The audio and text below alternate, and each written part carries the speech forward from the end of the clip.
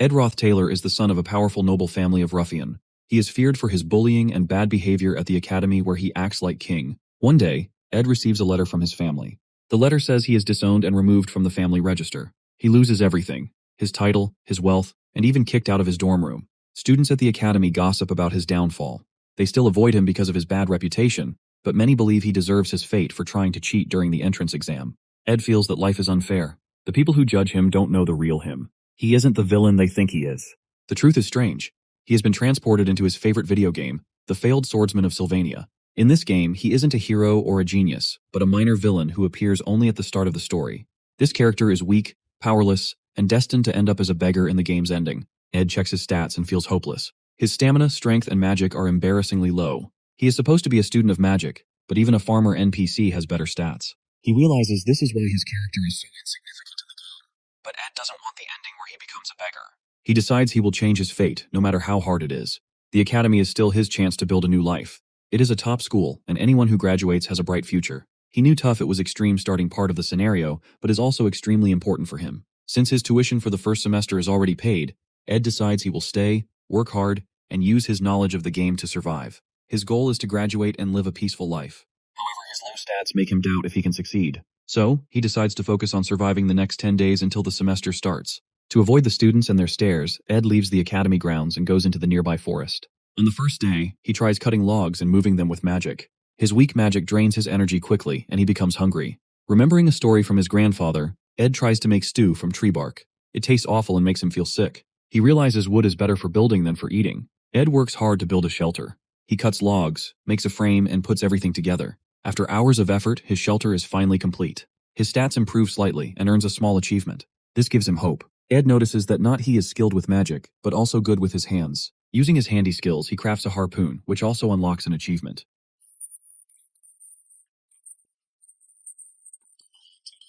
For the first time, he feels he can survive. While eating, Ed hears someone behind him. He turns and sees Princess Phinia. She is the third princess of the Klol Empire and the person who exposed his cheating during the entrance exam. Because of her, Ed lost everything. Now she looks angry to see him still at the academy.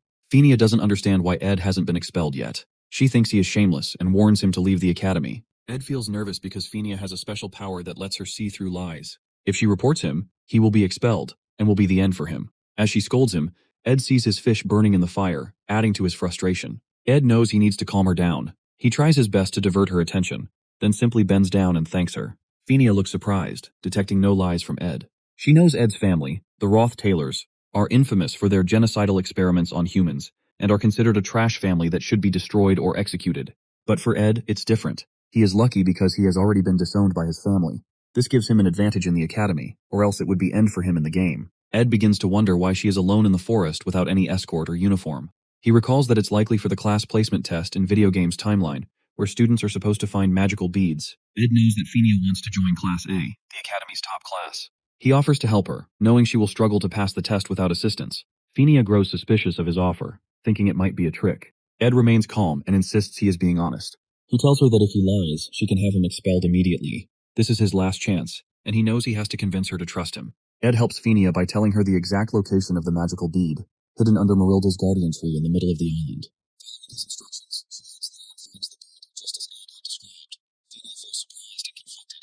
The Ed she knew from 3 days ago was a cheater and a liar, but now she finds herself unable to understand this new version of him. The next day, the class placement tests come to an end, and the students gather to await their evaluations. Professor Glast arrives and asks everyone to present the beads they have collected. Some students come forward with different objects, like magical eggs, but they are placed in Class F for failing to meet the test's requirements. The professor explains that the beads needed for success lack magical power, which makes them harder to identify.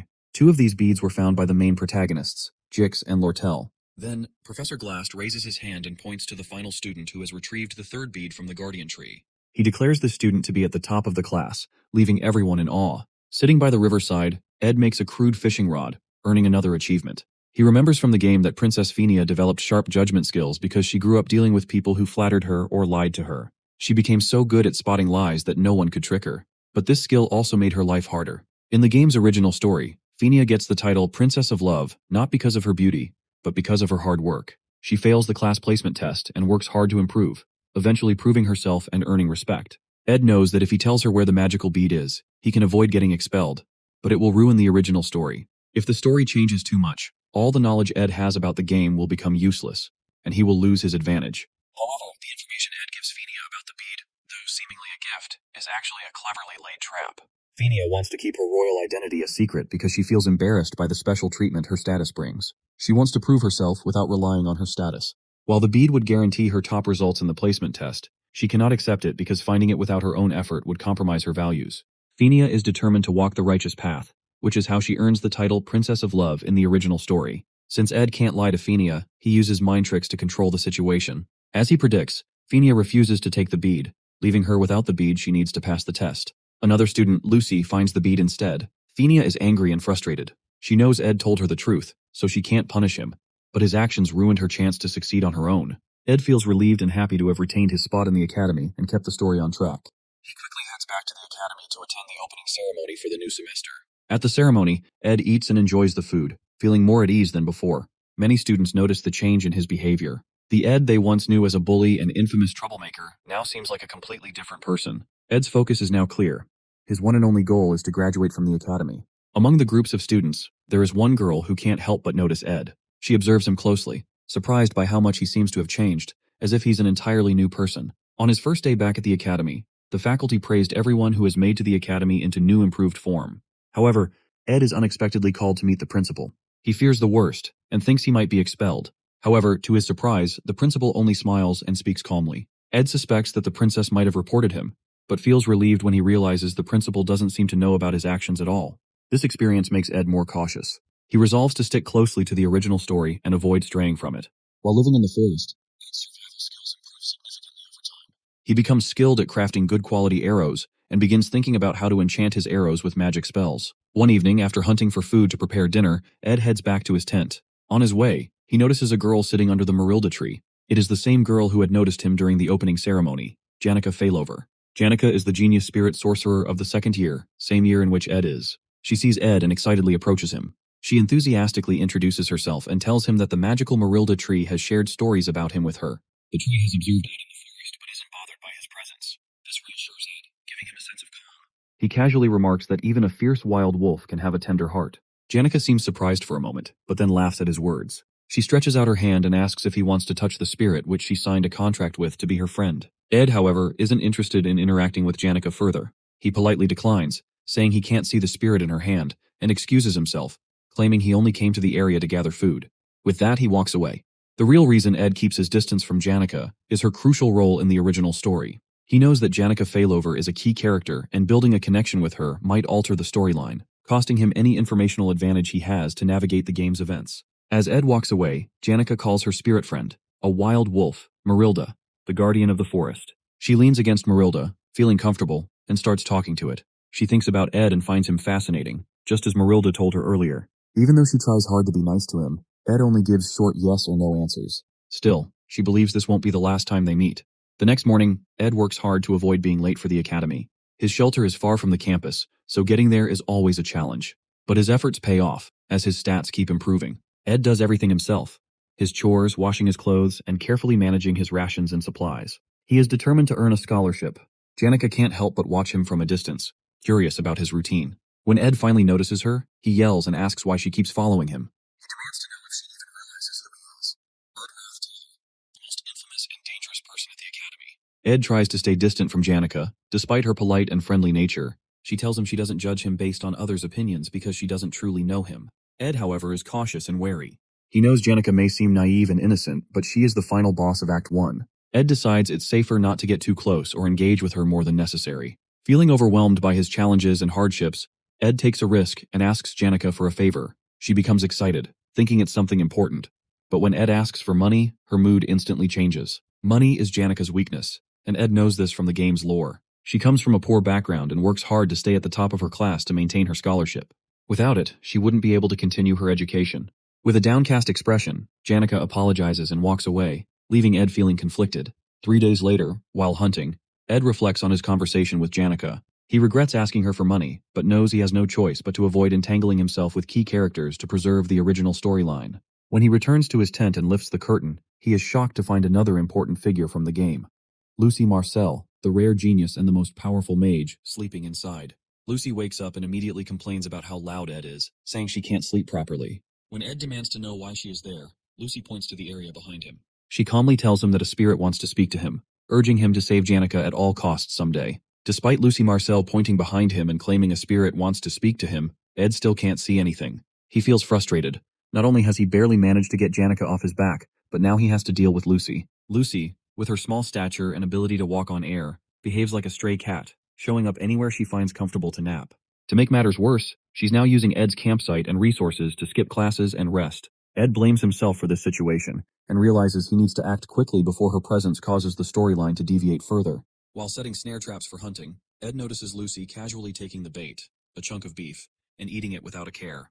This frustrates him even more because no matter what he says, she completely ignores him. Ed realizes that if she has already come to his camp multiple times, she will likely keep returning. Worse still, as a seasoned player of the game, he knows there's no strategy to defeat Lucy. Determined to solve the problem, Ed recalls a specific detail from the game guides he read, something most players overlook. He decides to play his last card.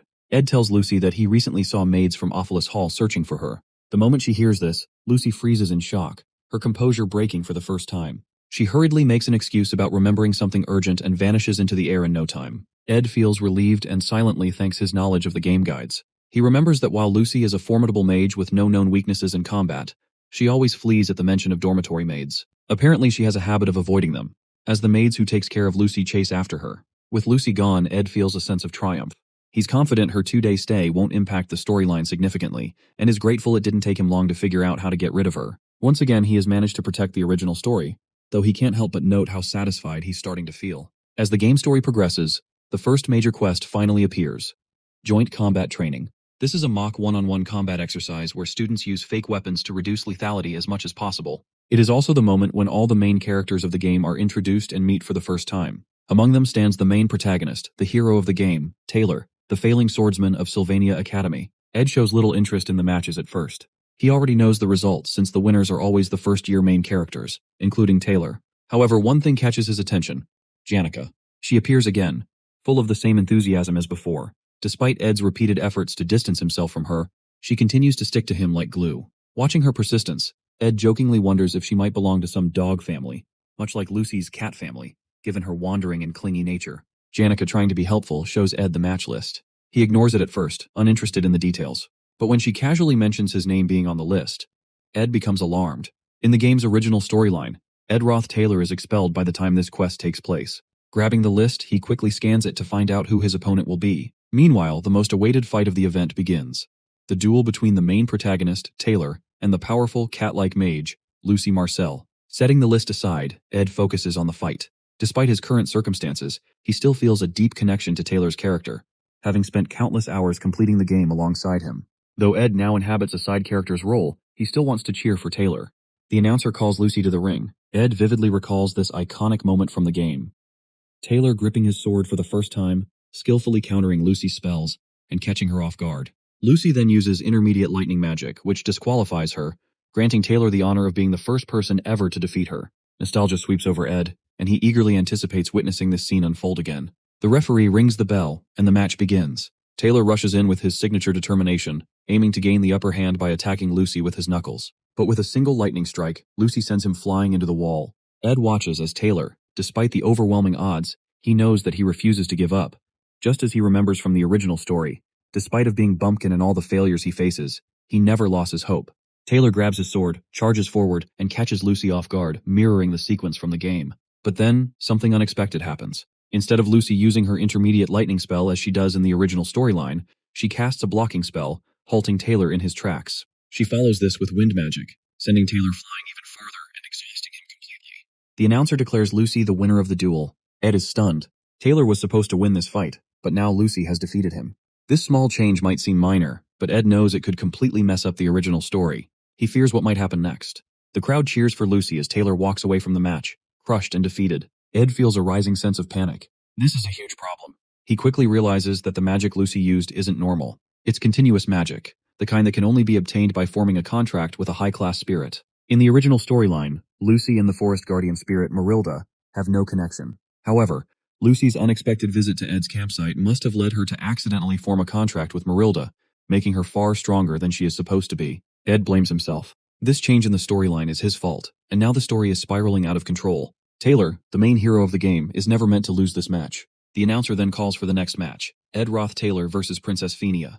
The princess, still holding a grudge against Ed, equally prepares to settle the score in the duel, but Ed doesn't even acknowledge her.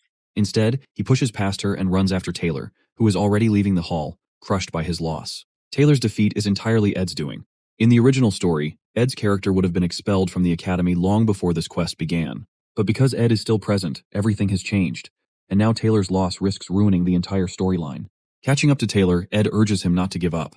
Taylor's defeat is only one setback, and Ed knows how crucial it is for him to stay in the academy. Taylor's spirit as the protagonist is essential for the story to progress. Without him, everything will collapse. Ed does his best to motivate Taylor, reminding him of his strength and potential.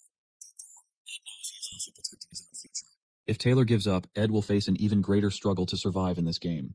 Taylor must stay strong, not just for himself, but for the sake of everything Ed is desperately trying to preserve. For Princess Phenia, the first person to recognize her judgment ability is Emperor Cloel. Some believe it is a divine gift, but it isn't. She developed this ability on her own after enduring the endless politics and conspiracies within the royal palace. It became her means of self-protection, forged through years of navigating the treacherous environment of the imperial family. This is why Princess Phenia is so confident in her judgment. She has seen the harsh truths of the imperial world clearly, through the lens of the abyss that shaped her resilience and sharpened her perception. So, whenever she wants to confront any opponent or person for the judge, she had to stare straight into the person to find out. Before the match begins, Ed casually tells Princess Phenia to go easy on him, while Phenia, in turn, advises him to do the same. Meanwhile, the audience whispers harsh comments about Ed Roth Taylor. In the game's original storyline, Ed was notorious for bullying Taylor and later cheering him on, making him seem hypocritical. In the original backstory, he bullied Taylor and then later acted nice by cheering for him. They think it doesn't make sense. Ed knows they are right because, in the story, his character used his position to humiliate his juniors, and when that failed, he cheated in exams and got expelled. The match begins. Phenia forms a water ball and throws it at Ed, wanting to test him. She thinks he will dodge it using fire or wind magic. But Ed doesn't dodge or defend himself. He just stands there and takes the hit. Phenia is shocked. Ed then calmly declares that he lost, giving the victory to her without even trying. The audience erupts into cheers for Princess Phenia, declaring her the winner while loudly booing Ed. They shout insults, calling him worse than Taylor. Despite this, Ed calmly approaches the princess, thanks her for the match, and quietly leaves the arena. This only deepens Phenia's curiosity. She begins questioning why he acted this way, wondering if he had no interest in the duel from the start. Ed makes an intentional choice to forfeit the match. He doesn't want to interfere with Phenia's place in the story because he understands how important she is to the plot. He quickly leaves the arena and goes in search of Taylor. Ed believes that Taylor is the real protagonist of the tale, much more significant than the princess, and he wants to make sure Taylor doesn't give up. As Ed searches for Taylor, he is startled when Phenia suddenly appears behind him, panting. He's surprised to see her alone, without any escort. Phenia shouts at him, demanding to know what his true intentions are. She accuses him of having no intention to win the match, claiming he only wanted to leave the stage as quickly as possible. Phenia's frustration boils over. She admits that she's tired of everyone at the academy. Her classmates, the professors, even the servants. She feels overwhelmed and confused, especially by Ed's actions. She demands to know who Ed really is, which only make her question him more. Seeing her so upset, Ed calmly steps closer, places his hands on her shoulders, and tells her to relax. Guiding her through a simple breathing exercise, he encourages her to breathe deeply and slowly. His calmness helps her focus and eases her frustration, if only for a moment. Feeling calmer, Phenia realizes how she acted earlier and apologizes to Ed for her behavior. Ed notices that she has relaxed a bit and looks for a way to leave so he can continue searching for Taylor. But Phenia starts opening up about her struggles and sadness from living in the royal palace. She talks about how hard it is to deal with constant politics and schemes, which have taken a toll on her. Even after sharing her feelings, Phenia still wants answers. She asks Ed why he picks on Taylor. She wonders if it's because Taylor has a troubled background, and Ed wants a reason to be disowned by his own family. Ed knows there's some truth in what she says, but he pretends not to understand. He avoids giving her a clear answer, knowing it's not the right time to explain everything, and fearing it could mess up the story even more. Phenia becomes annoyed again. She demands to know why Ed bullied Taylor, but now supports him even though he tried to get Taylor expelled. Ed keeps dodging her questions, giving vague and unrelated answers. This makes her even angrier, but without proof to confront him, she lets him go, though she remains suspicious. At the door, Ed stops and turns back to Phenia. He tells her that while she needs to focus on the tricky politics, she also needs to rest. He reminds her that the academy isn't like the palace. Here, she doesn't need to worry about everything all the time. Phenia is caught off guard by Ed's advice. She's surprised he understands her struggle so well. It leaves her curious, as no one has ever seen through her like that before. Ed, aware that his words might have profound effect, leaves Phenia and continues searching for Taylor, hoping he isn't too late. Finally, he finds Taylor sitting alone, holding his broken sword, looking sad and lost. Just as Ed moves closer, someone steps in his way. Isla Triss, the main heroine of the game. She firmly tells Ed not to get any closer or bother Taylor, standing in his way to protect Taylor from further trouble. Isla blocks Ed and firmly tells him that Taylor doesn't need to deal with him anymore. She accuses Ed of causing enough harm already. Then, something surprising happens. Taylor, despite looking defeated and broken after the match, stands up. He confronts Ed with a determined expression, asking why Ed is still at the academy. Ed is surprised by Taylor's strength to keep going. Even after such a crushing setback, Taylor still shows his fighting spirit. Having played the game with him countless times, Ed knows that Taylor's strength lies in never giving up, no matter how strong the opponent. He also sees the positive influence of Isla, Taylor's childhood friend and biggest supporter, who is always there to motivate him and lift his spirits. As Taylor demands answers, asking what Ed's real intentions are, Ed simply praises Taylor's swordsmanship during the duel. He acknowledges Taylor's impressive skills, a genuine compliment stemming from his experience in the game, where he fought alongside Taylor until the very end in the game. Ed turns to leave, telling Taylor he just came to see him and isn't planning anything. He has no schemes or hidden motives. While Taylor might still doubt him, Ed feels relieved, not because the storyline is slightly off course, but because Taylor, the hero he knows so well, is standing strong. As Ed walks away, Taylor and Ayla glare at him, annoyed by his calm attitude, thinking he is trying to act cool despite everything. Just as Ed leaves, suddenly, a loud explosion shakes the hall, a result of a powerful magic spell. Ed immediately recognizes the scene. In the game, this is a key event during the legendary duel between the Golden Daughter Lortel and Janica Failover. In the original story, Taylor and the other main characters were supposed to watch this match in the hall. But with the changes in the storyline, Taylor and Isla are now outside. Ed decides it's okay since the match is still happening and they may be watching from outside. This duel is important because the winner becomes the final boss of Act 1 in the game. Janica and Lortel's battle becomes fierce. Lortel uses ice magic to stop the fire spirit Janica summoned. However, the fire spirit's strength overwhelms the ice, melting it and striking Lortel. This makes Janica the winner of the match. The crowd cheers for Janica, excited that a second-year student has won. However, Janica notices Lortel being carried away by medics. She feels guilty, realizing she accidentally uses an intermediate magic spell, which violates the rules. Fortunately for her, no one seems to have noticed the mistake. But she gets traumatized by what she has done to her opponent. Unlike in the original game story, Lucy now defeats Taylor, and the whole quest concludes with Janica becoming the only senior winner, protecting the pride of the past enrolled students. Watching this, Ed notes that things are about to get even more hectic for Janica, but he considers this a relief as it might mean she won't bother him at his camp anymore. Ed decides he wants to avoid further involvement with the main characters since getting tangled up with them only brings him headaches. 2 weeks pass after the joint combat training quest, and Ed focuses on improving himself. He significantly boosts his stats during this time. Now he can study and survive without relying on any of the main characters. His physique, stamina, and other skills grow stronger, making his body more resilient. While bathing in the river, Ed spots Janica sneaking up on him. Embarrassed, he yells at her for invading his privacy. Later, they sit together near the campfire.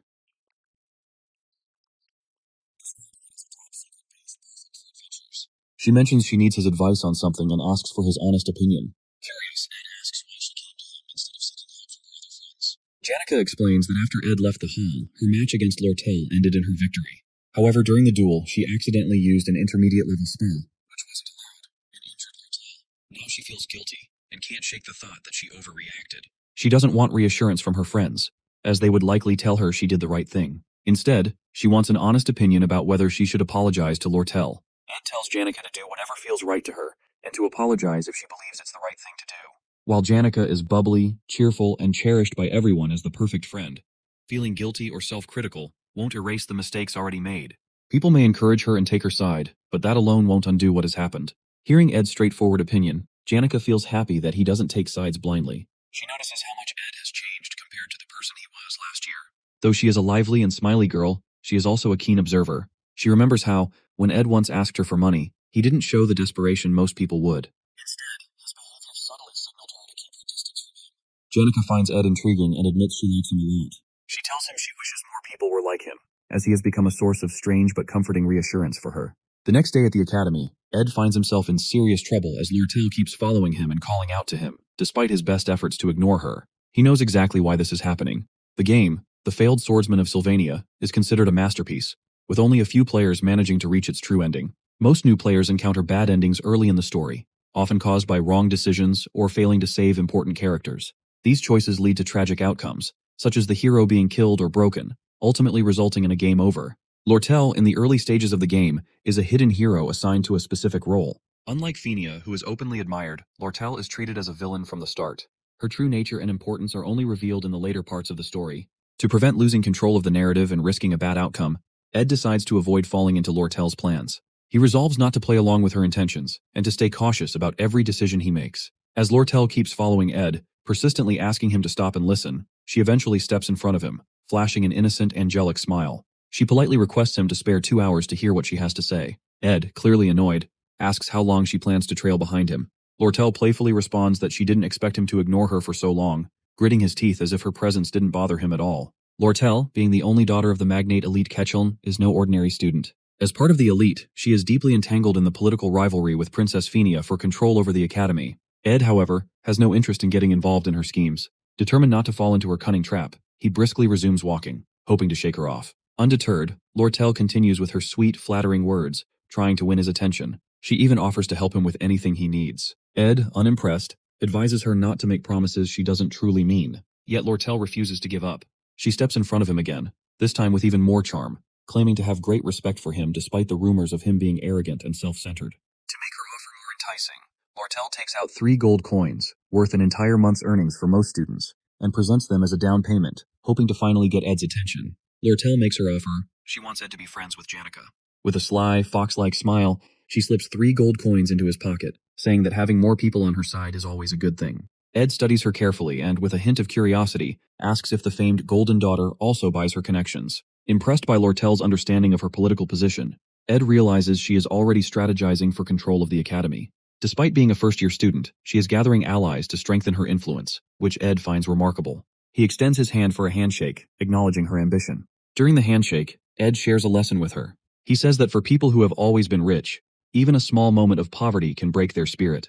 But for those in desperate situations, even a small amount of money can make them abandon their pride, betray their families, or even sell themselves.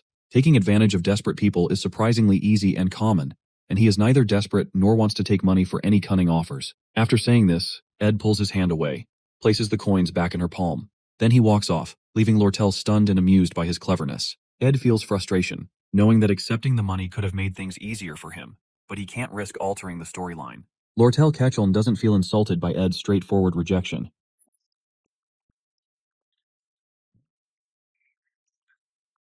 Always seizing any opportunity that comes her way. Her character is known to turn situations to her advantage in the game. In other words, Lortel has a determined attitude to turn Janica Failover into one of her allies for political benefits. At night, Janica visits Lortel's quarters. Lortel greets her with a playful smile, teasing that she hadn't expected a visit.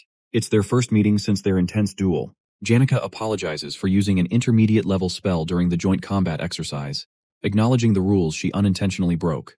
Noticing Lortel's injuries still visible, she expresses concern. However, Lortel brushes it off lightly, assuring Janica that her wounds will heal soon. Then, with a playful grin, Janica casually shifts the topic and asks if Lortel's conversation with Ed goes well, adding a bit of dramatic tension. Lortel catches off guard, tries to deflect the question, claiming she doesn't understand what Janica is referring to.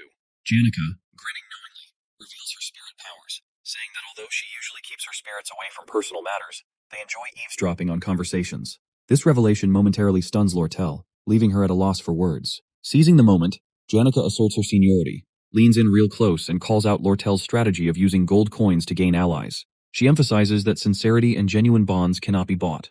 To make Lortel feel a little jealous, Janica then talks about Ed's approach, saying it was much more genuine and heartfelt than Lortel's way of doing things. Janica laughs, feeling hilarious of herself for showing her authority as a senior. She thinks maybe she bragged a bit too much. Before leaving Lortel's room, she says sorry again for hurting her during the training, remarking that one day she'll be strong enough to summon a high-level spirit like hers, but she needs to keep working harder for it. As Janica leaves, Lortel thinks about her. She realizes Janica isn't as innocent as she seems.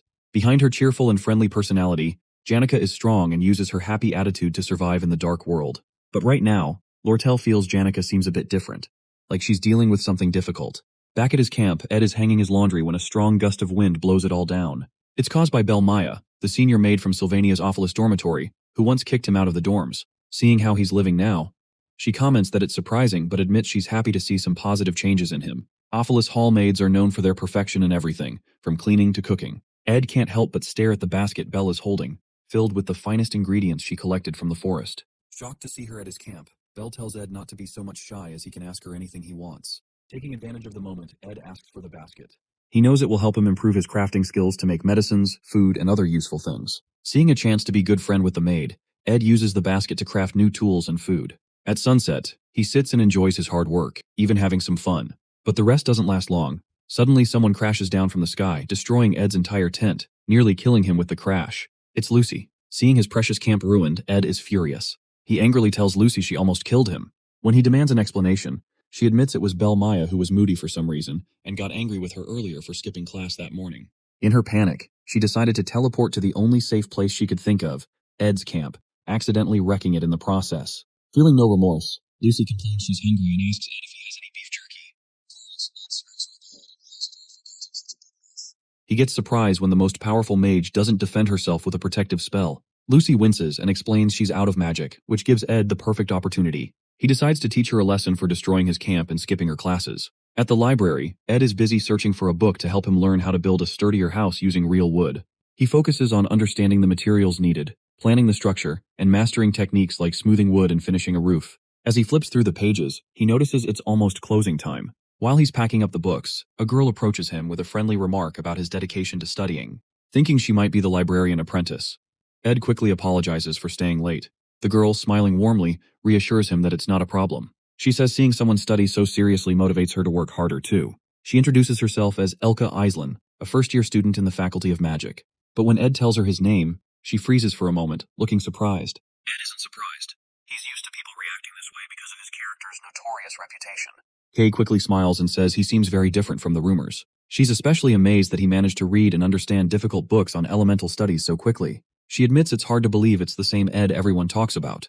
Before leaving, Elka says she'll be cheering for him and wishes him a safe trip back as she has to return to her dorm to clean up, leaving Ed feeling slightly encouraged by her kind words. Suddenly, a loud crash shakes the ground in the library, causing books to tumble from the shelves and fall on Ed and Elka, creating chaos all around. It marks the start of the final chapter of Episode 1 in the game. On campus, students rush toward a temporary camp led by the main character, Taylor. Among them, Ayla, noticing the disaster, recalls a passage from a spirit book she once read. It speaks of a summoning ritual for Glaskin, the highest-ranked dark spirit.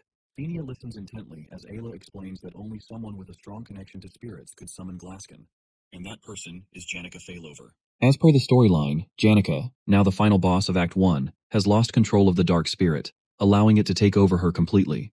Fenia, understanding the gravity of the situation, realizes that the barriers protecting the temporary camp will only hold for a limited time. Taylor steps up and urges everyone to head to the student center immediately. He explains that if Glaskin fully manifests, the chances of casualties will be extremely high, and the group must act quickly to ensure everyone's safety. The Royal Guard captain reassures the students not to worry, explaining that the faculty and expert mages will notice the situation soon and intervene. However, Elvira Aniston, an outspoken member of the alchemy faculty, urges immediate action from within. She warns that the dark spirit's power is too dangerous to wait for help, especially since Principal Obel is out of town. Elvira then calls for volunteers to face the threat directly. Klebius, a combat department student and another key character, quickly refuses to volunteer, clearly frightened by the immense power of the dark spirit. He explains that while intermediate-level spirits guard the building where Janica is located, two high-ranked spirits, Tarkin and Velosfer, are also inside. He claims entering the building is suicidal and strongly opposes the idea. Elvira grows more puzzled, questioning how Janica, still a student, managed to summon all these spirits, including the effort to summon Glaskin, the highest-ranked dark spirit. Isla, with her knowledge of dark spirits, explains that such spirits are natural enemies of spirit sorcerers. Their overwhelming power often exceeds the control of even skilled sorcerers. This likely explains why Janica couldn't handle them, leaving her vulnerable to being overpowered. The dark spirits, now in control, are using Janica's abilities to summon Glaskin with the help of Tarkin and Velosfer, spirits whose controlling their command is a mystery. As everyone debates the best course of action, Jix stands up and reminds the group of the importance of making a decision quickly. He suggests that only Princess Fenia can devise a proper strategy. All eyes turn to Fenia as they wait for her command. Fenia, reflecting on Ed's earlier remarks about the burden she carries and the importance of peace of mind, takes a moment to think. Finally, she announces her plan.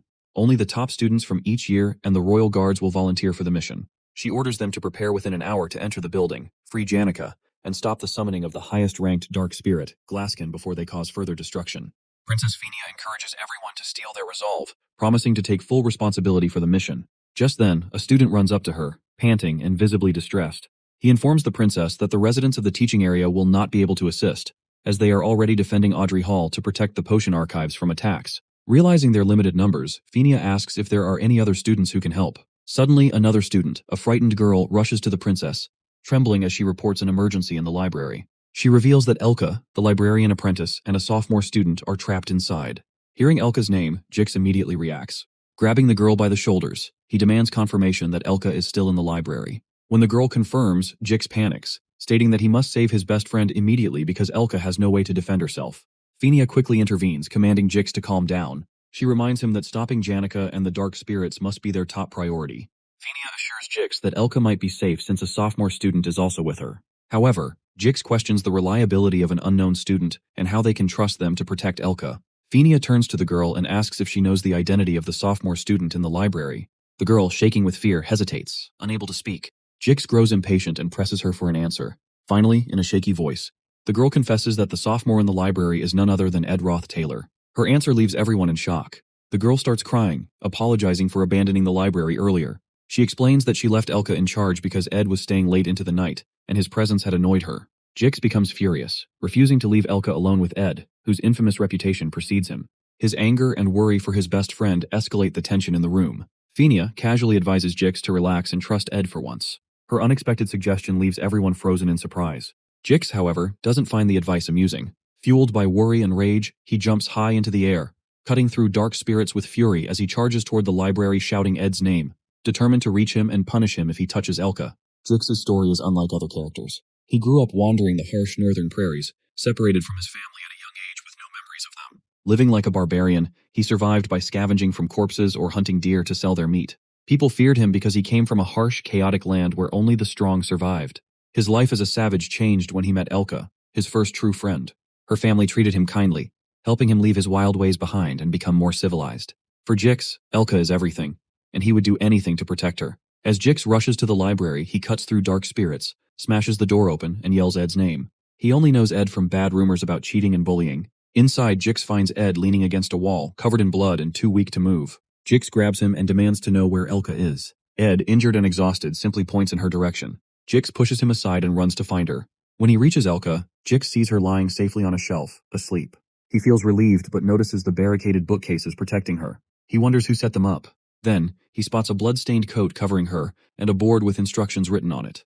Realizing the blood isn't hers, he understands that Ed had protected her, fighting off dark spirits and guarding her even while injured. Moments earlier, Ed uses his strength from training to lift the heavy bookshelves and carry the unconscious Elka. He sets up barricades around her for protection, places her inside, and writes instructions on a board nearby. Then he stays to guard her. From the library window, he notices the summoning rune but closes the curtain, choosing not to interfere with the major storyline involving other key characters. He reflects on Janica's impressive connection with spirits and wonders how she could have turned to the dark side, summoning and controlling materialized spirits, something he finds impossible for himself. When dark spirits approach Elka, Ed fights them head-on. After defeating the intermediate-level spirits, he notices his stats have slightly improved. Surprisingly, he even unlocks some spirit connection abilities, leaving him curious about his potential. As Jix carries Elka to safety, he asks Ed what happened in the library. Ed casually replies that he was just training. Jix laughs at the response and thanks Ed for saving Elka, promising to repay the favor someday. Ed recognizes Jix as Taylor's trusted ally and best friend in the game. Knowing Jix plays a crucial role in the storyline, Ed advises Jix to join Taylor and follow his lead to fix the ongoing chaos. Jix is surprised by Ed speaking so highly of Taylor, as they barely interact. However, Ed's motive is to ensure Taylor unlocks his slash element, essential for defeating the high-ranked spirit, Tarkin, with Jix's help, as it happens in the original game storyline. Jix thanks Ed for the advice and leaves, allowing Ed to finally rest. As Ed sits to relax, he notices something strange. Jix and Taylor aren't friends yet. He remembers that in the original game, Taylor and Jix become friends after a duel where Taylor learns the slash element by cutting through Jix's magic. This event was supposed to happen before the Act 1 finale, but now things are happening earlier than planned. Without their friendship, Taylor hasn't learned the slash element, which is key to defeating Tarkin. Ed realizes the storyline is falling apart and changing. Back at the camp, Jix returns with Elka and apologizes for being late. The team tells him it's no use. They already tried and failed to invade. The captain, soldiers, and some students are injured, and they've had to retreat. Now they don't have the strength to fight Tarkin again. Ed arrives at the camp, surprising everyone. Seeing the situation, he realizes the ritual to summon Glasskin is almost complete. If they don't act soon, everything will be destroyed. Ed knows stepping in will change the storyline, but he has no choice if he wants to save the game world. He takes charge, forming two teams and deciding to lead one himself.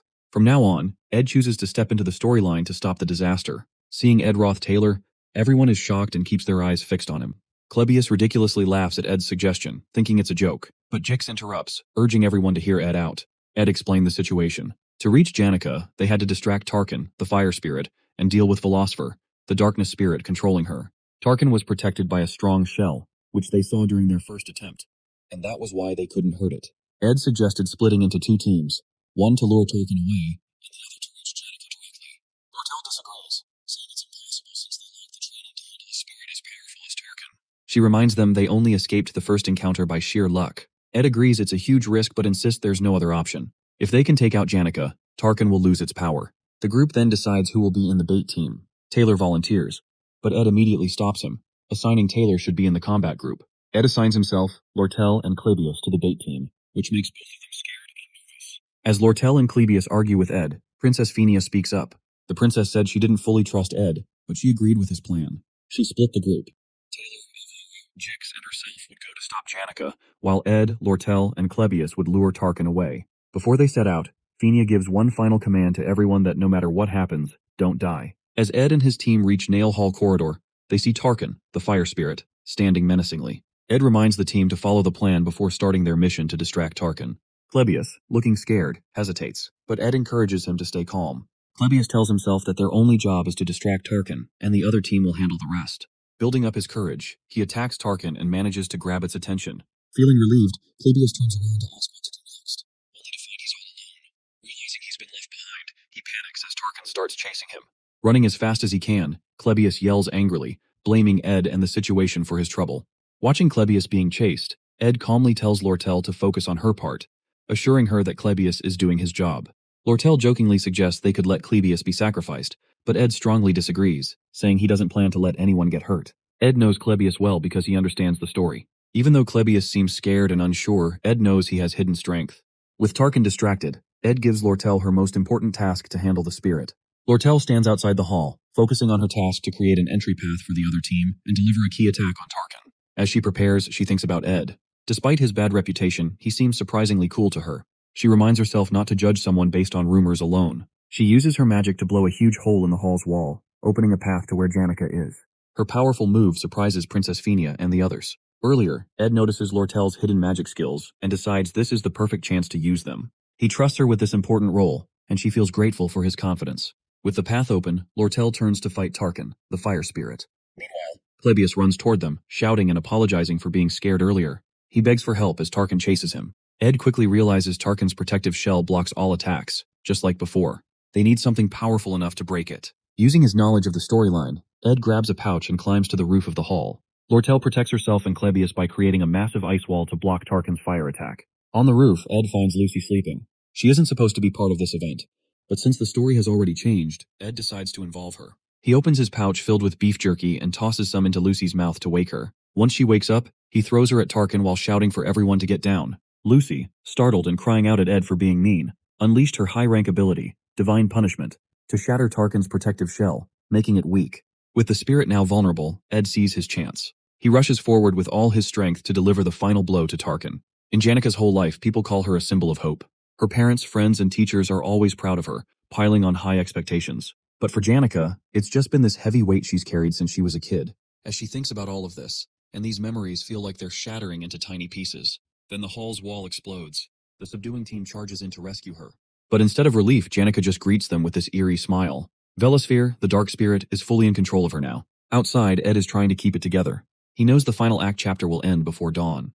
He checks on Lucy, wondering if she's okay after all her effort earlier. Lortel informs him about Lucy somewhere nearby, rolling around out after breaking Tarkin's shell. Lortel adds that she's been throwing ice spears at Tarkin, but it's still standing strong. Ed figures the only way to end this is to go straight for Tarkin's throat. But Lucy, who already runs out of energy, and Klebius, who's being chased around by the fire spirit, is way too panicked to land a proper hit. Ed knows what he has to do. He's going to take care of this himself. He turns to Lortel, tells her he's putting his life in her hands to keep Tarkin still. Lortel, ever the skeptic, calls it a wild gamble, but Ed just grins and says it's an investment in getting rid of the monster for her. This gets her attention as that's her area of expertise. She smiles, saying he's way cooler than the princess, who's always acting like a royal monarch. Fired up, Lortel starts setting traps with her ice magic. Just as Ed charges toward Tarkin, another massive dark spirit shows up on the top of the hall building. the right hand of Glaskin, making the whole situation even worse. Ed figures Taylor's team must be at the final stage of their fight, but he can't let that distract him. He trusts Lortel will not mess up, even with all this chaos. As Tarkin is about to launch a fire blast straight at Ed, Lortel nails the timing, using her traps to block the attack and give Ed an opening. He slides in close, channels his wind magic, and slices right through Tarkin's throat. The fiery beast finally goes down. As the dust settles, Ed checks his stats and grins. His spirit magic levels are way up, and he's unlocked a spirit contract slot, something he never thought he'd get. He glances over and spots Taylor, who's busy slicing Glaskin's right-hand spirit to bits like it's no big deal. Watching him in action, Ed can't help but feel impressed. Taylor's really living up to his protagonist role. With Tarkin defeated and Janica freed from Philosopher's grip, the group finally catches a break. They've pulled it off. The danger is over. Lortel chuckles as she remarks that she's met plenty of people in her life who claimed they were risking everything, but most of them turned out to be cowards. She's amused that even after going through a life-and-death crisis together, Ed doesn't show much emotion. With a sly grin, she shakes hands with him again, this time slipping 3 gold coins into his palm as a token of gratitude. On the other hand, before he can process the moment, Taylor arrives. His hair has turned white from the immense power he used to defeat Glaskin's right hand, and there's a look of resentment in his eyes as he stares at Ed. Ed can't help but admire how incredible Taylor looks in his swordsman form, embodying the role of the game's protagonist perfectly. Even though Ed has his own reasons to resent Taylor, the sight is undeniably impressive. To Ed's surprise, Taylor bows deeply and thanks him for saving the academy, saying he owes Ed a huge debt. His gratitude is genuine, but Clebius, still shaken, interrupts by sobbing and yelling about how no one should ever trust someone like Ed. This outburst is quickly shut down by the others, leaving Clebius grumbling in the background. Finally, Princess Phoenix steps forward. With her usual grace, she thanks Ed sincerely, acknowledging how much he's done for them all. Princess offers Ed to join the student council for his heroic acts, but Ed gently declines, giving credit to the team instead. Elvira teases him in her usual playful manner, while Jix jumps in, insisting that she show some respect. Ed can't help but smile as he watches the group interact. Seeing all the key characters together makes him feel warm inside.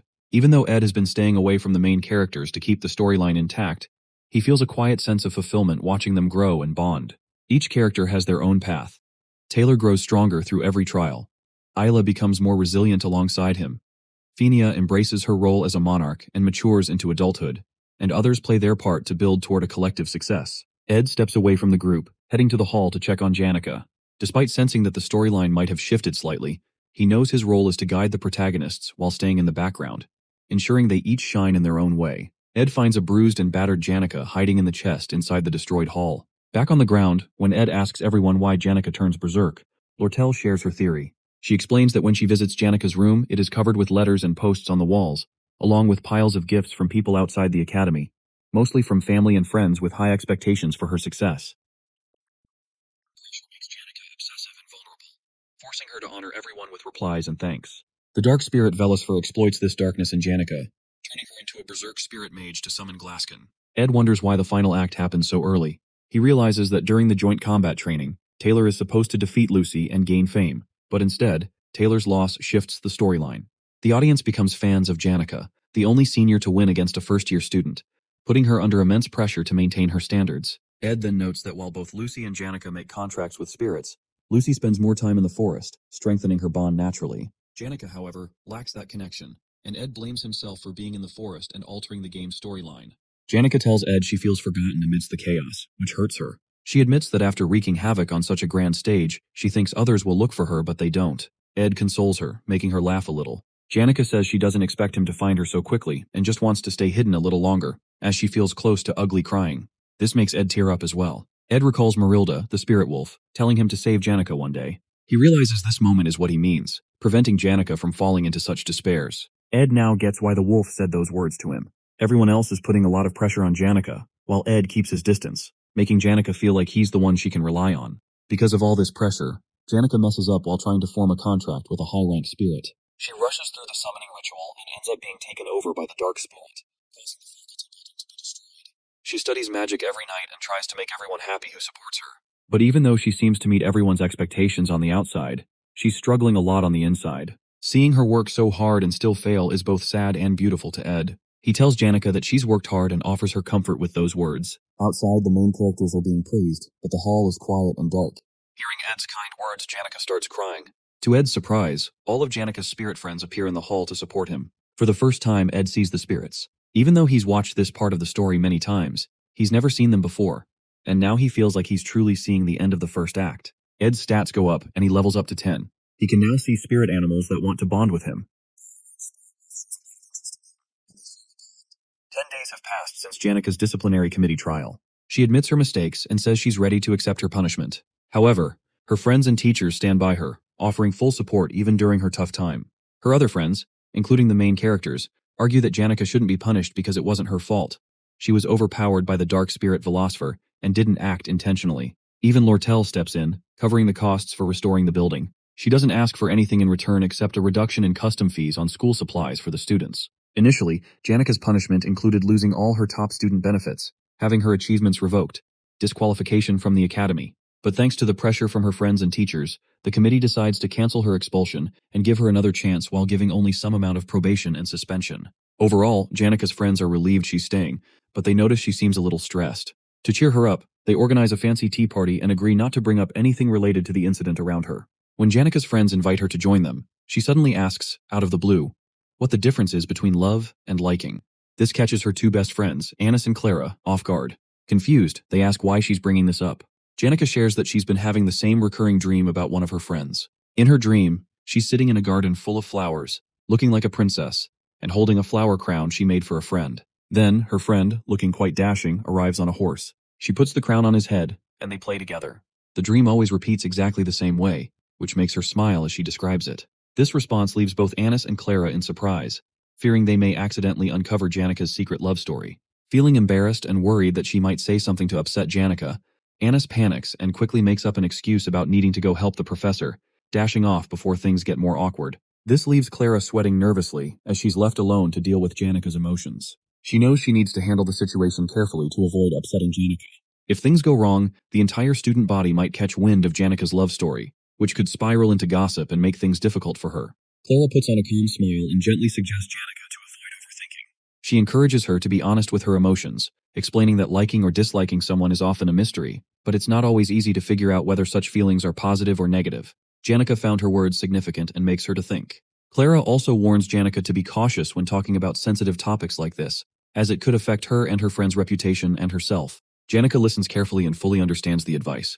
Janika thanks Clara for the genuine advice, saying it's just what she expected from her. She then makes an excuse to leave, mentioning she needs to report back to Ophelis Hall. Clara waves happy goodbye, but then slouches forward to butt her head on the table in relief. She finally managed to prevent any rumors from spreading for now. Ed reflects on how he has been relentlessly saving his money. Thanks to a petition from the princess, he to build a proper house this time. When he arrives at the construction site, he spots Janika wandering nearby. He thinks to himself that since the first act is now over, meeting her shouldn't affect the storyline anymore. However, as he approaches her, Janika suddenly hides behind a tree, clearly startled. Confused by her behavior, Ed pauses.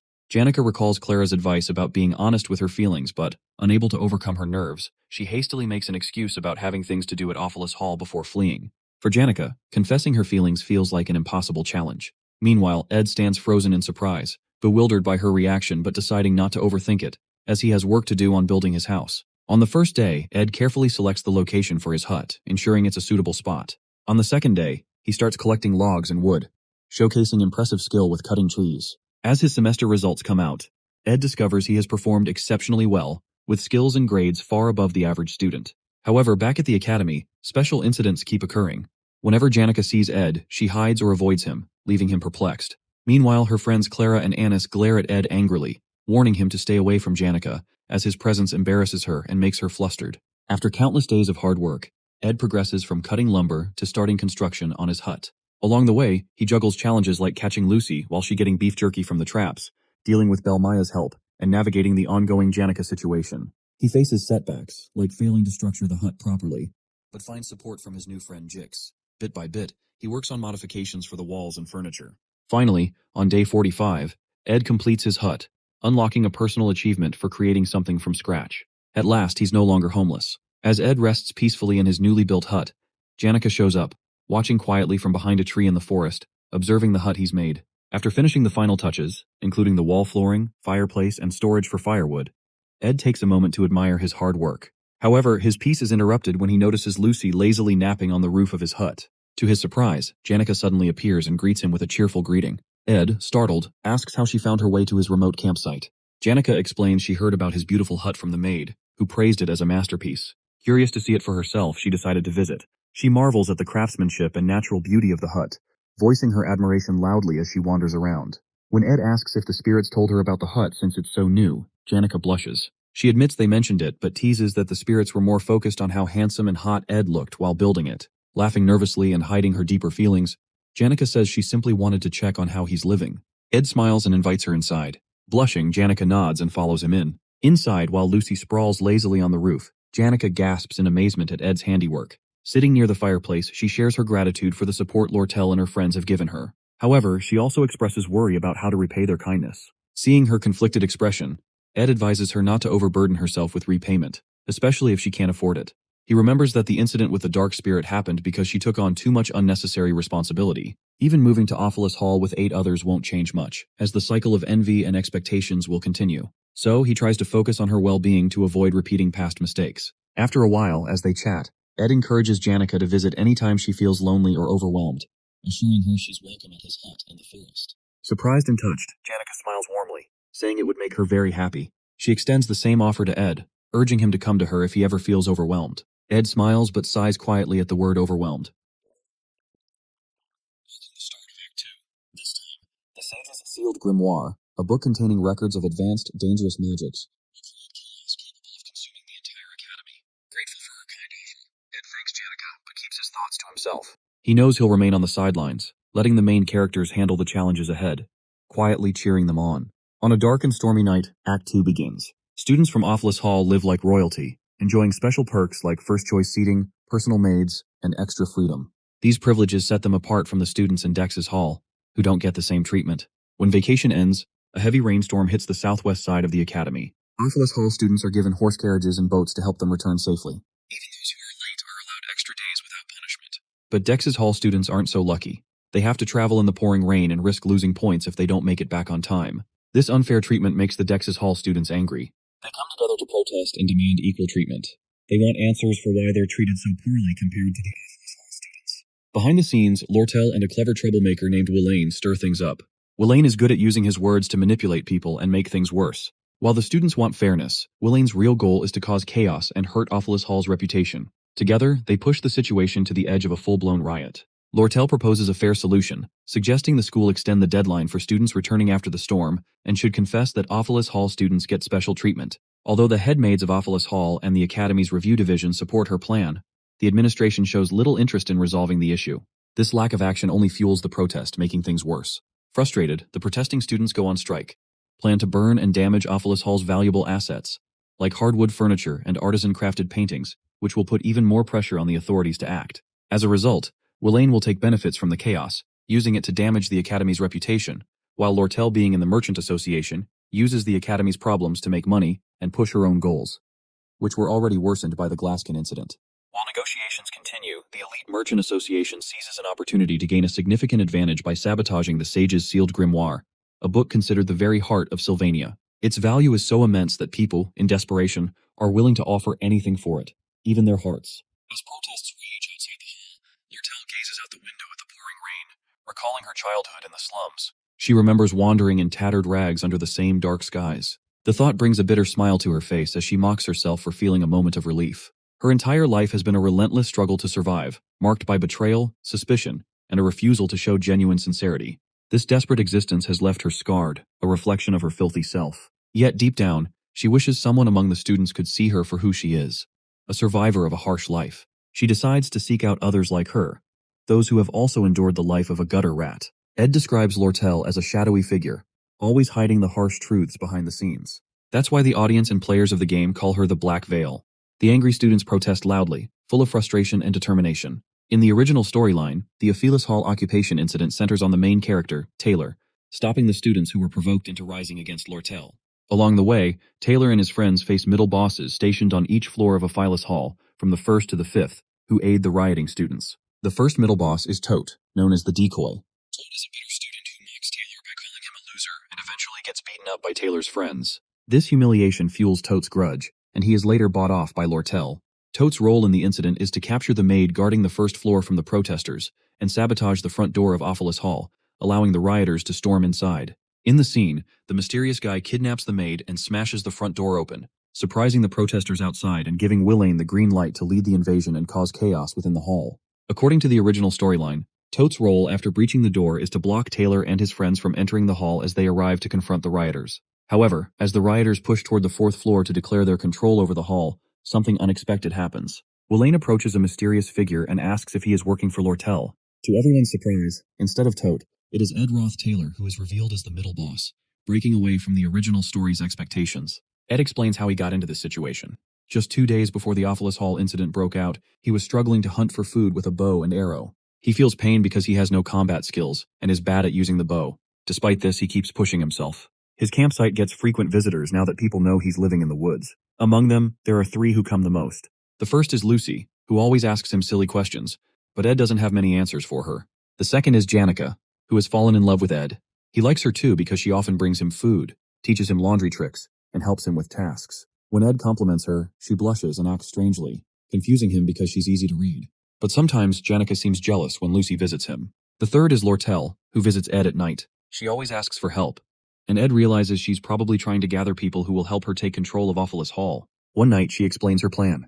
She wants him to help sabotage the hall. At first, Ed refuses because he doesn't want to mess with the game's storyline. He believes that if he stays out of it, everything will follow as planned. But when Lortel mentions that Tote passed out after a confrontation with Taylor, Ed becomes worried and asks how it happened.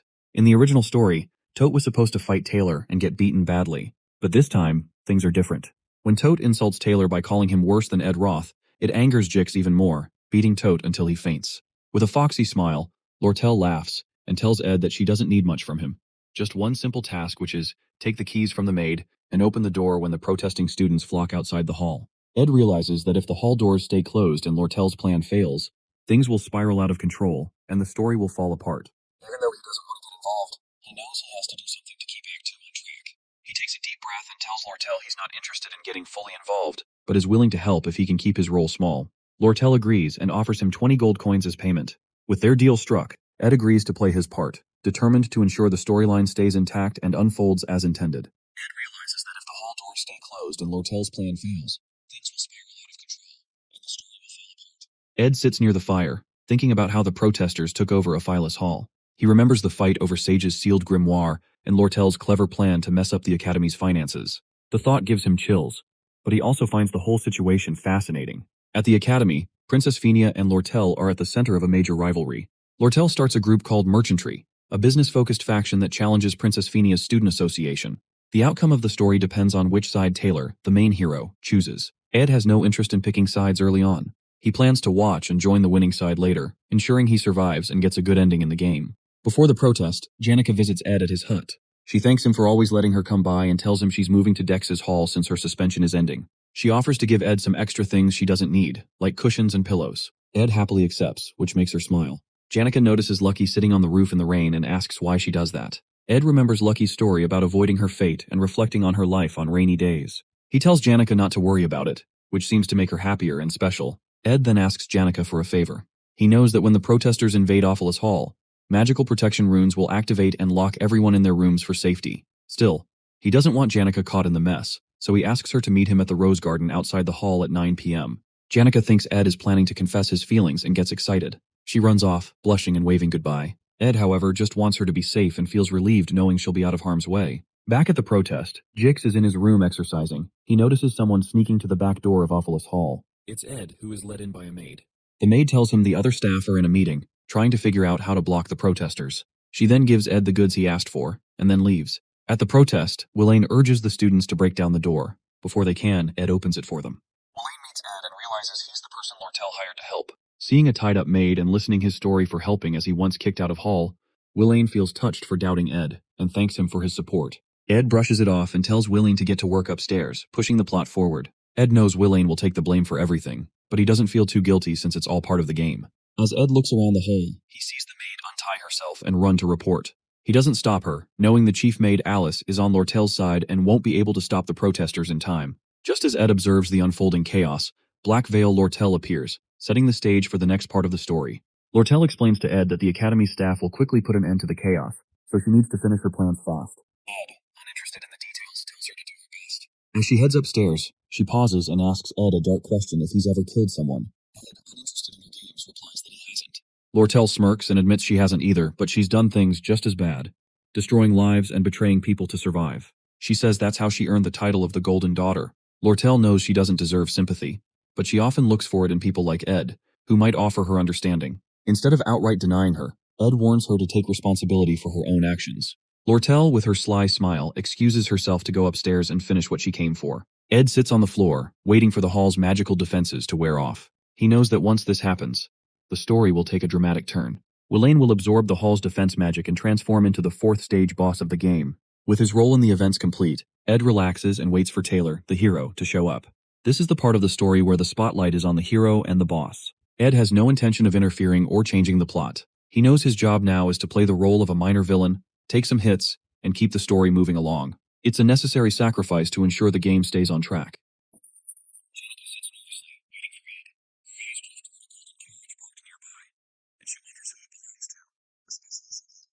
She notices a letter on the bench from Ed, apologizing for being late and promising to join her as soon as he finishes some work. Blushing, she assumes he's planning something special for her and resolves to wait for as long as it takes. Janika's mind is full of thoughts about Ed. For the past 3 days, she hasn't been able to stop thinking about him, even losing sleep over it. She also feels conflicted because Marlita, the spirit wolf, informed her about other girls visiting Ed's hut, making her feel both guilty and heartbroken. Still, her feelings for Ed are strong, and she's determined to wait no matter what. As she sits, Janica suddenly becomes self-conscious about her appearance. She wonders if her flower hairpin looks good enough or if the Cosmos hairpin would be better. Overthinking it, she decides to run back to her hall to change the hairpin and then quickly return. Meanwhile, outside Ophelis Hall, Taylor and his friends Elvira and Isla arrive.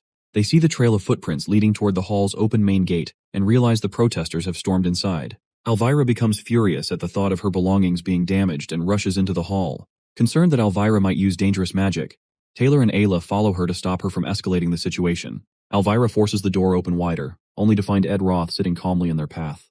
Confused, Taylor asks Ed why he's there. Looking around at the chaos in the hall, Taylor and his friends quickly realize that Ed intends to block their way to the 4th floor, playing the role of a villain. Ed confirms their suspicions, stating he won't let them pass. Angry Elvira steps forward, boasting about her magical abilities and claiming she can easily defeat him. But Ed, unfazed, calmly warns her that she's still just a rookie. Determined, Elvira and the others prepare to fight their way through, while Ed readies himself to hold them back.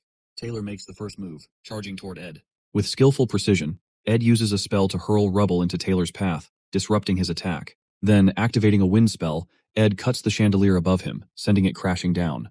The falling chandelier smashes into the wall, striking Taylor and knocking him to the ground. Inside one of the rooms, Klebius sits trembling, scared by the loud noises of the protesters outside. The shouting and crashing sounds make him more nervous, imagining trouble coming his way. Out in the hall, Taylor and Ayla dodge Ed's wind magic while Elvira keeps trying to push forward. Ed uses his spells skillfully, making it hard for them to get closer. As Elvira moves ahead, a sharp wind blade cuts through the air near her, shocking her.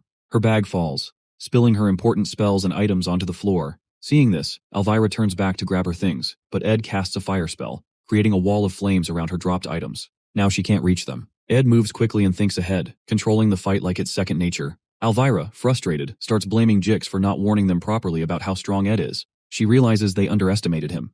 His magic is far more powerful than they thought. With Ed holding them back so effectively, Elvira realizes something crucial. Ed understands the Academy's biggest flaw. The students rely too much on magic tools and elixirs, leaving them with almost no real combat skills. She reflects on her own overconfidence, relying on spells and dismissing magic rings and necklaces as inconvenient. Now, she sees how Ed has outsmarted her, dropping the chandelier, using a small opening to cast a firewall, and targeting her bag. The first year's top alchemy student is rendered completely helpless. Frustrated and furious, Elvira curses Ed for being so cunning and yells his name in anger. Determined not to give up, she throws a magic spirit bead onto the ground, summoning a spirit rabbit. She applies a fire-resistant formula to the creature, amplifying its strength and turning it into a monstrous berserk attacker. The rabbit becomes her weapon to regain control. Meanwhile, Isla and Taylor struggle to navigate the firewalls Ed has set up. Isla attempts to use a water spell to douse the flames, but the firewalls are protected by wind magic, striking back at anyone who gets too close. Taylor shields Ayla from the sharp wind blades and encourages her to keep trying. He knows Isla excels in magic theory and is above average at casting basic spells, but Ed's precise targeting keeps them pinned down, unable to move forward. Elvira calls out to Taylor, asking if he can take Ed down if he gets close. Without waiting for an answer, she orders her spirit rabbit to attack, using it as a distraction to create an opening for Taylor. The rabbit charges at Ed, its amplified strength making it a real threat. At the same time, Taylor pushes himself forward, trying to seize the opportunity to close the gap. While Ed is distracted by the rabbit, Elvira rushes toward her bag, ignoring the firewalls and narrowly avoiding Ed's spells. Finally, she reaches her scattered items, smiling in relief as she clutches her spells once again. Despite the chaos, she feels hopeful, ready to turn the tide of the battle. Spells, Ed quickly casts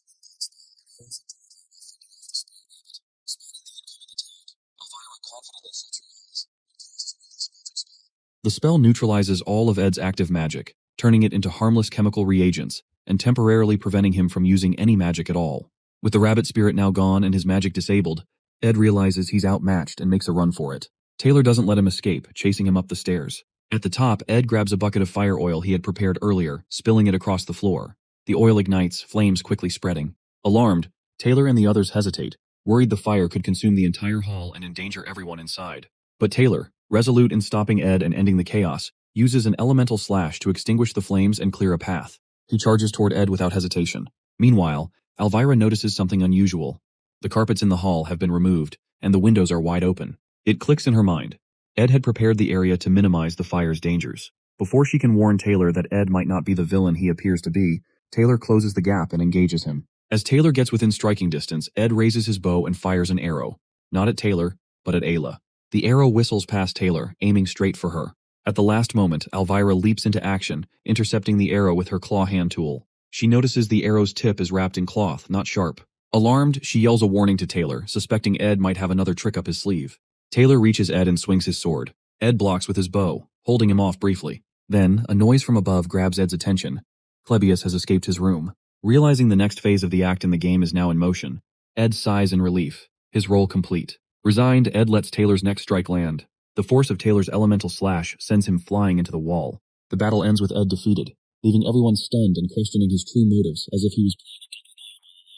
With Ed finally defeated, Taylor grabs him and demands to know why he went so far to stop them. Elvira watches uneasily, feeling that Ed had been toying with them the entire fight.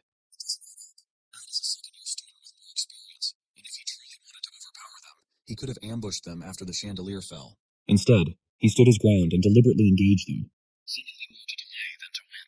The group senses something is off, as if Ed's actions are driven by a deeper motive. Frustrated, Taylor shoves him away. Weak and injured, Ed speaks in a quiet but firm voice, telling them to go upstairs if they're done wasting time on him and to stop the real chaos. His words leave them stunned. Elvira demands to know why he tried so hard to hold them back if he's now telling them to go. Taylor and Ayla press him for answers, their confusion mounting. Elvira, her voice rising with frustration, yells that she won't leave until Ed tells them the truth. She's determined to uncover his intentions, suspecting there's more to his actions than meets the eye. Before Ed can respond, the hall door creaks open behind them. A girl enters, shielding herself from the rain with a hood. As she steps inside, her eyes widen at the scene before her. Taylor, Elvira, and Ayla standing over a battered and bloodied Ed, with the hall in complete disarray. It's Janica. She had been waiting for Ed at the Rose Garden, thinking he might be at the pavilion nearby. But seeing him like this, her heart sinks. Shocked and concerned, she cries out, asking what they've done to the hall, and to Ed. Her voice echoes in the tense silence, leaving everyone frozen in place. For Janica, Ed is someone who has become incredibly important in her life, making her feel special.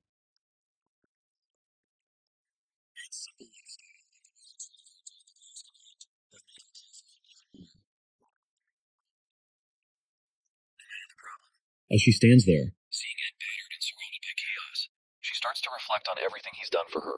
She now understands he has lured her out of Ophelis Hall to protect her from the disaster, knowing she had already been punished for her involvement in the Glaskin incident.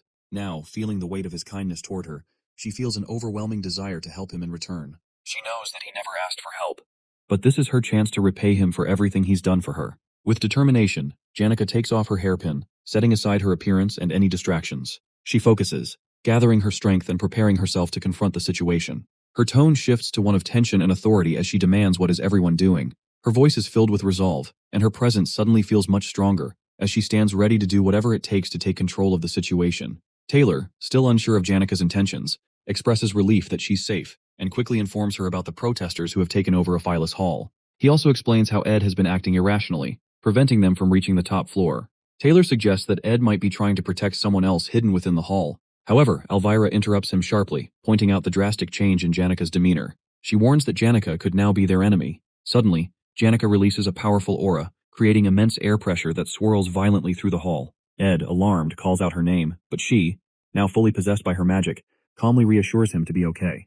Taylor and his group stand frozen, sweating and wide-eyed as they witness her summoning an entire battalion of intermediate-level spirit beasts, showcasing overwhelming power. Realizing the grave danger, Elvira panics and insists that they retreat, acknowledging that fighting Janica, now seemingly unstoppable, is far beyond their abilities. But Taylor, being the heroic character he is, refuses to back down.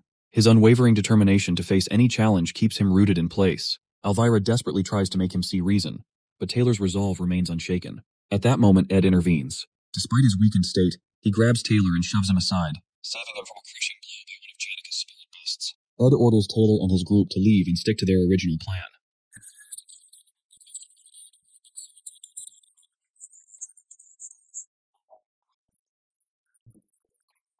In response, Ed lightly bonks her on the head, handing her bag of chemicals back, and sternly tells them to do as he says. Realizing they have no choice, they leave Ed behind with Janica and rush upstairs.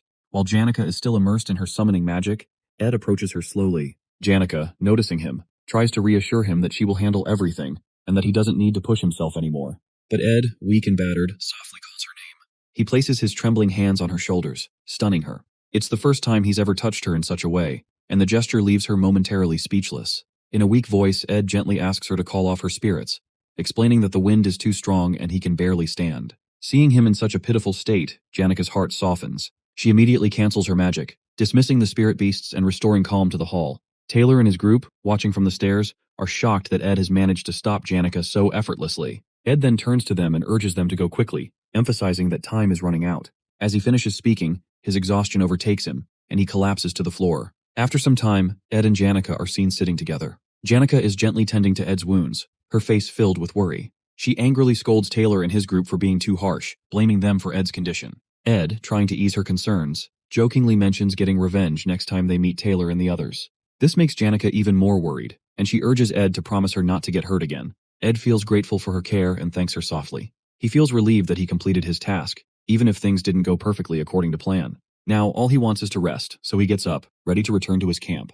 Before he steps away, Janica hesitates and informs him of something strange she noticed earlier. She describes a large carriage adorned with a golden crown parked near the garden. Ed freezes, instantly recognizing the symbol. It belongs to the leader of the Merchant Association's elite, the Golden King, who is also Lortel's adoptive father. Ed remembers the game's storyline, where the Golden King appears much later as a fake antagonist before being defeated by Lortel in Act 2.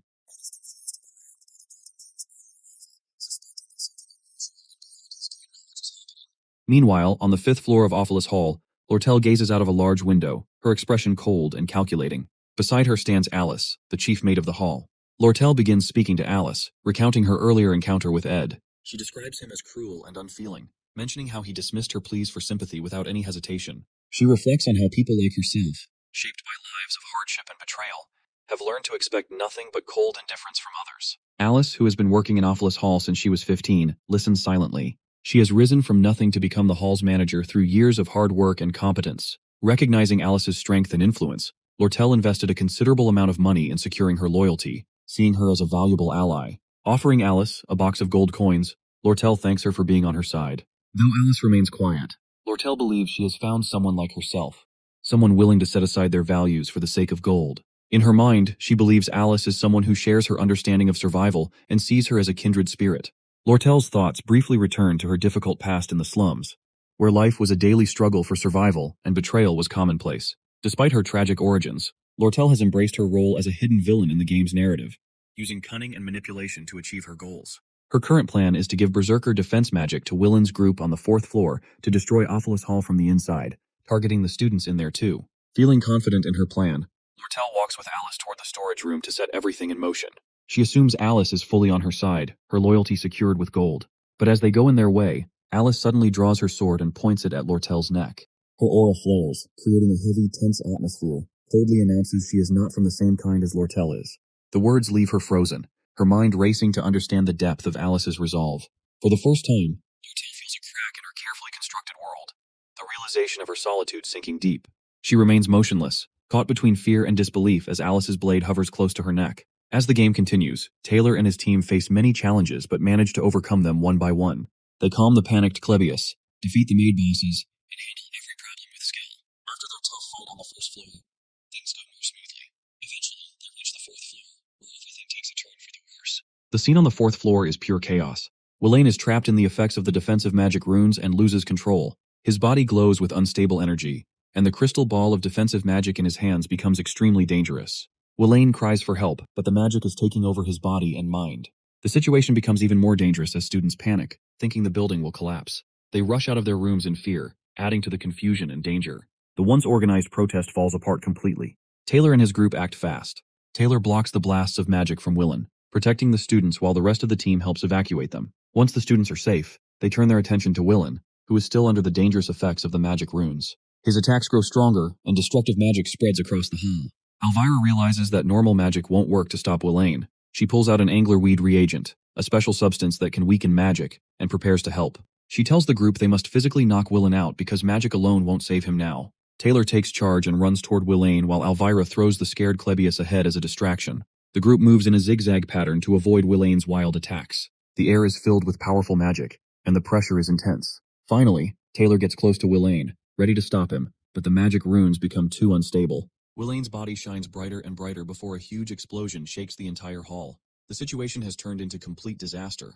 Ed and Janica watch the explosion from the garden. Janica, worried about Ed's wounds, hovers over him, urging him to rest. Ed reassures her, explaining that most of the blood isn't his, trying to ease her worry. However, Ed's attention is elsewhere. The biggest concern for him now isn't the explosion, but the ominous presence of the carriage parked outside the hall, the one belonging to the Golden King elite of the Merchant Association.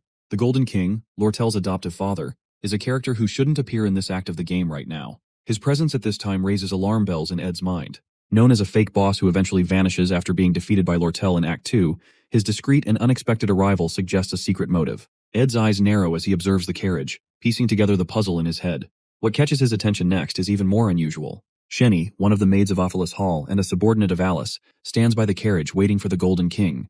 This feels off. Alice is someone Lortel had invested in heavily to secure her loyalty. For Shenny, one of Alice's trusted maids, to be seen with the elite now seems strange and out of place. It hints at something deeper. A crack in the loyalty Alice pledged to Lortel. The pieces begin to fall into place in Ed's mind, realizing Shenny is involved with the elite as Alice may have betrayed Lortel. Ed understands the gravity of the situation. Lortel is an essential character for progressing through the game's later acts. If the elite take over Ophelis Hall and gain access to the sealed Book of Grimoire, Lortel's downfall could occur, causing the entire story to unravel. Ed knows he needs to act quickly. He decides to take on Lortel's role, doing whatever it takes to keep the Golden King away from entering the building and changing the original storyline. Before the chaos of the protest, Alice, the chief maid of Ophelis Hall, secretly writes a letter to the elite merchant king. In the letter, she exposes everything about him, how he is Lortel's adoptive father and the man responsible for killing Lortel's biological father. She reveals Lortel's plans to take revenge by manipulating the business magnates and directors of the elite merchantry to overthrow him. She also shares details about Lortel's scheme to acquire or sabotage the sage's sealed grimoire, a critical move intended to strike the Golden King by surprise and remove him from power in the Merchant Association. Alice ends the letter with a bold demand for more money than what Lortel has offered her, promising to switch sides and create a dramatic turn of events in the Golden King's favor. Now with her sword pressed against Lortel's neck, Alice waits for the Golden King's arrival at Ophelis Hall. Lortel, usually clever and confident, is now shaken. She pleads with Alice, questioning her betrayal, and pointing out that they both wanted revenge against the Golden King. Alice sighs and apologizes, but delivers a brutal truth. She tells Lortel that they, including the Golden King, are not so different, driven by ambition and survival. Her words cut deep, leaving Lortel speechless. Suddenly, an explosion echoes through the hall as the door bursts open. Taylor and his group arrive, dragging a restrained and defeated Wayne behind them. They are battered but still resolute. Elvira quickly assesses the situation, deducing that Alice must be the one behind the chaos, as only she could have provided Wayne with the defensive magic runes. Spotting an opportunity amidst the commotion, Lortel acts to collapses dramatically to the floor.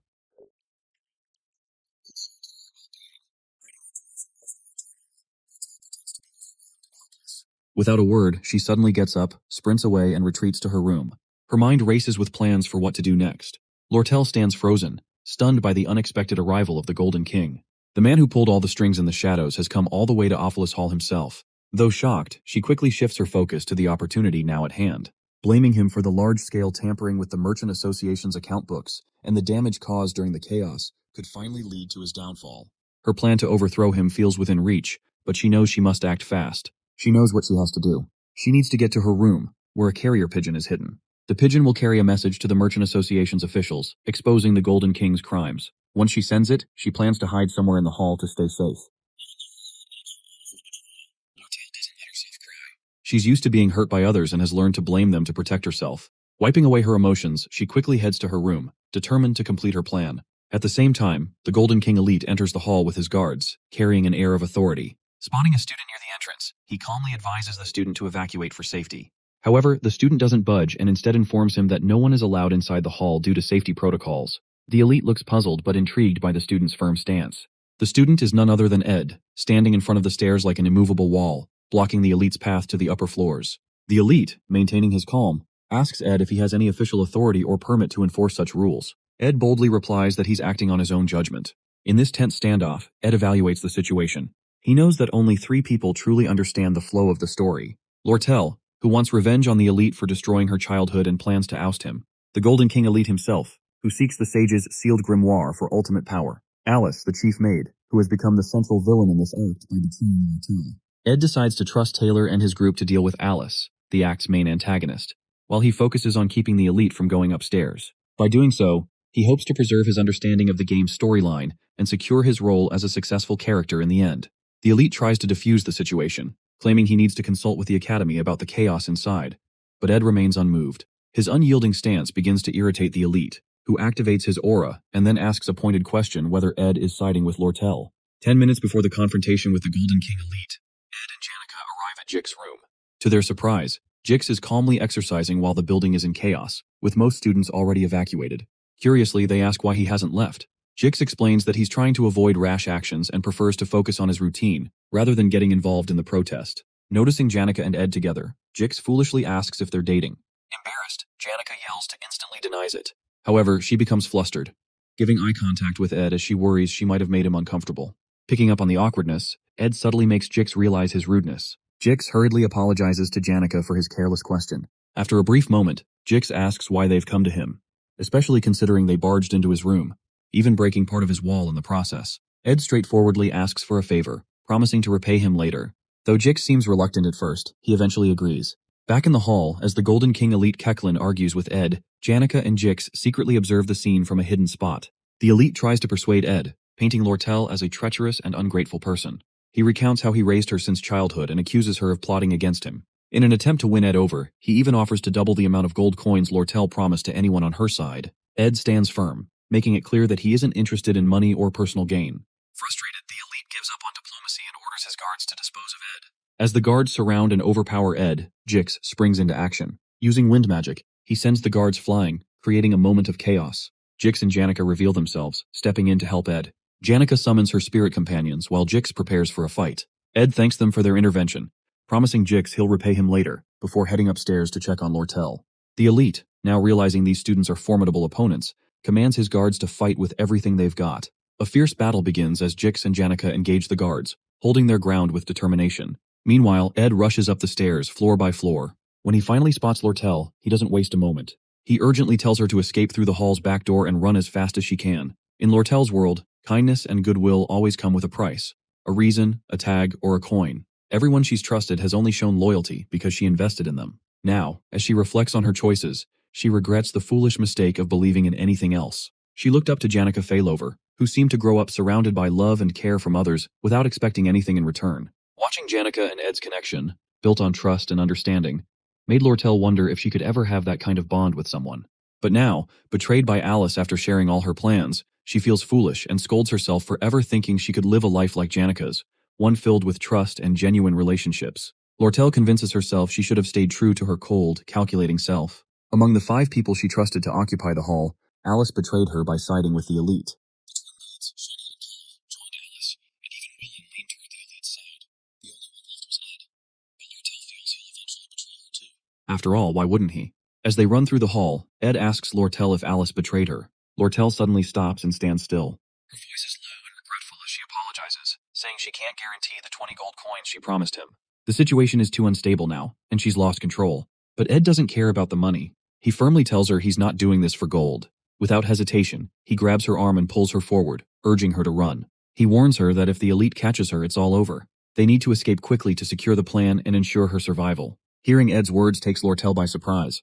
For the first time, she wonders if Ed sees something in her worth believing in. She starts to question her assumptions about trust, wondering if maybe there are people who act without ulterior motives. Still, the idea confuses and unsettles her. As they run, Ed asks her what's really going on with the Merchant Association and why the elite came to the academy himself. Lortel explains about her adoptive father, Elite Ketchlin, has been covering losses due to manipulating market prices through secret deals and monopolizing the armor trade within the association. This scheme has left him in desperate need of money to secure his power and position in the association. To fix his financial problems, Ketchlin plans to sell Sage's sealed grimoire for a high price. He sent Lortel to the academy to find a way to steal or sabotage the grimoire. For years, Lortel has worked to build alliances within the Merchant Association, buying the loyalty of merchants and committee members and turning them into her side. Her ultimate goal is to expose her adoptive father's manipulations and remove him from power, avenging her past. Ed realizes that Ketchlin's desperation explains why he's arrived earlier than expected in the story. His rushed actions to monopolize the armor trade and secure the grimoire have put him in a vulnerable position. Ed knows how important it is to keep Lortel safe to ensure her plans succeed. Lortel knows her plans can only work if her father is away from the merchantry headquarters. With him gone, the merchants on her side will have the chance to transfer the rights of sale to her. Ed quickly pieces everything together. He realizes that Lortel has been using this elaborate plan to disrupt the Academy's finances by burning Ophelis Hall. This chaos would push the negotiations for the Sage's sealed grimoire in Elite's favor. Now, Elite Ketchlin's urgent need for money has brought him to the Academy, giving Lortel a perfect opportunity to send a message to her allies and execute her plan to bankrupt him. Surprised by Ed's sharp understanding, Lortel informs she has a carrier pigeon ready to deliver the message to her allies. However, she also reveals that her father expects her to get caught and plans to use it to expose the traitors inside the merchantry. When they reach Lortel's room, Ed pauses and gives her detailed instructions. He tells her to stay hidden and avoid being seen by anyone. He explains how she can escape using the horsemen in the quarters, ride to the Arkan Mountains. He advises her to leave the horse carriage at a spot to mislead Elite's guards, and then hide at his place in the forest for 3 days, as he will write and send the message to her allies from her room in the hall. Ed notices someone suspicious guarding the back door and warns Lortel to wait until it's safe. He firmly grabs her shoulders and emphasizes the importance of staying hidden. Lortel is stunned by how calmly and decisively Ed handles everything, and for the first time, she starts to trust him. When Ed sees her frozen in thought, Lortel suddenly asks in a soft, innocent voice why he is helping her so much. Ed simply replies he is doing it for no reason, as he just feels like he should help her. With that, he leaves the room. Alone in her room, Lortel sits down, confused by her feelings. She hears a loud beating sound and soon realizes it's her own heartbeat. For the first time, someone has helped her with kindness, expecting nothing in return. This unfamiliar warmth fills her with emotions she has never felt before. Meanwhile, at the back door, Shenny, one of the twin maids, stands guard. Ed approaches, ready to confront her. As Taylor's group battles fiercely with Alice, the chief maid, the stakes rise. Alice gathers all the hall's runes and takes control of their magic, using them to launch powerful attacks. Despite her expertise as a veteran intermediate magic user, Alice cannot match Taylor's strength. Being the hero of the game-failed swordsman of Sylvania, Taylor's determination and skill are unmatched. With this, the final battle of Act 2 begins. Meanwhile, Ed confronts Shenny, one of the twin maids, at the back door. Shenny draws her sword, ready to fight. As she dashes forward with a lightning-fast attack aimed at Ed's leg, he uses his quick reflexes to dodge her strike. Ed, being a skilled player of the game, already knows her fighting patterns and starts anticipating her moves. He jams her sword with his foot and grabs her hands just as she tries to draw her knives, disarming her. But Shenny isn't done yet. She uses low-level telekinesis to hurl objects and blades at Ed while attempting to stab him. Despite taking some hits, the wounds aren't deep due to her unrefined magic. Ed pulls the blades from his body and manages to pin Shenny down, pressing his knee against her back to immobilize her. As Shenny struggles, she begins crying and yelling about how she cannot fail Alice, revealing her deep loyalty to the maid. Ed calmly tells her that Alice will lose, but Shenny shares Alice's backstory. How Alice raised orphans and saved lives, including Shenny's. Meanwhile, Taylor and Clebius, with help from Elvira and Isla, close in on Alice. Taylor uses his powerful slash-element attack, causing a massive explosion that shakes the entire floor. Seeing the explosion,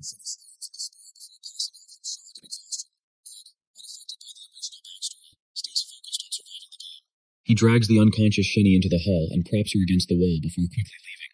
He knows that these side stories won't affect the main plot and chooses to prioritize his own survival as the story progresses. Ed reaches Lortel's room, noticing the neatly arranged books, luxurious wooden furniture, and decorations. He's impressed by how perfectly the room matches Lortel's character. Without wasting time, he writes a message, attaches it to the pigeon, and sends it flying toward the headquarters. This gives them a crucial time advantage since Elite Ketchlin, currently in Sylvania, will take at least 3 days to return to the headquarters. Later that night, under a rain-soaked sky, Ed, battered and tired with cuts and bruises, limps toward his hut to rest and heal. He successfully stopped Elite from reaching the hall, with Jix and Janika's help, and created an escape route for Lortel. His quick thinking left Elite with no choice but to chase the horse carriage Lortel hired. Everything was falling into place, and the storyline remained intact. As Ed finally reaches his hut, expecting Lortel to already be there, he's startled by an unsettling scene. Lortel, holding a knife, walks toward him with a dark and sinister expression. Panic sets in as Ed begins to think she might be the true mastermind, eliminating everyone one by one, and now targeting him. His body tenses, unable to move as his thoughts spiral.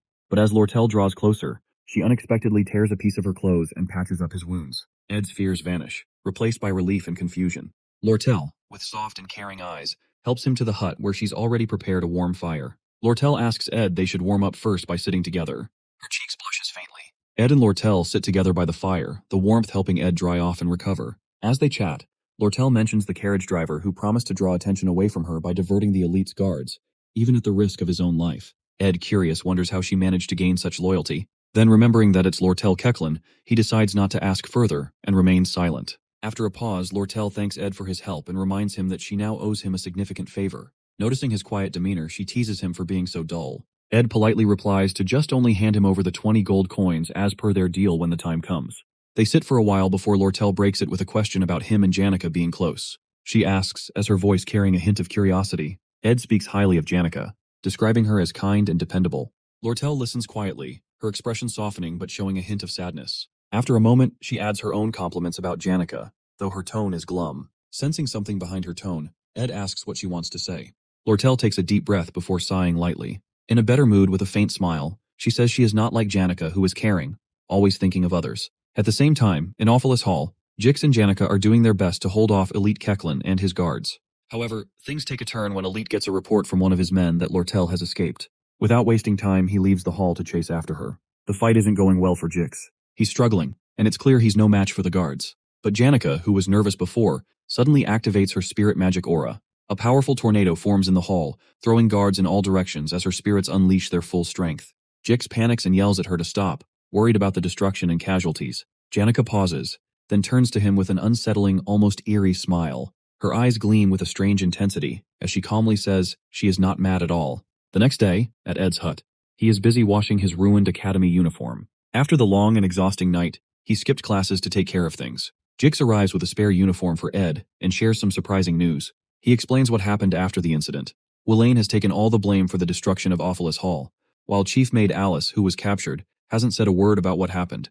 Lortel has vanished, safely hiding in Ed's hut, and there's no news yet from Elite Kechlin. As Jix talks, Ed feels relieved. His plan worked, and now all he has to do is wait for the carrier pigeon to return with good news. Stretching his sore muscles, Ed feels the aches and pains from the night's events, but stays determined to keep moving forward. Later, Ed notices something new.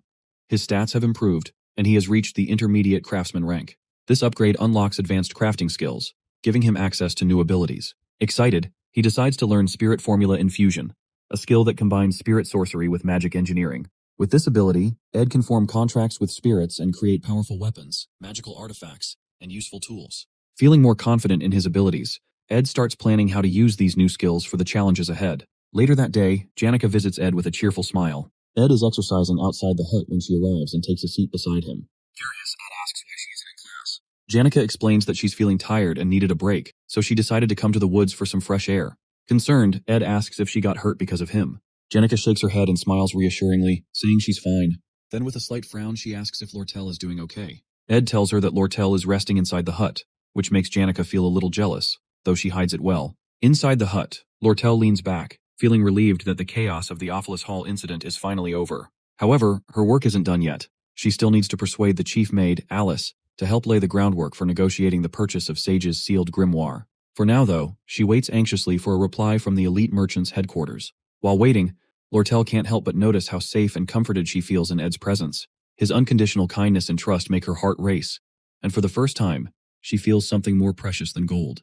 Blushing, she realizes she doesn't want to lose Ed to Janica, whose life is already full of family and friends. Lortel quietly resolves to win Ed over, even if it means competing with Janica. Spending 3 days with Ed only deepens Lortel's feelings for him. She starts to develop a bit of a fixation, even imagining showering him with gold if that's what it takes to win his affection. But then, she decides a different approach might be better, one that feels more natural. She resolves to show him sympathy and kindness, and even considers helping him with his tuition to subtly gain his favor. Lortel's heart races with determination. For the first time in her life, she's discovered something worth more than wealth, and she's ready to fight for it, no matter what it takes. Fantasizing about Ed makes Lortel feel embarrassed and awkward, especially since she has never had a boyfriend before. Suddenly, Sleepy Lucy barges into the hut and claims her spot near the window. However, Ed quickly intervenes, dragging Lucy out and setting her up in the small tent outside the hut, which he had made specifically for her. Ed then apologizes to Lortel, asking if he disturbed her. Lortel feels unsettled by Lucy's presence in Ed's hut, seeing her as yet another rival for his attention, and labeling her in her mind as a natural disaster. On the second morning, Lortel wakes up early, hoping to spend some time alone with Ed.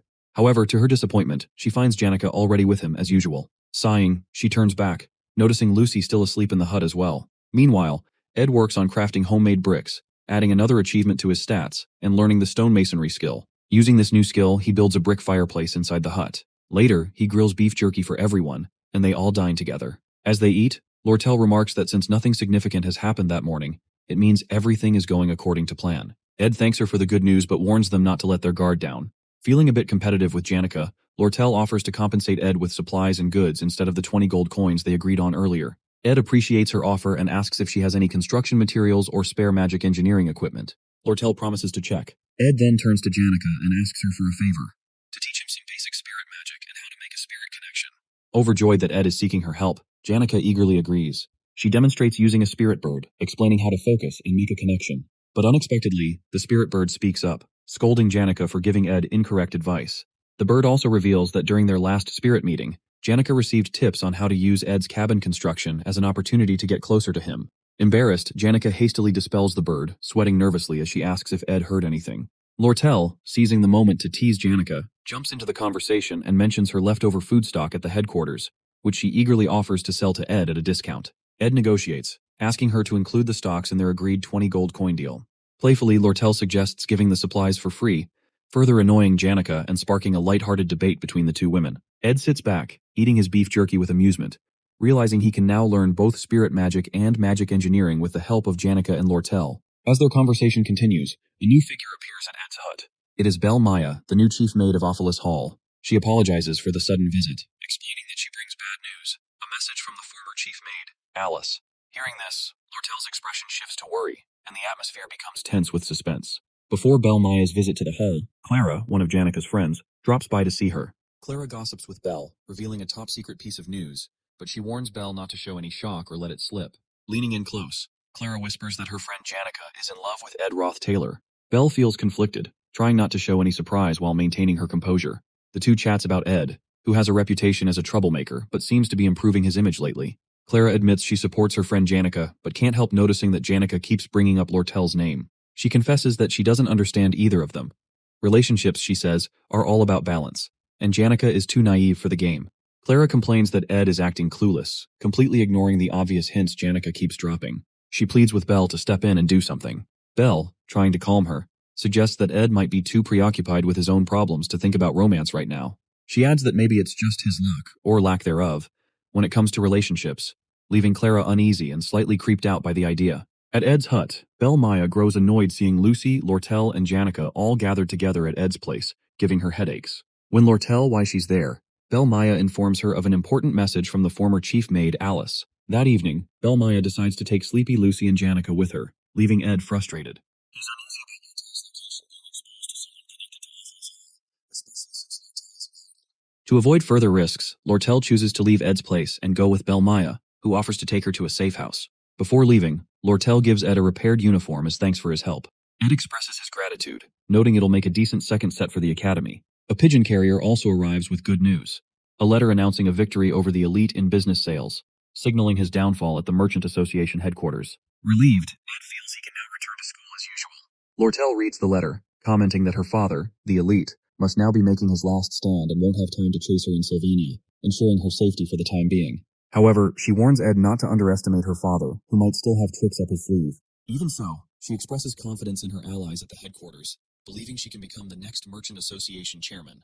Lortel's main concern, however, is now Alice. When Ed asks if Alice might expose her role as the mastermind behind the Ophelis Hall incident, Lortel dismisses the worry, explaining that Alice will side with whoever wins. In Alice's letter, she details the orphanages she sponsored, urging Lortel to support them financially for the next year. Lortel shares Alice's backstory. Years of relentless work caused her health to decline, but the academy ignored her struggles. Unable to manage her responsibilities, including the orphanage, Alice took a gamble during the Ophelis Hall incident, switching sides for money and support. Though her actions were seen as betrayal, Lortel acknowledges the dire situation Alice was in. After reading the letter, Lortel concludes that Alice is only citing her because she sees her victory as inevitable in her. In the cutthroat world of merchants, sympathy is rare, and Alice knows this well. While Lortel agrees to keep Alice on her side, her trust in her will not be same as before after the betrayal. As she prepares to part, Lortel reminds Ed to stop by the Merchant Association branch to finalize their contract for supply deliveries. Before leaving, Ed hands her a fire torch to guide her way. Lortel pauses, looking at Ed thoughtfully. When he asks why she's still standing there, she comments on how tall he is. She admits that she often takes risky moves to win. With that, she steps closer to Ed, adjusting his tie on his uniform. She remarks that he looks handsome in the new set. And then suddenly, she pulls him by his tie, leans in, and kisses him unexpectedly. Flirting even more, Lortel teases Ed by commenting on how delicious the raspberries they ate were, claiming she can taste them again through their kiss. She chuckles happily, clearly enjoying the moment, while stoic Ed firmly warns her to stay within her limits. Unbothered by his serious tone, Lortel playfully mocks his boring reaction, adding another teasing remark. Next time, she says, he should try pulling her closer during the kiss, as she needs practice in pretending to push him away. Taking the torch from Ed, she finally sets off, but once she gets a certain distance away, she dashes off quickly, disappearing into the forest. Ed stands there, utterly embarrassed by her boldness. No matter how much he tries to avoid becoming too involved in the main events of the game, things always spiral beyond his control, leaving him flustered and off track. Later that night, as Ed sits by his campfire, gazing at the starry sky through the trees and listening to the crickets chirp, he feels uneasy. The storyline seems to be deviating, and he can't shake the discomfort of being pulled into the center of the unfolding events. His original plan was simple: observe the game's events from the sidelines, stepping in only when necessary to keep the scenario on track. He has no ambition beyond surviving, graduating from the academy, and carefully managing his stats. However, the plan that seemed so straightforward now feels like an endless and reckless challenge. As summer quietly fades into fall, Ed reflects on how quickly time is passing and wonders what twist the game might throw at him next. The next day at the lake, Janica gathers with her spirit friends to discuss her growing concerns about Lortel and how to handle her. The spirits inform Janica about the incident between Ed and Lortel, which immediately infuriates her. The spirit labels Lortel as an intimidating foxy redhead as Janica anxiously asks how Ed reacted. She breathes a sigh of relief when she learns that Ed responded coldly and didn't show any emotion. However, her relief is short-lived as Spirit Tarkin warns her that Lortel's persistence will only intensify if Janica doesn't act quickly to secure Ed's attention. Amid a flurry of ridiculous and cringy suggestions from the Spirit Tarkin, the other spirits take Tarkin away for a while. Spirit Marlita offers a more sensible idea. Marilda advises Janica to create a memorable and thrilling experience with Ed to make him think about her. After some thought, Janica decides that sharing a meal together might be a good start. That evening, Ed prepared his new recipe he learned and let Lucy have a taste of it. However, upon tasting it, she immediately recoils in disgust, exclaiming that it tastes awful. Ed listens to her criticism without reacting, calmly noting down his mistakes and deciding to delay perfecting his cooking skills until he receives a wider variety of ingredients from the stock deliveries. Despite the setback, Ed gains an upgrade in his stats, advancing to an intermediate level in craftsmanship. He reflects on how his core stats significantly affect his practical skills and resolves to balance and improve all his stats efficiently. However, Ed's packed schedule leaves him little time to focus on personal development. Between attending classes, honing survival skills, and keeping a close eye on the progression of the game's scenario, his hands are full. He observes that Taylor's combat abilities are steadily improving. Isla continues to support Taylor, and Princess Phenia seems to be on track. Still, Ed knows the pivotal event in the storyline, Phenia's clash with Lortel, is approaching. He's also aware that another key character, Clarice, won't enroll until next year, so he doesn't need to worry about her yet. While Elite's early dismissal creates some uncertainty regarding Lortel, Ed is sure it won't stop her from pursuing the Sage's sealed grimoire. As the Academy Day comes to an end, Ed steps outside, looking back at the main building. He realizes it's time to start monitoring the faculty building closely since the final boss of Act 2 is about to emerge. Meanwhile, in a quiet room within the Academy, someone receives a letter revealing the mastermind behind the Awful's Hall incident. That person who receives letter is none other than Professor Glast. Professor Glast stands in his quiet office while his assistant, Claire Elfin, stood nearby. Trying to impress him, Claire praised his sharp thinking for suspecting someone behind the Awful's Hall incident. However, Glast, a no-nonsense figure, ignores her attempts at charm. Removing his glasses, he exudes a dark and intimidating aura, ordering Claire to find the divine science thesis he had asked for earlier. Startled by his stern tone, Claire quickly rushes out to do as he says. Claire receives all the materials about the incident from Annis. Relieved, Claire thanked her and started looking through the files of students involved. Among the files of students linked to the incident, 3 catch her attention: Ed Roth Taylor, Jix, and Janica. While most of the case seemed straightforward, Claire couldn't help but feel something unusual about Ed's file. His reputation and some missing pieces made her curious. That evening, Ed visited the Sylvania Merchant Association branch to collect the supplies he'd ordered under his contract with Lortel. Lortel, clearly enjoying his company, teasingly apologized for forgetting the contract details, as she is using it just an excuse to make him visit again. She prepares tea and snacks, inviting him to sit and chat. As they talk, she tells him to pick up his magic equipment at the counter when he leaves. Trying to keep his attention, Lortel shows off her fancy dress, asking how she looked for an important meeting. But Ed, uninterested, simply asked what kind of meeting it's. Lortel smiles, amused by how little he noticed her flirting. Then the conversation shifted to Ed's cabin. Lortel suggests he may need furniture, but Ed explains her company's products were too expensive for him. Lortel agrees but says she cannot give away items for free because of her merchant ethics. Suddenly she used her magic to break a chair's leg, claiming it is now damaged and she will throw it away tomorrow. She hinted that Ed, with his crafting skills, could fix it. Ed thanked her for the broken chair, still keeping his calm and serious demeanor. Lortel, entertained by how he never shows much emotion, moves closer to him. Sitting on the table nearby, she teasingly says she has made her move and asks if he doesn't see her as a woman. She boldly admits that she isn't helping him out of kindness, but because she has her reasons. Smiling confidently, she tells him she is determined to stick around and get the answers he is searching for, making it clear she has no plans to let him ignore her. Ed calmly responds, making it clear he isn't looking for any answers from her, and has no interest in getting involved in battles he knows he cannot win. Despite her attempts to get closer, he stays composed and distant. Lortel, unfazed. Lortel smiles and warns him that one day, it won't just be her struggling to hold back feelings for him.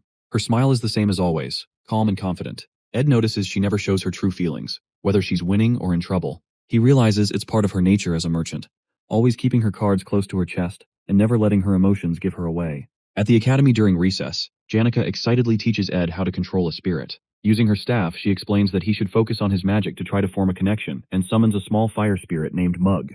Mug appears serious and promises to serve Ed well, surprising him. Ed remembers that before he came into this world, when he played the game as Ed, he once formed a bond with a spirit duck. They used to laugh and joke around, but in the end, he let it go. However, looking at Mug now, he feels this will be different. Curious about Mug's strict nature, Ed asks Janica why he acts that way. Janica laughs and explains that Mug is a good spirit with great energy efficiency and was carefully chosen by the high-level spirit, Tarkin. Since Ed wanted a strong spirit, she picked the best one for him. After going through a tough selection process, Mug is finally handed over to Ed, and he successfully forms his first spirit connection. Holding Mug, Ed is impressed to see how warm it is, almost like a portable heater. He checks its abilities and stats, and Janica happily tells him that Mug is a great survival tool because it doesn't need wood for heat. Seeing Ed happy, Janica smiles, even though he still looks tired. Before leaving, she reminds him to let her know if he ever needs more help. She offers to teach him more about spirit connections, and suggests that he will learn faster if he spends more time with her. As Janica talks with Ed, she suddenly changes her tone and expression. Just as she promises to come the next day to help him, she quickly switches, claiming she is very busy and that many others are waiting in line for her lessons. She remembers her spirits and her friend Clara advising her to keep things cool with Ed and not get too close too fast. Smiling awkwardly, she says it's a bit too much for her to teach him magic all the time. Ed, feeling guilty, apologizes for taking advantage of her kindness and offers to pay her for her help as a token of appreciation. Hearing him mention money, Janica gets upset and insists that she's helping him out of friendship, not for payment. She calls his offer cold and reminds him that they are close friends, and such things shouldn't come between them. Confused, Ed points out that she was the one who mentioned compensation earlier. Realizing she contradicted herself, Janica gets flustered and embarrassed. To make things right, she admits that her friend Clara told her she's too generous and needs to learn to say no sometimes. Ed appreciates her honesty and agrees that Clara is right. After some time, Janica waves goodbye, promising to meet him again at combat training and bring a special accessory next time. She leaves Mug, the spirit, with Ed, and he waves back. With his new crafting skills from Lortel's magic engineering and the low-rank spirit from Janica, Ed finally feels like he has a proper setup. Now he can learn proper crafting skills and can keep his fireplace lit all the time, making his life much more comfortable. Looking out of his hut's window at the night sky, he suddenly remembers that he forgot to check the traps and heads out. Meanwhile, deep in the forest, Claire Elfin is investigating Ed, suspecting him to be the mastermind behind the Awfulus Hall incident. With everything she knows, his disownment by his family and his lack of connections to Awfulus Hall, he stands out among the other students and teachers. Reports say he often appears in the woods, which leads her here. As she carefully moves through the forest, she suddenly hears footsteps and quickly hides. What she sees is terrifying. A man carrying Lucy over his shoulder while dragging a dead deer behind him. The man doesn't use magic but seems to rely on raw combat skills, which makes Claire realize that it's not Principal Obel. At that moment, her suspicions are confirmed as that man isn't Principal Obel at all. It is Ed Roth Taylor, the true mastermind behind the Awfulus Hall incident. Realizing her intuition is correct, Claire feels proud of her detective skills. She quietly follows Ed through the forest, surprised to discover his hidden hut. Watching from a distance, she sees Ed throw Lucy into a tent he set up for her and place the deer near the fireplace. After that, Ed heads inside his hut, planning to sleep early for tomorrow's work. Claire cautiously sneaks closer, determined to rescue Lucy. Just as she reaches the tent, Lucy suddenly casts a warning spell, startling Claire and demanding to know who she is. Sweating nervously, Claire introduces herself, but Lucy, uninterested, returns to her tent and starts eating beef jerky. She then eyes Claire suspiciously before casually flying away, leaving Claire standing there, completely baffled. Back at the office, Claire rushes into Professor Glast's office, presenting the evidence she has gathered, convinced that Ed is guilty. She reminds Glast that Ed was disowned by his family, emphasizing how suspicious he is. However, Glast, uninterested in low-ranking students, barely remembers who Ed is. Claire mocks him for his indifferent attitude and insists that Ed is dangerous, recalling how he easily overpowered Lucy in the forest and kept her imprisoned in his tent. But Glast dismisses her claims, stating that Lucy often wanders and sleeps in the woods, and it's nothing unusual. Claire, frustrated, realizes convincing him won't be easy. Claire takes a different approach and confidently reveals that she used magic to record the memories from the first floor of Ophelis Hall. Glast, raising an eyebrow, questions whether she had permission to use magic for such purposes. Flustered, Claire quickly tries to cover up, claiming she lies to the authority and recovers the memories from the floor by herself. Unimpressed, Glast sternly orders her to write an apology and explanation letter for her actions. Despite this, Claire insists that Glast should still look at the memory she brought. The recorded memory clearly shows Ed sitting on the stairs, striking a perfect pose that makes him look like a mastermind. It also captures him stopping Taylor and his group from going upstairs, which seems highly suspicious to Claire. However, Glast remains uninterested and asks if she has any stronger evidence. Claire, eager to convince him, mentions the recent forest incident, explaining how Ed was carrying an unconscious Lucy, making it look like he was trying to trap her. Glast, staring at Claire in silence for a moment, simply reminds her once again to submit the apology and explanation letter. Sighing in frustration, Claire leaves his office, feeling exhausted. Glast, now alone in the office, finally looks at the memory globe seriously. As he watches Ed blocking Taylor and his group, he becomes intrigued. He finds it hard to believe that someone as ordinary as Ed could hold off the sword St. Taylor and the natural-born alchemist Elvira.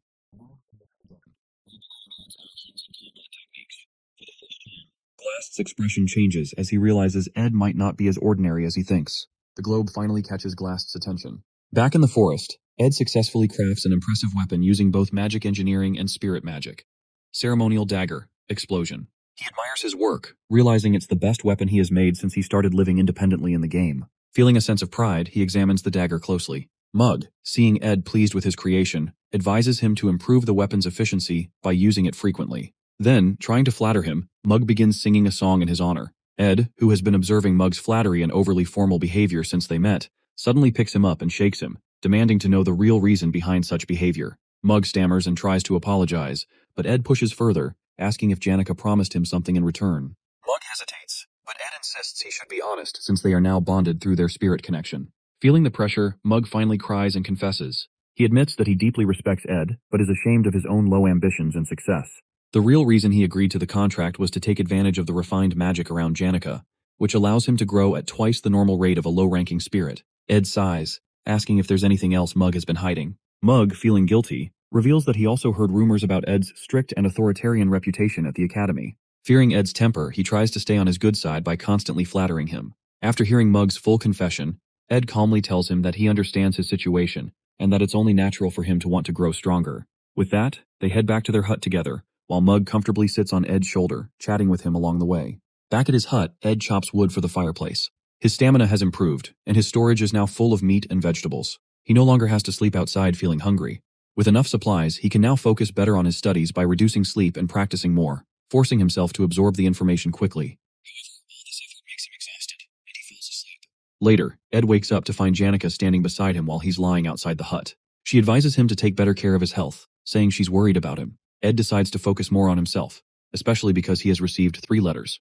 The first letter is from the Academy, and the second one is from the merchantry. However, it's the third letter that grabs his full attention. He realizes that this letter will decide the future direction of the game's storyline.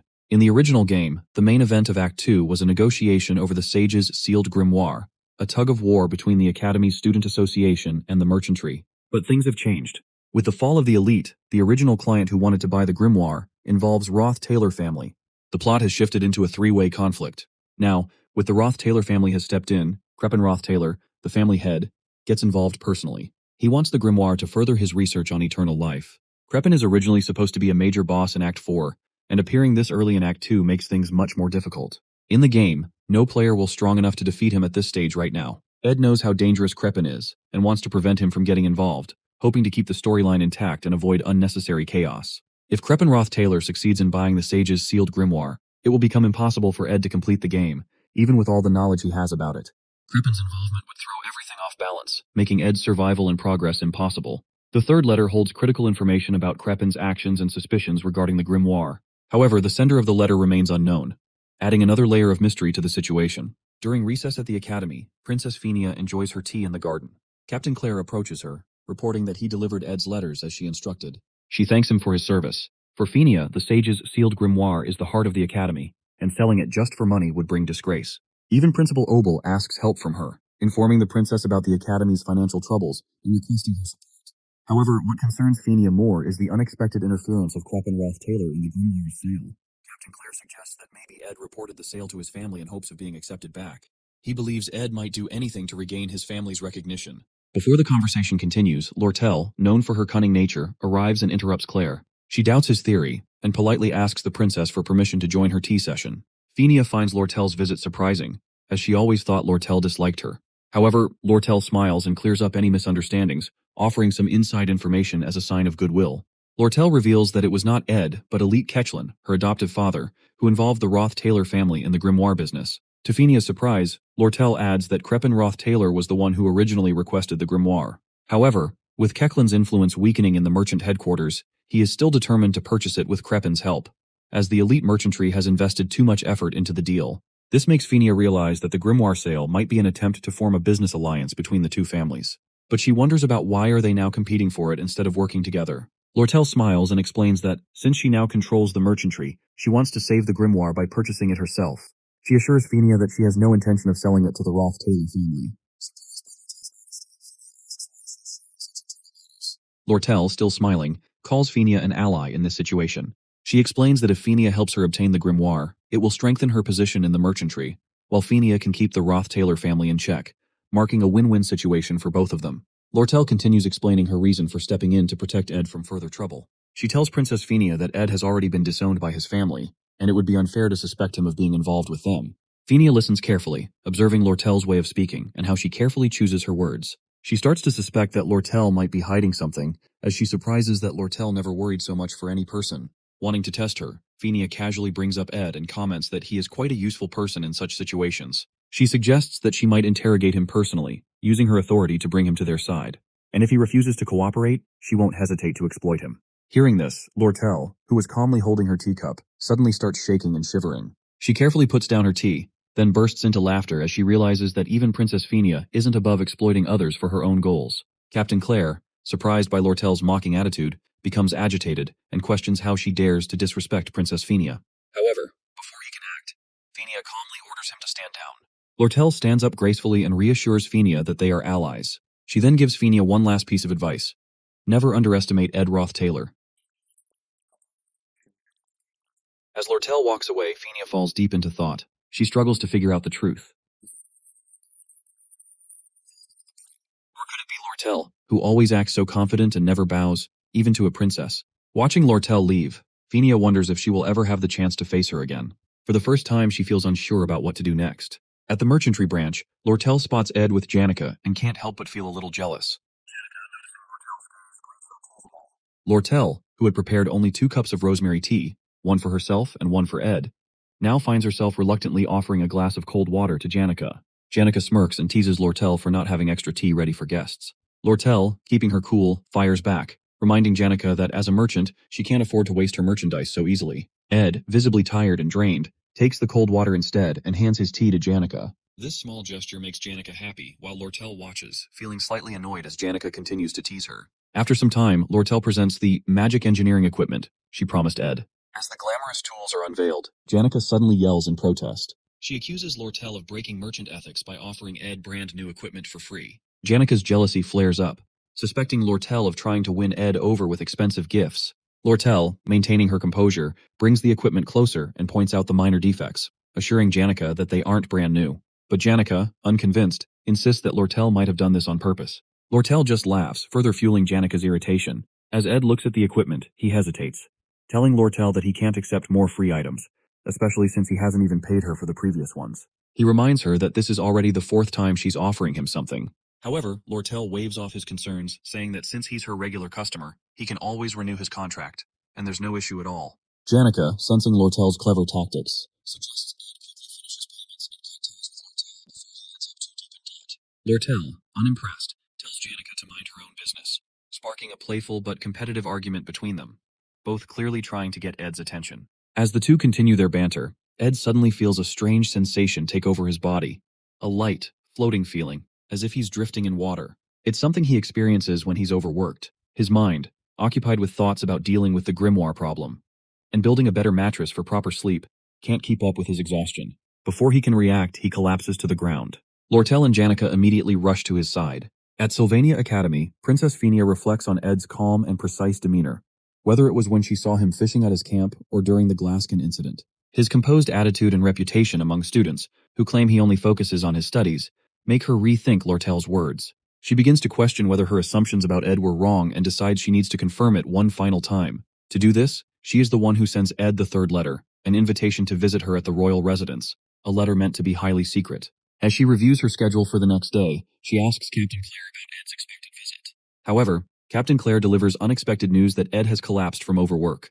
This revelation surprises Princess Fenia. In the game, when a character accumulates exhaustion status, they are usually given several rest days to recover. Despite all the pressing matters and preparations for the Acrip Taylor event, Ed is forced to rest, delaying his plans. When Ed wakes up in his hut, his body feels incredibly heavy, and a strange warmth spreads through his lower belly.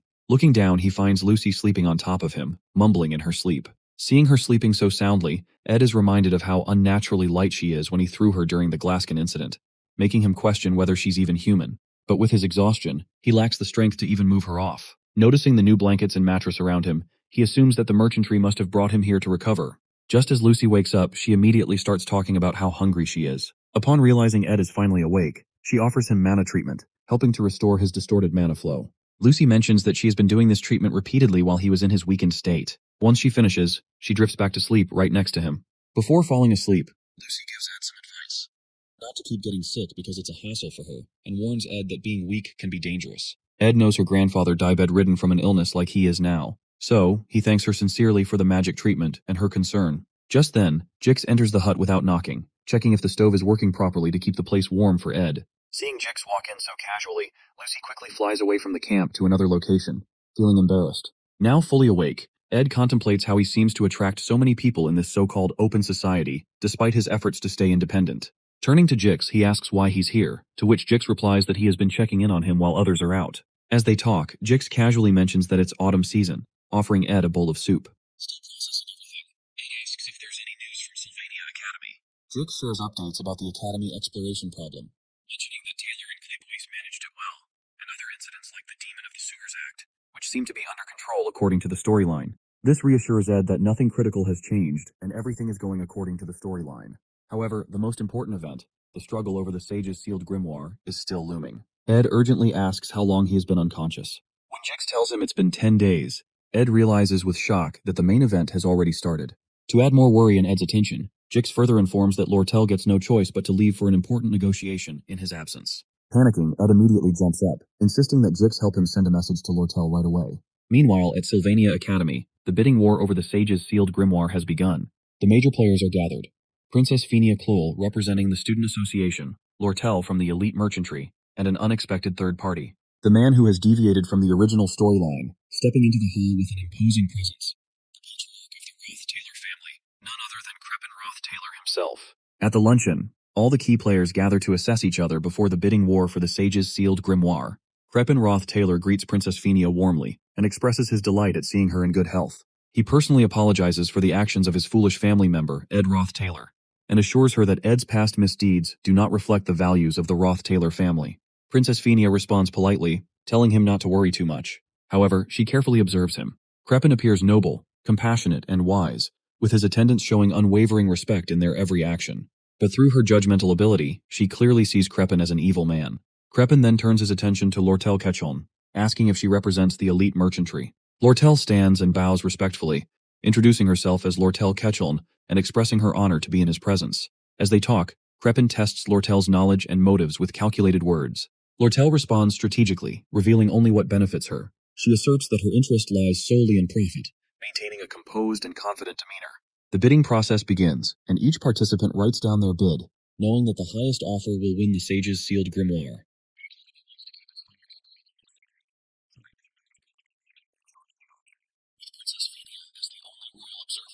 The auction takes place quietly inside the academy building.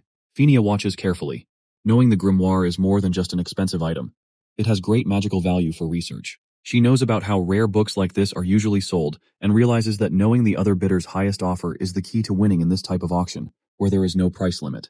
Lortel and Crepin sit in silence, observing each other's movements carefully, weighing their strategies before submitting their final bids. Lortel, driven by profit and market trends, keeps her expression calm and composed, while Crepin's demeanor remains inscrutable, exuding confidence and authority. Vice Principal Rachel collects the bids and thanks both Lortel and Crepin for their participation. As Rachel prepares to announce the winner, Phinia quickly looks at the bid amounts. She guesses that Lortel, who always thinks about profit, probably bid around 8,100 coins, the highest price a similar book has sold for before. If Lortel offered more, it would be risky because selling it again at a profit might be difficult. But still, Phinia worries that if Crepin bids just a little higher than Lortel's estimated maximum of around 8,000 coins, he will win the grimoire. Vice Principal Rachel finally stands and begins announcing the bid amounts. When she reveals Crepin Roth-Taylor's bid, as expected, he offers 8,500 Flen gold coins. Phinia isn't surprised. Crepin didn't come to the academy just to make a profit from book trading. However, when Rachel announces Lortel's bid, the entire room is stunned. Lortel has bid 9,400 gold coins, far exceeding expectations and securing the grimoire. Crepin's face darkens with frustration as he realizes his loss. Without a word, he leaves the building with his attendants, his bitter expression revealing his disappointment. Meanwhile, Lortel calmly moves to a private room to complete the transaction, leaving Phinia in disbelief. Phinia struggles to understand why Lortel, who claims she only cares about profit, would spend such an enormous amount just to secure the grimoire. The princess recalls their previous conversation over tea, when Lortel suggested they become allies. Now, it becomes clear. Lortel's true intention was to prevent the grimoire from falling into Crepin's hands. Yet Phinia remains skeptical. She cannot believe that Lortel would act purely out of a sense of justice. There must be someone behind her, someone who ordered or influenced her to stop Crepin Roth-Taylor. The princess's suspicion grows, wondering who could be pulling the strings behind the scenes. As Princess Phinia recalls Lortel's words about Ed's ties to the Roth-Taylor family, a realization strikes her. Ed had been fighting against his family's darkness all along, struggling to the point of collapsing from overwork. Overwhelmed with guilt, Phinia panics, questioning how she could have driven such a person to ruin by pushing for his disownment. Regret washes over her as she reflects on the consequences of her actions. However, for Ed, Phinia's misunderstanding may have been a hidden blessing. Living in the forest forced him to sharpen his survival and combat skills, turning him into someone far more capable than before. Meanwhile, in her quarters at the elite merchantry, Lortel admires the sage's sealed grimoire she just acquired. She carefully calculates her potential profits if she were to sell it, realizing the difference would only be 900 gold coins. Yet, deep down, she knows she didn't do it for profit. She did it for Ed, following his request without hesitation. Determined to win him over by any means, she sees the grimoire as an opportunity, one she can leverage to ask him for anything in return. Lying on her bed, Lortel indulges in the thought of having Ed in her debt, considering the small price of 900 coins a worthwhile investment. She smiles to herself, romanticizing the idea of Ed being within her grasp, believing she has finally secured a way to make him hers. At the campsite, Ed feels better after hearing that Lortel won the grimoire. Jix sits nearby and laughs, telling Ed that he should have seen Lortel's face when Elka gave her the news. Ed knows that Lortel might have used her charm to get what she wanted. She often relies on it, but he worries if that will be enough this time. Even though she won, Ed is still worried. He thinks Crepin Roth-Taylor must have had some secret information to enter the auction. Ed feels that things might not be over yet, and Crepin won't give up easily. At Ed's hut, Janica suddenly arrives, panting and asking about his health. She looks worried and quickly apologizes for any trouble she might be causing with the rumors about him. Ed laughs and tells her it's okay as he already hears everything from Jix.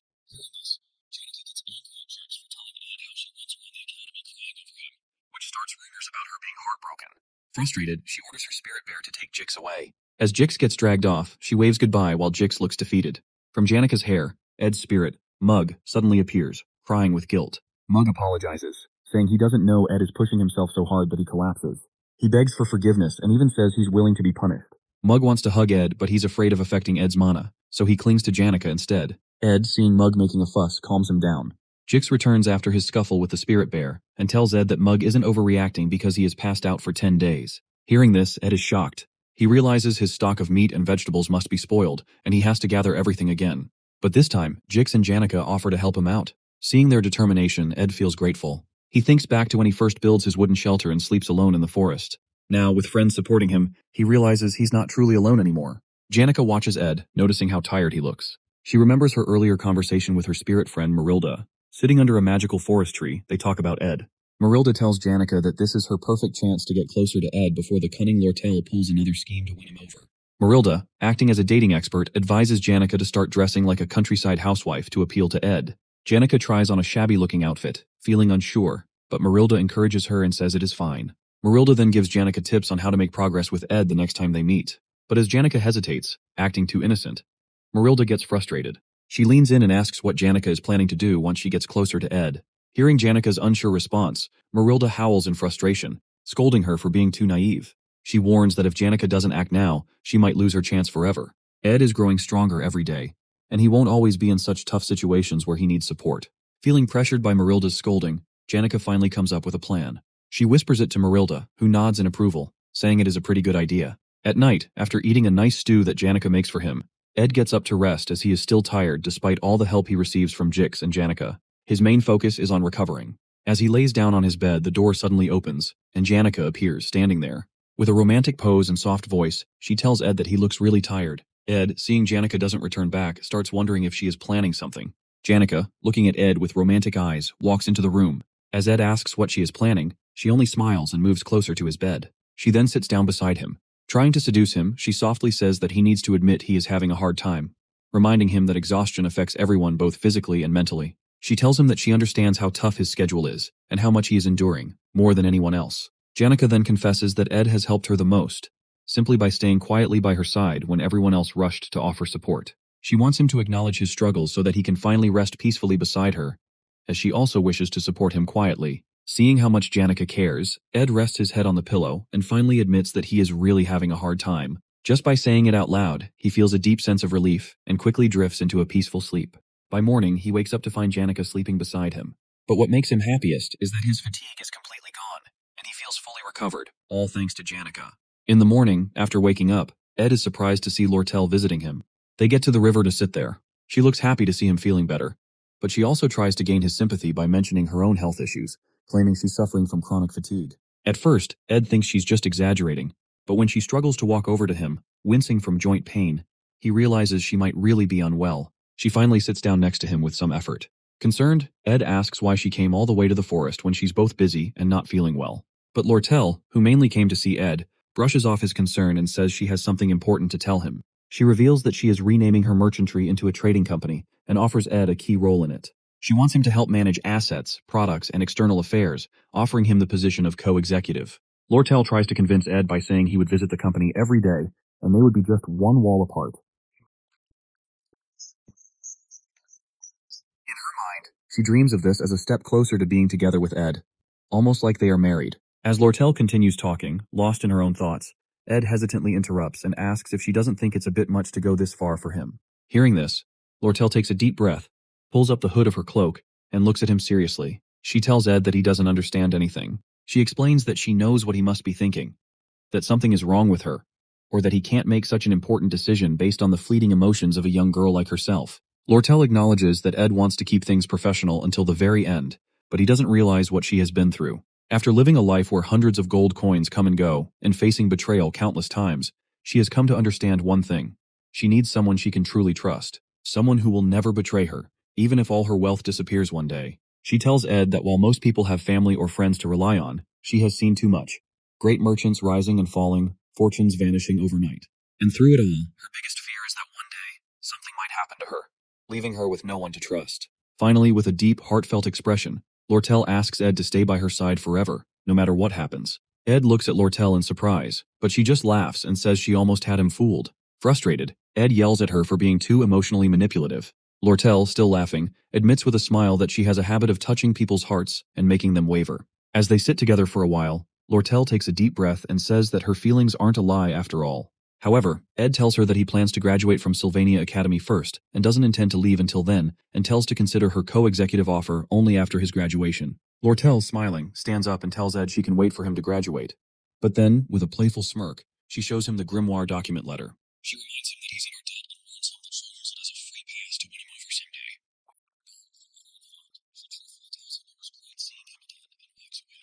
As Lortel leaves, Ed sighs, feeling like he's made a mistake. He realizes he truly does owe her for the sage's sealed grimoire, and now he feels stuck. Meanwhile, as Lortel walks back, she feels nervous about the risky move she just pulled. She had wanted to confidently tell Ed that he belongs to her now, but seeing his serious reaction completely threw off her plan.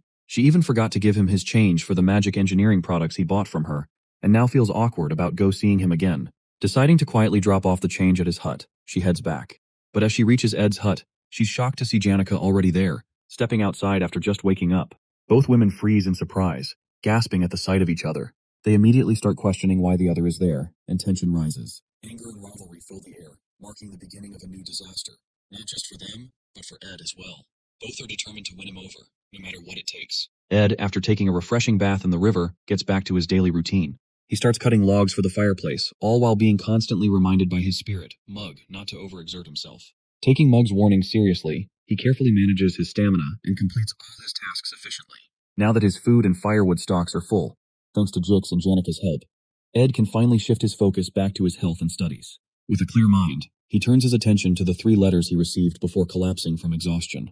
The first letter is from Lortel, warning him to stay alert since neither of them knows what the elite might do next. The second letter is from Fenia, discussing Crepin's possible involvement in recent events. But it's the third letter that catches Ed's attention the most. It's a highly confidential message from an unexpected sender, Professor Glast, requesting a private meeting with him after the conference. Unfortunately for Ed, he couldn't meet Professor Glast because of his sudden collapse, leaving him in the dark about Glast's true intentions. However, based on what he knows from the game, Ed is well aware that Professor Glast is the final boss of Act 2, and the events of this act have already begun. In the game's story, Glast believes that only a few talented people can change the world. He wants to bring back Sylvania, the greatest sage in history. To do this, he has been studying effectual magic, which can change the natural laws of the world. However, Glast needs the sage's sealed grimoire to complete his plan. Since the Academy sold it to Lortel due to financial problems, Glast steals it. He then kidnaps Taylor's friend, Ayla, who has a special magic ability. He wants to put Sylvania's spirit inside her body to start a new era, but his plan is dangerous and crazy. In the game, Taylor fights through many obstacles and defeats Glast to save Ayla. In the end, Glast falls from the magic tower and says something important before he dies. But Ed can't remember what it was. What Ed does know is that Act 2's final battle begins when Ayla is kidnapped. He realizes that he must be ready for what's coming. In a tense moment, Ayla wakes up and finds herself locked inside a dark, damp dungeon, guarded by a terrifying demon from the underground waterway. Fear grips her as she realizes the horrible situation she's in. The eerie silence of the dungeon makes her heart pound, and she can't help but feel overwhelmed.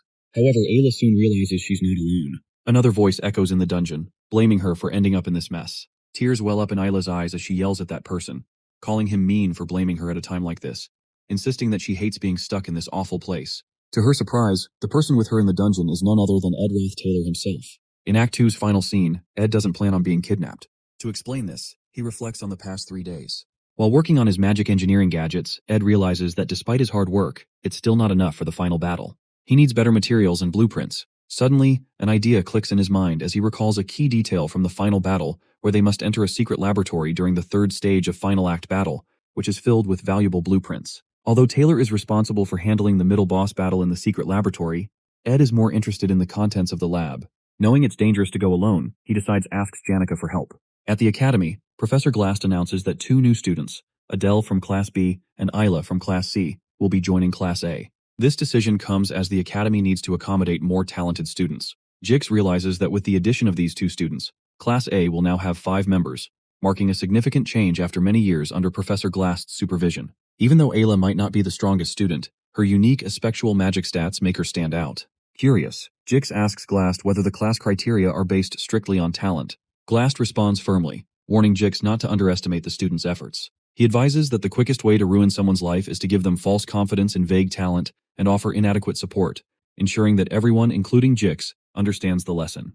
Professor Glast is a man who strongly believes in talent and is almost stubborn about it. This is mostly because of his daughter, Muiri.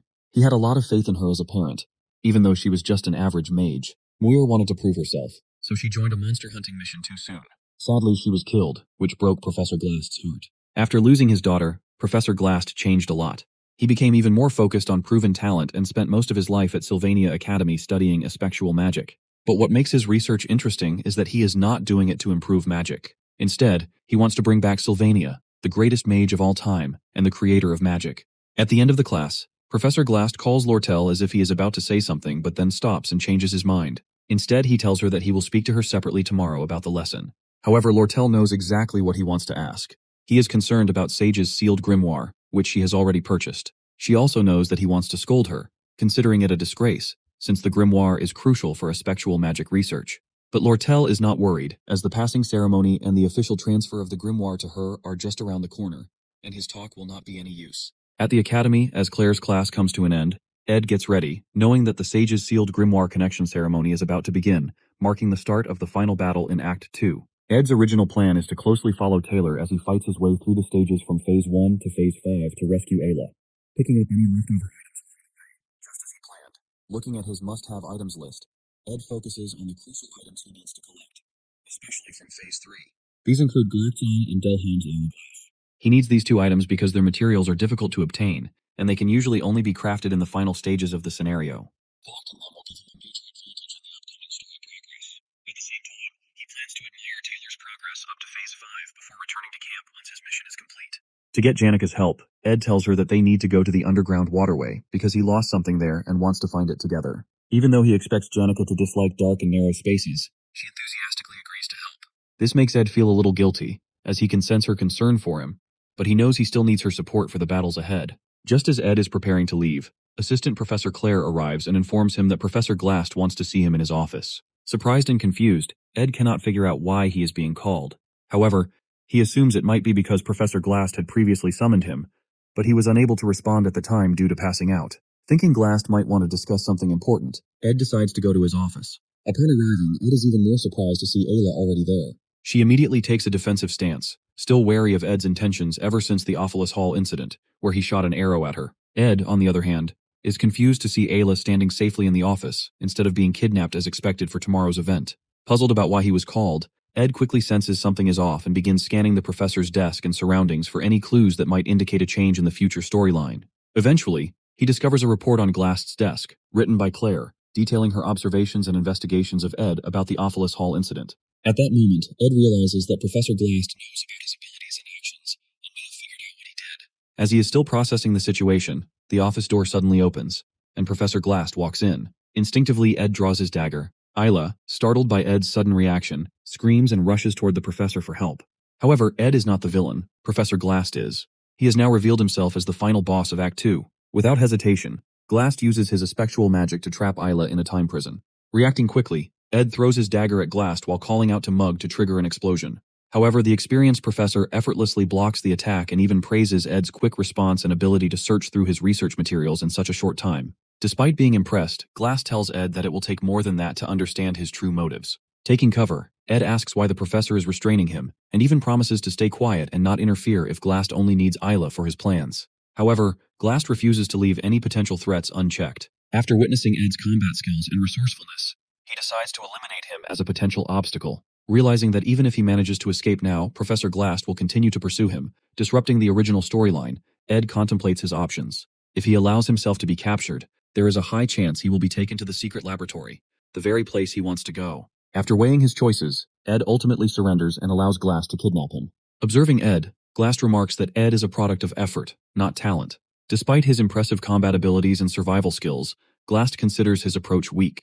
Seeing Ed, he is reminded of his daughter and her struggles in the past. As Ed is trapped in the time prison, Mug stealthily sneaks out of his pocket and escapes from the professor's office. The small creature rushes towards Ed's hut, where Janica is preparing lunch, unaware of the events unfolding. An old man writes his life story, chronicling his travels across the southern continents where he uncovers many magical truths. He dedicates much of his writing to his late master Sylvania, one of the greatest mages who tragically passed away at a young age.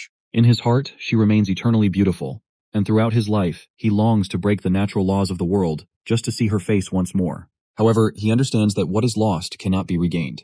Instead, he chooses to pass on his knowledge by training a young apprentice, preparing her to carry on his teachings. On his deathbed, he places Sylvania's hat on his apprentice and hands over his life's work. In the final words of his book, he dedicates his legacy to his young apprentice, Lucy Marcel. In the game's story, that old man, Glocked, accepts his approaching death with serenity, waiting for it more sincerely than anyone else. Lucy, his apprentice, has no choice but to let him go, Yet the sorrow of losing her beloved master, whom she calls grandfather, cuts deeply. Ed reflects on whether Lucy's pain will ever fully heal, or if the scar will remain forever.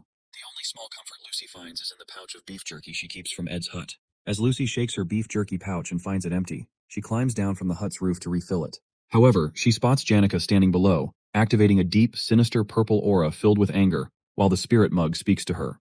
Meanwhile, at Trix Hall, the Academy's main conference room, the Sage's sealed grimoire passing ceremony begins. Elite members of the Merchantry and Academy faculty gather as Lortel stands ready to receive the grimoire from Principal Obel Forsis in front of the audience.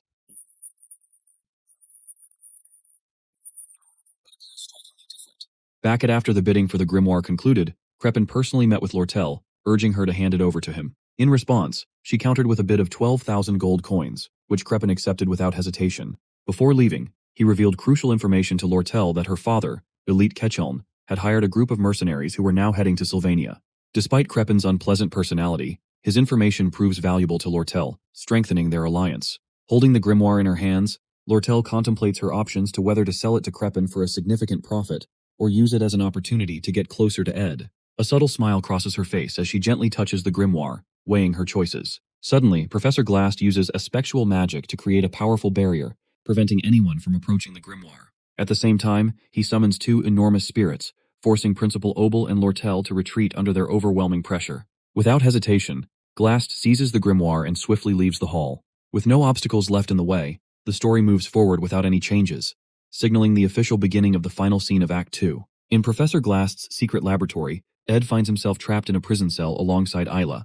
Frustrated and angry, Ayla yells at Ed for being mean and expresses her hatred towards him. Suddenly, Coom, Glast's friend and fellow researcher in Spectral Studies, appears. He warns them to consider themselves lucky for not being used in experiments and advises them to stay quiet, fearing that the monstrous guard outside may awaken and put them in danger. However, Ed remains calm and responds confidently. Impressed by Ed's composure, Coom tells them to sit silently and avoid any foolish actions, as he will be watching them closely. Ed leans back and waits patiently, expecting Taylor to barge in and rescue them. His plan is to seize the opportunity, gather all the magic engineering recipes and equipment, and quietly return to his hut. In the meantime, he tries to strike up a conversation with Ayla to pass the time. However, she snaps at him every time he speaks, still angry over the arrow he shot at her earlier. Ed attempts to calm her, insisting he holds no grudges and could have hurt her if he truly wanted to. Stunned by his reasoning, Ayla continues to yell, calling him a liar. Finally, Ed firmly tells her to stop and wait patiently for Taylor. As tension lingers, Ed eventually apologizes, explaining that his actions were driven by his own circumstances. Hearing an apology from Ed for the first time, Ayla is left speechless. Just then, Ed's spirit, Mug, appears, crying and asking if Ed is safe and unharmed. Seeing Mug, Ed feels relieved and grabs him tightly, finally having someone to talk to in the cell. Ayla, surprised to see Ed with a spirit companion, suggests that Mug should go and warn others for help. Mug excitedly informs them that he has already asked Janica for help, and Lucy is also preparing to come. Hearing Lucy's name, Ed's mood shifts instantly. He becomes furious, realizing the disaster that will unfold if she arrives. In frustration, he spanks Mug, sending him flying across the cell. Coom notices the commotion and approaches Ed, but Ed warns him to release them or risk facing serious trouble. Amused by Ed's confidence, Coom ignores him and returns to his work. Meanwhile, Mug stealthily returns with the dungeon keys, having swiped them while Coom was distracted. Ed quickly unlocks the cell and gets a chance to escape, convincing Ayla to stay behind the cell as her leg hurts and dangerous monsters out there. After some hesitation and arguing, she reluctantly agrees. Without wasting time, Ed rushes out, determined to stop Lucy before she arrives and causes chaos. Ed knows that even the most dedicated players of the game avoid involving Lucy in major events, fearing the unpredictable changes she could bring. With his future hanging in the balance, Ed races against time to prevent Lucy from reaching the lab. At Uthlas Hall in Chick's room, Taylor arrives, bruised and exhausted, seeking Chick's help to rescue Yahello. Having lost track of Professor Glast after the events at Trick's Hall, Taylor urgently requests Jick's assistance and plans to lead his companions into the underground waterway to pursue him. Meanwhile, Ed, having escaped from the laboratory, begins retracing his path in reverse order, unlike the original scenario. He finds it amusing to experience the final scenario this way, but at the same time, he feels relieved. In this reversed sequence, all the monsters remain confined, which works in his favor. However, his greatest fear lies in the possible encounter between Lucy and Professor Glast, which could lead to a disastrous ending. Determined to prevent this outcome, Ed hurries to finish the scenario before things spiral out of control. Eventually, he reaches the secret library, where Reyna, the librarian boss, and a banshee stands guard.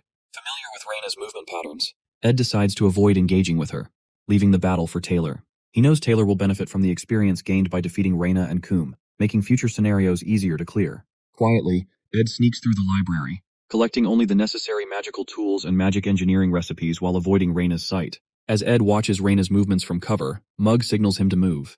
Carefully, they navigate the area, but suddenly, a violent earthquake shakes the ground. The unexpected tremor causes enough disturbance to alert Reina, who immediately spots Ed and Mug. In an instant, Reina locks onto them, and as she approaches, both Ed and Mug scream, realizing they are in serious trouble.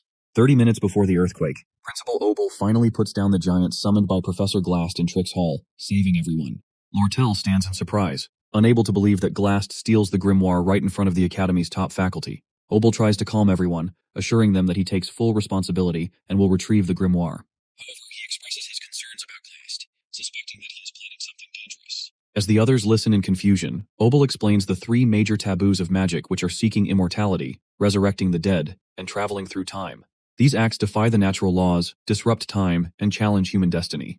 Lortel, remembering Glast's obsession with his late daughter and the legendary mage Sylvania, realizes that he might be using the grimoire to attempt one of these forbidden spells, which most likely to bring back the dead. Obel then asks Lortel what she thinks Glast will do if he has truly mastered a spectral magic for resurrection. Before she can answer, a faculty member rushes in, reporting that Taylor is spotted chasing Glast into the underground waterway. Worried about Taylor's safety, he also informs them that eyewitnesses see students being kidnapped, including Ayla and Ed. Hearing about Ed being kidnapped, Lortel stands in shock upon hearing the news. Believing that Principal Obel, the greatest mage of the time, will keep his promise to retrieve the grimoire, Lortel feels confident that he can easily rescue Ed and the other students as well. However, as she glances outside, she notices something massive moving in the distance.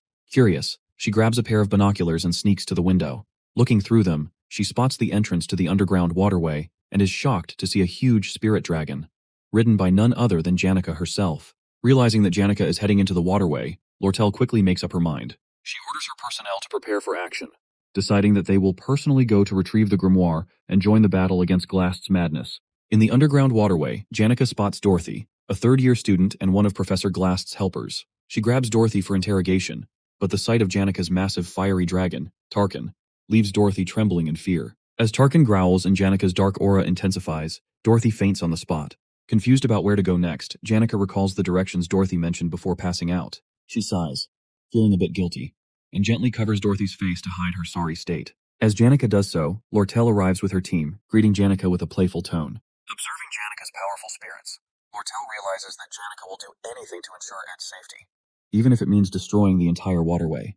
However, jealousy creeps in as Lortel imagines a scenario where Janica wins, and Ed falls in love with her. Lortel approaches Janica with a cunning smile, and casually tells her that Ed has already been rescued and returned to his hut, suggesting she should check on him. However, Janica, always sharp when it comes to Ed, doesn't fall for it.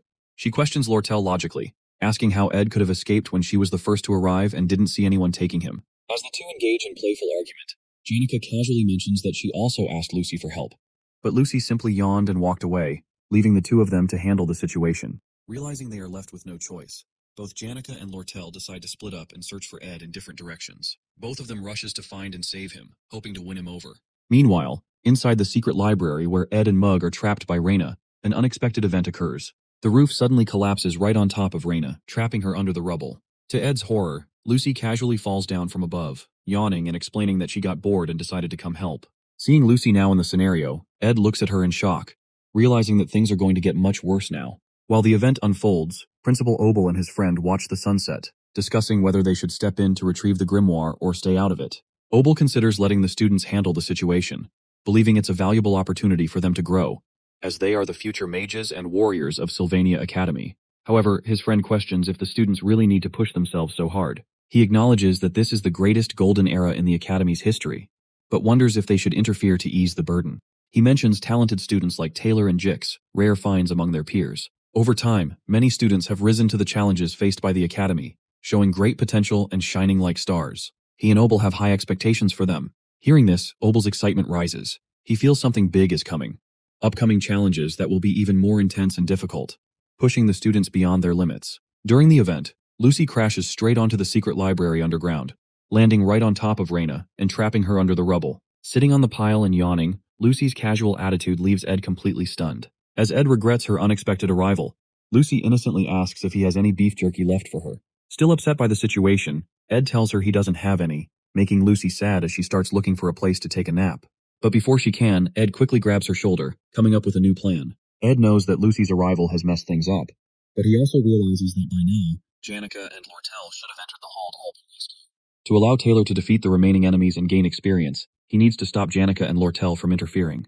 Most importantly, he must keep Lucy from rushing into the final stage and defeating Glast, which would lead to the bad ending. Thinking fast, Ed convinces Lucy to stay with him and not wander off. He recalls something Janica once said, sticking quietly with someone ensures safety. Using the same logic, he tells Lucy to stay close, promising her beef jerky once they escape. Now with Lucy on his side, Ed plans to gather all the magical equipment from the library, find Janica and Lortel, and get out of there, leaving the scenario for Taylor to handle. As they start their escape, Lucy unleashes her ignition spell, burning all the attacking bats in their path. Ed watches in awe, realizing just how powerful she truly is. He tries to stop her from taking down too many enemies, wanting to leave enough for Taylor to fight and grow stronger. As Janica and Lortel search for Ed, they take different approaches. Unlike Janica, who relies on her spirit connection ability, Lortel is skilled at quickly finding the right paths. As she navigates through the underground waterway, she feels a growing sense of genuine concern for Ed, something beyond her usual motives of wealth and power. For the first time, she realizes she truly wants to help someone without expecting anything in return. Eventually, she reaches a concealed wall with a spell cast on it. Just as she pauses to listen, a loud blast shatters the wall, and out comes Ed, carrying Lucy on his back while holding advanced magic equipment. The sight of him immediately brings relief to Lortel, who is worried about his safety. Without hesitation, Ed hands her some of the expensive magic tools to carry.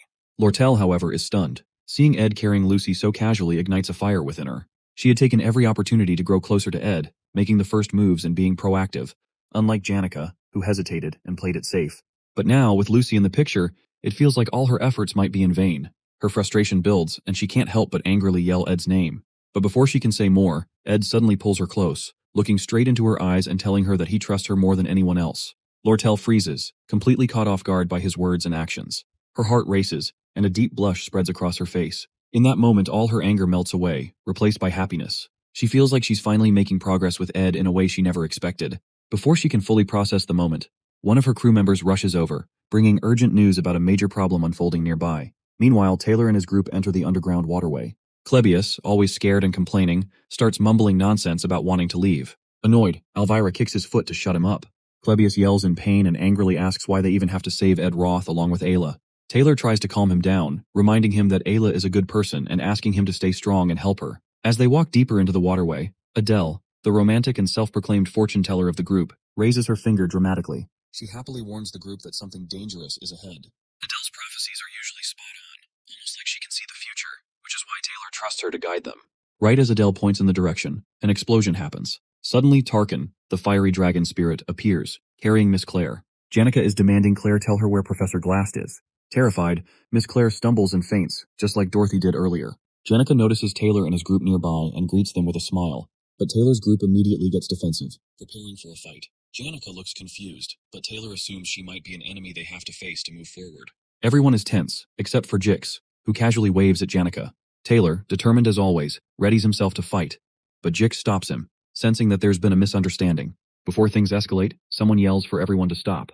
Ed Roth and Lortel appear from another direction. Taylor freezes in shock. He now sees Janica, Lortel, and Ed together, and the realization hits him as it's impossible for his group to defeat them. Taylor remembers how Ed, with only basic magic and archery skills, managed to hold off his group and him during the Ophilus Hall incident. Now Ed looks even stronger, both physically and in combat ability. Taylor knows their chances of winning are zero, but to Taylor's surprise, Ed walks over and taps his shoulder. Ed calmly tells Taylor to focus on saving Ayla and defeating Glast. Ed assures that Taylor will now take care of the story while he will take care of the side threats, the Elite Ketchuln. As Lortel's crew member rushes to her side, he delivers alarming news that the Elite Ketchuln has arrived on Arkan Island, accompanied by mercenaries. Hearing this, Ed immediately understands the situation. The Elite Ketchuln, the mid-boss of Act 2 in the game, wasn't properly defeated before. Because of this oversight, he has returned, taking advantage of the mistake Lortel made by leaving many of her trading company members behind. Without their leader, the Elite had no trouble to take them down one by one. However, Ed knows he now holds a unique advantage, which is the magic tool that lets him see the future of the game. As he examines the unfolding events, Ed realizes everything is still following the original storyline. With Act 2 nearing its conclusion and Taylor progressing the main story, Ed sees his role clearly. If he can handle the new mid-boss, Elite Ketchuln, just as it happens in the original story, the plot will stay on track. Confident in his strategy, Ed encourages Taylor and his group, giving them a boost of morale. He wishes Taylor good luck, knowing that as the main character of the game, Taylor will face even greater challenges ahead. Trusting Taylor to handle the main storyline, Ed leaves him and his group to focus on their mission. Without hesitation, Ed heads outside, determined to confront the elite Ketchum and eliminate this new threat before it disrupts the flow of the story. Ed thinks the elite might attack Lortel's trading company to find proof of her involvement in the armor sale scheme, which caused him to lose his position in the association. While they are running toward the trading company, Janica suddenly tells them to stop for a moment. But Ed insists they keep moving quickly. Janica stops in her tracks and forces Ed to stop as well. She reminds him that he already collapsed before and barely escaped from Glast's prison. With tears in her eyes, she begs him not to get hurt again and says the elite's problem has nothing to do with him. Ed knows that this isn't really his fight, but he also understands that the elite is a big threat. If he doesn't deal with this, it could ruin the safe ending he is trying to protect. He also realizes he'll need Janica's and Lortel's help to handle the situation. Lortel agrees with Janica and says it's her fault for involving Ed in her problems. She tells him he should be resting somewhere safe instead of putting himself in danger. Ed feels touched seeing Janica and Lortel getting along, even if it's just for a moment. But he knows this isn't the time to rest. He thanks them for caring about him, then firmly says that Lortel's problem isn't just someone else's problem for him. Hearing this, both Janica and Lortel freeze, surprised by Ed's words, changing the atmosphere completely. They stare at Ed, surprised and moved by what he said, as a new resolve begins to form among them. Ed insists they should keep running, eager to reach the exit as quickly as possible. As they run, he feels embarrassed and regretful about the awkward explanation he gives to Janica and Lortel. It's always hard for him to say things properly. Noticing Ed's troubled expression, Janica tries to lift his spirits. She tells him that he's right. It isn't just someone else's problem, as she reasons that if the elite takes over the trading company, Ed's contract will be ruined, cutting off his magic tool supplies. Hearing her explanation, Ed is impressed by how smart she is, as expected. Meanwhile, Lortel blushes silently, lost in her own thoughts about Ed's words. As they near the exit, Ed notices the scene ahead is in complete chaos. Destruction is everywhere. For a moment, he wonders if Taylor could have been responsible. But he's surprised when Janica admits that she's the one who caused the destruction. She confesses that it was an accident, and explains nervously that Dorothy passed out in the chaos. Janica worries that Ed might think she's heartless, but she tries to convince him that it wasn't intentional. Lortel's crew member informs them that they are almost at the exit, and that there's a carriage waiting for them outside. The plan is to use the carriage to quickly reach the association building, where Lortel's staff is waiting.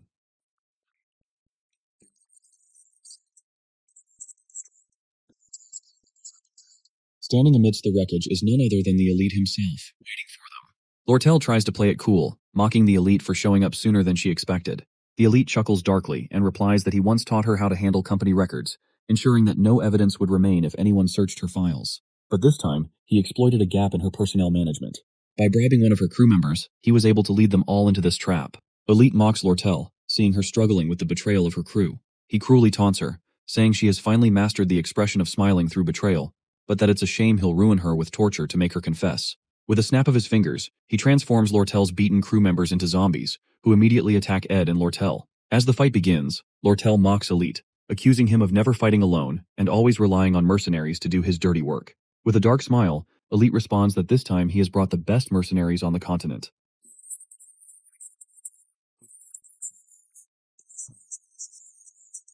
Janica quickly activates a wind spell, blocking the arrows just before they strike. Observing the mercenaries' precise and calculated moves, Janica warns everyone to stay alert. Elite, knowing how difficult spirit successors like Janica can be to deal with, reveals his trump card, the legendary item Belarus's Prejudice, which suppresses the surrounding mana.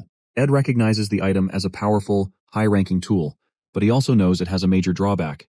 It takes time to activate, and the preparation is obvious. However, even with this knowledge, Ed realizes they are at a severe disadvantage. The mercenaries are veterans, and their group consists mostly of mages, making it nearly impossible to cast spells under pressure. Lortel informs Ed that Elite is well prepared and already knows all of their strengths and weaknesses. If Belarus's Prejudice is activated, their fight will end in defeat. When she questions Elite about how he plans to deal with the Academy holding him accountable for his actions, Elite grins darkly, saying that it's better than losing his life. Ed feels the weight of the battle as he watches the chaos unfold. He regrets leaving this third-rate villain alive earlier in the story, as the butterfly effect of that decision has now made Elite an almost impossible foe to defeat.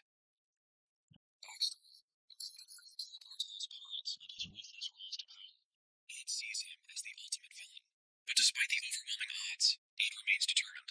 He knows that in the original story, Elite was defeated, and he plans to make that outcome a reality. As Elite's mercenaries continue to block their path, Ed gets an idea. He crouches down, gently unloading Lucy from his back. Nudging her, he tells her it's time to wake up. Lucy yawns lazily, complaining about how Then, without hesitation, she activates her magic aura. The overwhelming power of her spell clears the way, sending mercenaries flying left and right. With Lucy, the slothful but immensely powerful mage, finally awake and joining the fight, the tide of the battle begins to turn. At Glock's small cabin, his travel journal, written in the final days of his life, was barely known to anyone. In it, Glock wrote about Lucy. He recognized her natural talent and her blessing from the stars, but warned her not to stop learning or become lazy because of her gifts. He also advised her never to be alone, as her great power would bring loneliness. Before finishing the journal, he made Lucy promise 3 things. Never to kill anyone with her magic, avoid actions that might stain her hands with blood, even by accident, and to live a peaceful life as a student at Sylvania Academy. In the present, when Lucy activates her magic, the veteran mercenaries, who had faced danger and death countless times, become terrified. They had never seen such a powerful force before. Even Elite, who had been so confident, shouts at Lucy to stop and orders his men to fight her. One brave mercenary charges at her with a sword, but with just a snap of her fingers, Lucy uses her magic to throw him away with overwhelming force. Seeing this, the rest of the mercenaries panic and run, leaving Elite behind to face Lucy alone. Elite, now sweating and scared, tries to threaten Lucy by saying he'll use his magic tool if she comes closer. But when Lucy asks if he's the leader, her powerful presence terrifies him so much that he falls to the ground. Just as she's about to finish him off, Ed steps in and signals her to stop. Elite has already been defeated, and there's no need to do more. Suddenly, the ground shakes violently as a huge earthquake begins. In the sky, the 7 brightest stars align in a straight line. Ed realizes that Glast has advanced his magic to a point where he's breaking the laws of nature, causing the magical realm to descend. This signals the start of the final battle of Act 2. Ed thinks about Taylor, who has defeated the monsters in the underground waterway and is now stronger and ready to face Glast with his group. Feeling relieved that the story is progressing as it should, Ed starts to relax. But then, to his shock, he sees Lucy flying toward the magical realm. Lucy watches as the realm's towers begin absorbing magic from the air, hinting that reviving the dead might actually be possible. Surprised and worried, Ed realizes Lucy might now be caught up in something far more dangerous than anyone expected. As Ed watches Lucy, he recalls the bad ending of the game. In the original storyline, Lucy naps on the roof of Trix Hall during this event. However, if players awaken her early and bring her to face Glast, he offers to revive her mentor, Glocked. This temptation causes Lucy to turn against the players, becoming an enemy and annihilates the entire group, including the hero, leading to a bad ending. No matter how skilled or dedicated a player is, there's no way to defeat Lucy. Ed now fears that his actions of being kidnapped and escaping the prison cell may have unintentionally triggered this bad ending. As Lucy watches the realm and Ed watches her nervously, Elite seizes the moment to activate his legendary magic tool to suppress Lucy's mana. With Lucy temporarily weakened, Elite orders a mercenary to attack Ed. The mercenary charges, but Ed, remaining calm, uses his Windblade magic to counter, throwing the attacker aside. Elite is stunned by Ed's skill. However, Lucy's overflowing mana proves too much for the tool to handle, and it shatters under the immense pressure. Once again, Elite finds himself defeated. Realizing his situation is hopeless, he falls to his knees, begging for mercy. But Lucy, furious, is ready to end his life. Ed steps in between them and urges her to stop.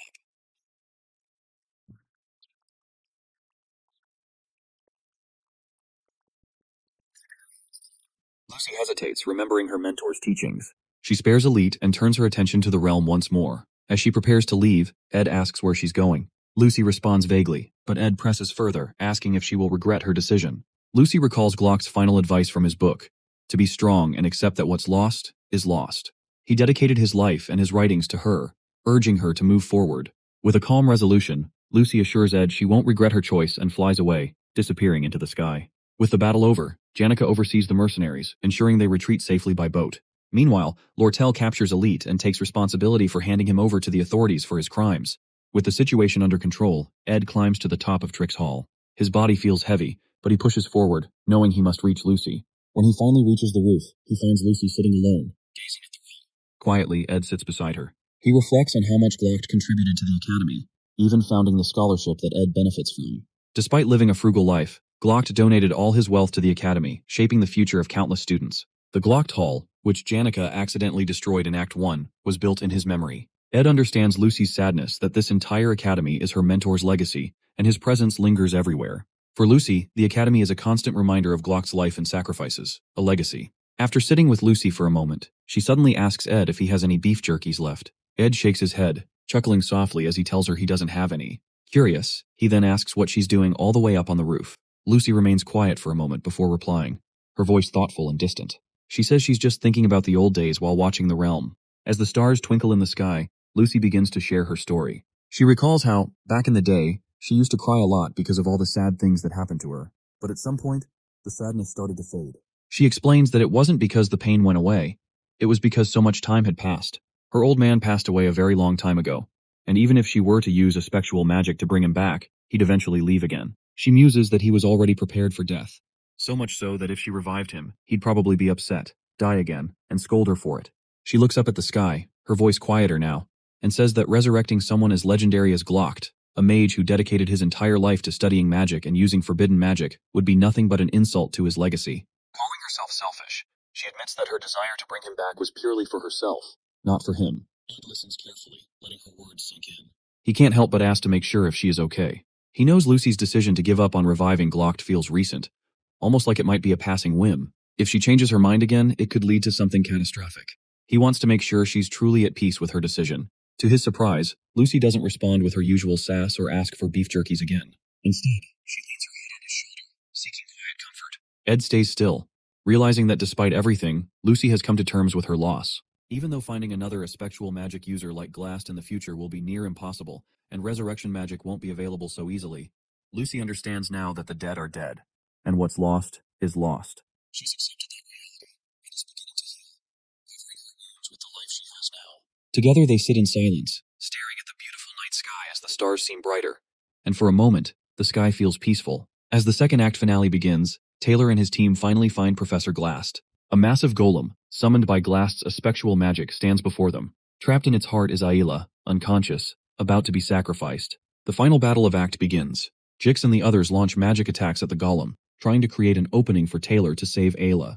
Taylor rushes forward, but Glast blocks his way. While fighting, Glast remembers his life as a teacher. He hardly noticed the seasons changing outside his window. His visitors, Dorothy, Miss Claire, and Principal Obel, who would stop by for tea, but Glast stayed focused on his work. However, one memory never left him: the death of his daughter, Muiri. That pain pushed him to do anything to bring her back. As Taylor tries to push forward, Jix and Elvira distract the golem. Glast uses his spectral magic to trap them in a time prison, freezing them in place. Just before freezing completely, Jix shouts for Taylor to dodge. Taylor barely avoids the spell and gets back up, never refusing to give up. Glast moves into the final stage of his plan to revive Muiri. Taylor uses his powerful slash strike to destroy the golem. The golem's destruction reverses all of Glast's creations, restoring time and freeing Jix and the others. Furious, Glast tries to fight back, but Jix hits him with an ice spell, freezing him momentarily. Taylor sees his chance and delivers the final blow, saving Ayla and destroying the golem completely. Seeing his plan fail, Glast falls from the building in despair, missing his daughter Muir. He teleports to a quiet forest, ready to face his death alone. In the forest, Glast leans against a tree, weak and bleeding. He knows his end is near. As he closes his eyes, he notices someone standing before him. Opening his eyes slightly, he sees Ed. He has come to ask Glast something to confirm. After the events settle, Lortel arrives outside the island after securing her adoptive father, Elite.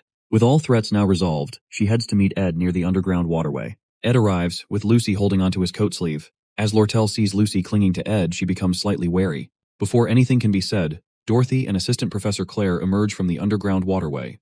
However, upon seeing Janica together with Tarkin, both Dorothy and Claire scream in terror. Janica calmly approaches the gathering to check on Ed's condition and ensure he is unharmed. Janica then shares what her spirit friends have told her about the reports of a spectral magic being used in the forest. Tarkin detected an unusual type of magic coming from the magic tower. Upon realizing that this suspicious magic is a spectral, the group concludes that it must be Glast's doing. Ed, though hesitant to interfere, decides to investigate. His recent encounter with Elite teaches him how dangerous leaving unresolved threats can be. Knowing how much damage Glast's influence could cause if he resurfaces, Ed determines it's best to face him now. In the forest, they find Glast in a terrible state.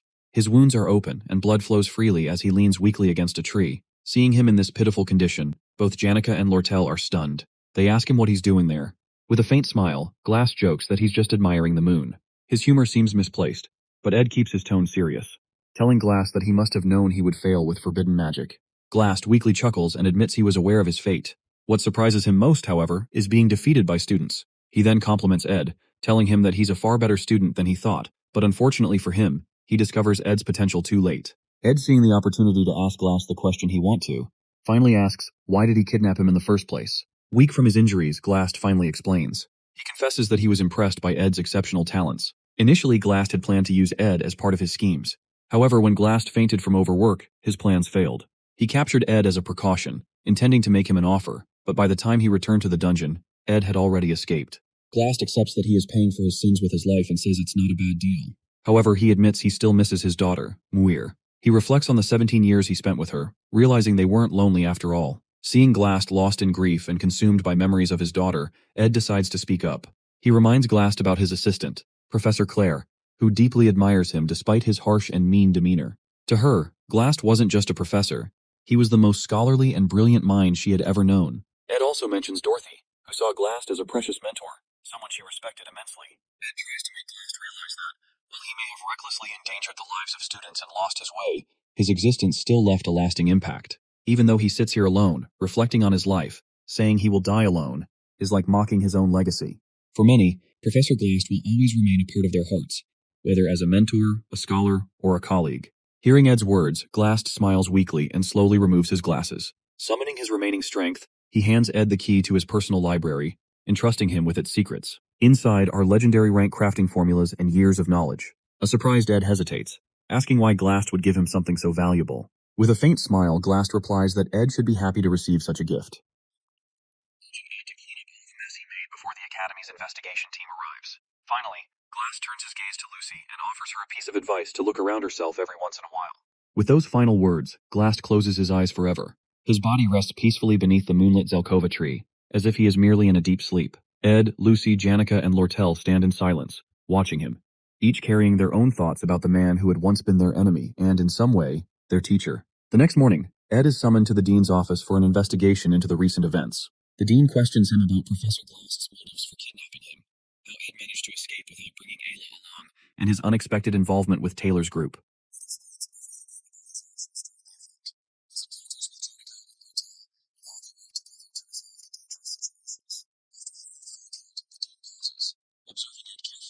He expresses some suspicion, pointing out how Ed seems to know a lot while claiming to know very little.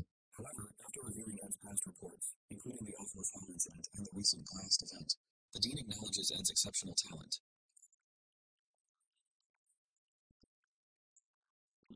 To Ed's surprise, instead of focusing solely on the report about the recent incident, the dean pulls out Ed's entire report card. After their conversation, Ed is dismissed from the office. Outside, Janica approaches Ed with a cheerful smile, asking if he's okay or if he's hurt. Ed, concerned about her, asks the same. Janica assures him she's fine, brushing off his concerns by saying her injuries are only minor rashes. As her spirit bird chirps something in her ear, Janica asks if Ed is really okay, or if he's hiding any pain. Ed, reflecting on everything that happened, tells Janica that he realized something during the event, that she is always the one working tirelessly to help, and often ends up suffering in the process. Feeling guilty, Ed apologizes for taking her kindness for granted and unintentionally causing her pain. Janica, initially trying to cheer him up, suddenly grows worried. She stops him and admits she lies and isn't hurt at all, as she only pretending to be injured to get his attention. Ed is surprised but quickly reassures her, revealing something unexpected, that starting next semester, he will be living in Dex's hall, same where Janica lives. The dean rewarded him with proper student housing, allowing him to finally leave the wilderness behind. Hearing this, Janica's face lights up with excitement as she congratulates him with genuine happiness. Later, Ed returns to his hut, feeling a mix of relief and nostalgia. Although he has grown fond of his small hut and the peaceful woods, the idea of living a normal student life feels like a significant change. As he approaches the door, ready to rest, something unexpected happens. Lucy suddenly crashes in front of his door, landing behind him. Surprised, Ed turns to face her, wondering what brings her here this time. Meanwhile, in a dream, Lucy walks through the woods and realizes she's no longer on Arkin Island, but in the northern Ramelin mountain range, where she grew up. She wonders why she's dreaming of her childhood now, but decides to go to her old house to see her father's face regardless. When she steps in, she finds him on a rocking chair in a house filled with cobwebs. However, when he turns to face her, his face is deformed, and he demands to know why she didn't save him when she had the chance. She soon realizes she's having a nightmare and wakes up. After getting up, her maid arrives to prepare her for school. Oddly, Lucy doesn't respond, but instead uses high-level spatial magic because, for some reason, she feels an urgent need to go to the northern forest immediately. She lands on the roof of Ed Roth Taylor's cabin and watches as he walks toward the house after speaking with the principal. Finally, a smile crosses her face as she feels an unexplainable sense of relief. Suddenly, she overhears Ed talking about how his camping life is about to end, causing her to slip off the roof and land in front of him. Meanwhile, a professor named Flurben teaches his students how unpredictable cats are. They let you think you've gotten close to them, but once you try to pet them, they act aloof and distant. However, when you lose interest and get busy, they become clingy. Professor Flurben explains to the students who want a cat-type familiar that the best way to attract one is to act indifferent, which will make them approach first. The ladies in the class laugh about how this is even harder than dating while the ecology class on cat creatures continues. These lectures are very popular, and most students have good grades, but Ed's were initially among the lower ranks. However, he soon got ahead in his preparation and ensured his notes were better than everyone else's. After class ends, Professor Flurbin calls Ed to his office to inform him about the Academy's scholarship program. It's a system where students contribute to academic tasks in exchange for tuition discounts. The professor recommends that Ed consider it while he pets his snake. When Ed asks what kind of tasks he'd be doing, Flurbin smirks and vaguely says he'll handle various academic duties, including assisting Assistant Professor Claire. Claire already has a capable assistant named Anis, but the workload is too much, so there's work to do, including semester-end evaluations, academic society agendas, and freshman class assignment tests.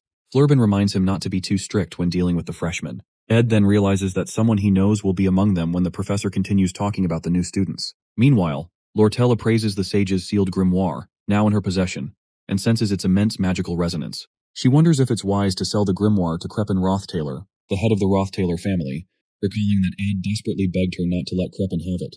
She finds herself in a dilemma, considering that she originally bought the grimoire to resell it, yet she also recognizes that she needs to be more ruthless in her business dealings. She gazes once more at the message she received from Ed about how he'd do anything for her if he could obtain the sage's grimoire purchase certificate, which ultimately changes her mind. Additionally, she considers signing up for a special winter break class at the end of the semester to keep herself occupied since Janica, Ed, and Lucy will also be busy. However, as she prepares to sign the documents, she hesitates, feeling uneasy. Back at the cabin, Lucy notifies Ed that they're running out of firewood and asks why he hasn't been hunting lately. He's surprised that she's saying something productive, which is unlike her usual lazy self. Although it's true that he has been neglecting camp activities, and that's because he's thinking of moving to Dex Hall. If that happens, he won't see Lucy as often, though he hopes it turns out well. While they're walking around the compound, Janica arrives after one of her classes gets cancelled and decides to rest in the cabin. She takes a seat and pushes Lucy away, stating that they won't be able to stay at the camp once winter break starts, so she has to come as often as possible. She explains that she really enjoys spending time there,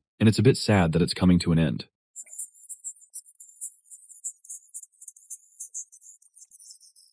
She keeps talking about how they'll see each other more, how they should eat together in the cafeteria, and how she can show him around the hall. While she's talking, Ed takes out the key that Professor Glast gave him before he passed away, and considers that it's time to unlock the secret vault in the library that the late professor mentioned. While he's lost in thought, Janica hands him an application form for Dex Hall, warning him that he might miss his chance if he applies late. Surprised, Ed thanks her for her thoughtfulness, and she urges him to fill it out with her. While she's speaking, Lucy stands between them, looking tense.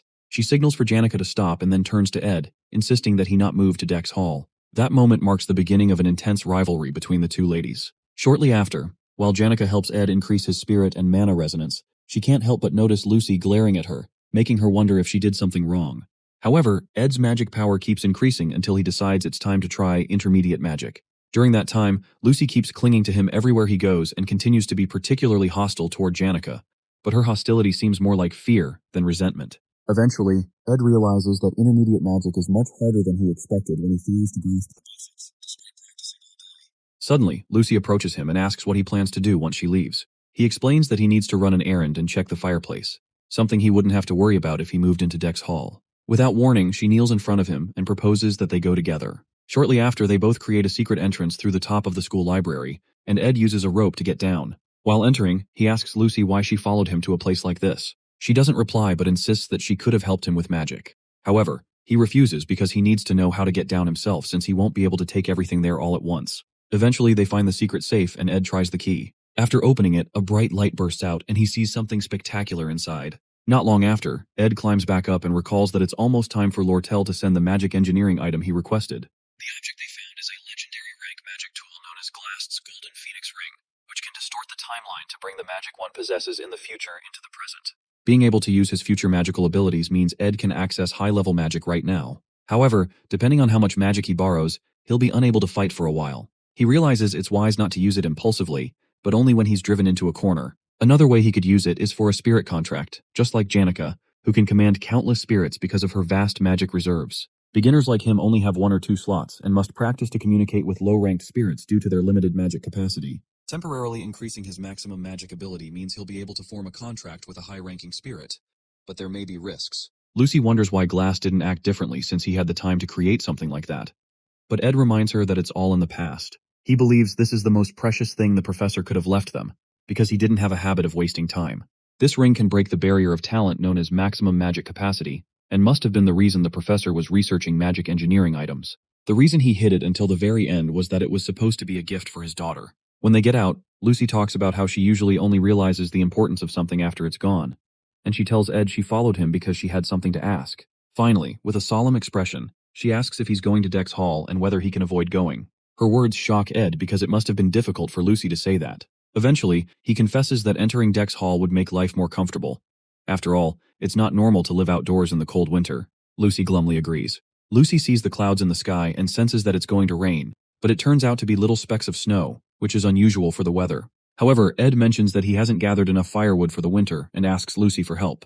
With a smirk, he watches as she jumps on him, realizing what he's saying. Excitedly, she asks if he means it, and he nods. He's completely adjusted to camp life. This is how the second act of the Failed Swordsman of Sylvania game ended. It's now officially the third act, where the scale of the trials will grow. There's much to deal with, including Princess Phenia, who is aiming for the student council president position, and her clash with Lortel. Additionally, new enemies and main characters will enter as new students, and the final boss of the third act will be none other than Lucy Merrill herself. It won't be easy, but Ed decides to put aside his worries for a moment, hopeful that they will both be living well and staying healthy. He had never seen Lucy display such emotions in any scene or route while playing the game, so he's hopeful. Soon after, winter arrives in full force, and Ed spends half the day shoveling snow. He then begins cutting wood, determined to finish his chores quickly because he's been called for a student scholarship task. Eventually, Ed goes to meet Principal Obel to turn down the dorm privileges, but ends up receiving tuition privileges, which grant him more free time. However, he still can't just come home to rest because of Lucy. He's given up on throwing her out, not because she'd get cold, her protection magic ensures she won't, but because it would make him feel bad. Finally, he steps out to practice with the ring and attempts to contact Marilda, the guardian spirit of the forest. Meanwhile, Janica is lured to the Laplace bakery with high-quality refreshments by her friend Clara, as there was no other way to get her to come out, while Anis is also present.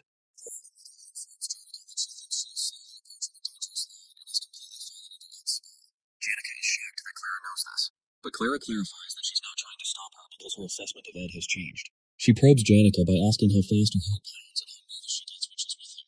After continuous probing, Janica confesses that she feels comfortable and snug around him.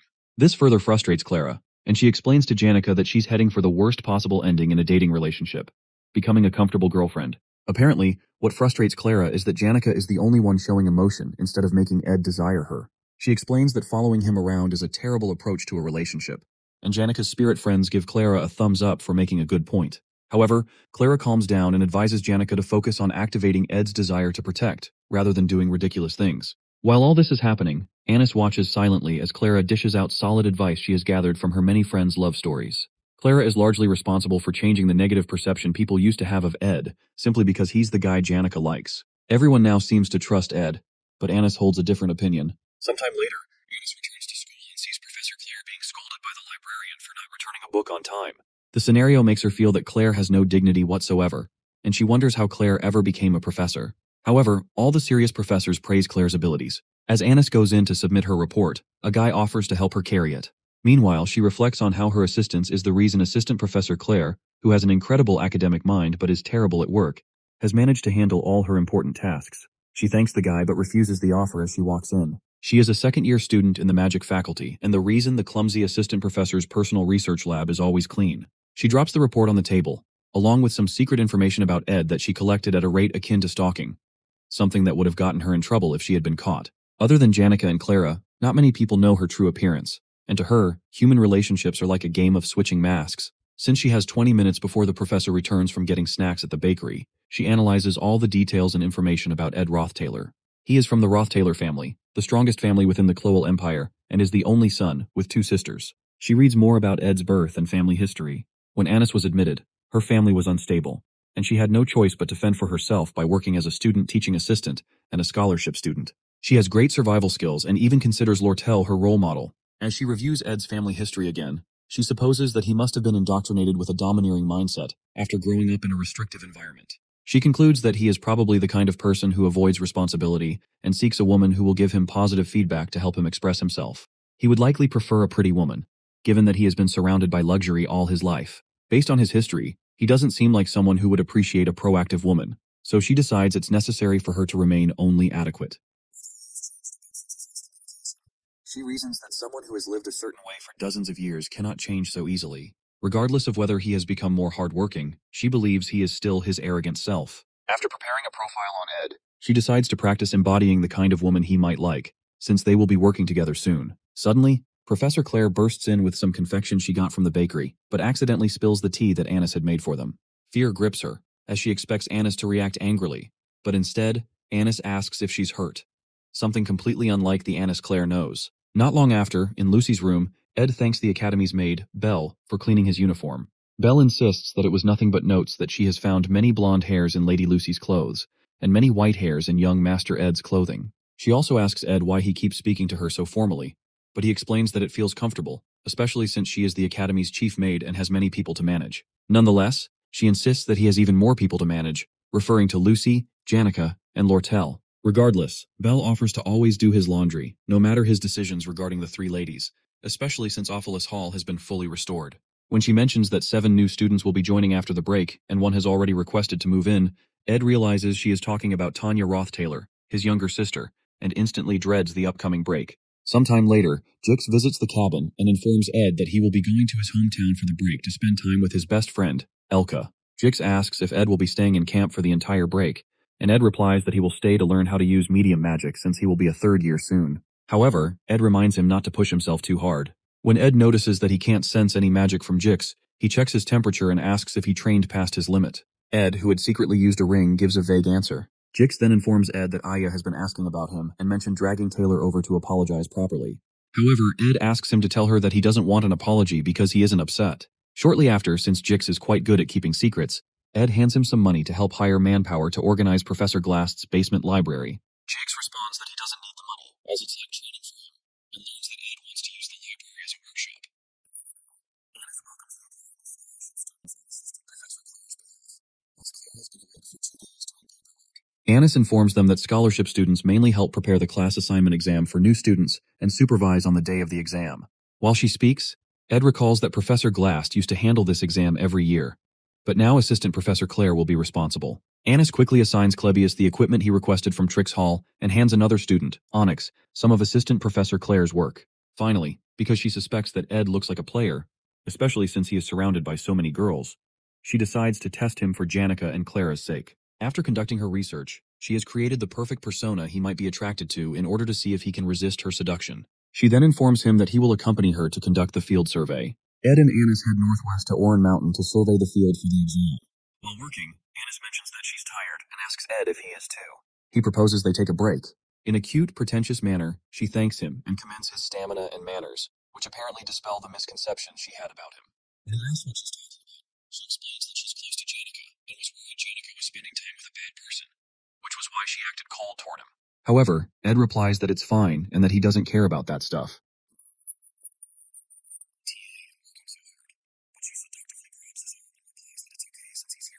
She starts talking about how she feels supported by his presence and shares that she was also excommunicated from her family, but had to support herself through school. Ed respects her strong ability to survive and solve problems that come her way, so he tells her not to be too distressed since she's endured it very well. Excited, she thanks him and remarks that they have a lot in common. However, Ed notes that something seems to have changed about her usual cool-headed and realistic image. Suddenly, she trips over nothing and falls into Ed's embrace. He catches her and asks her to be careful, but is surprised to notice she tripped over nothing.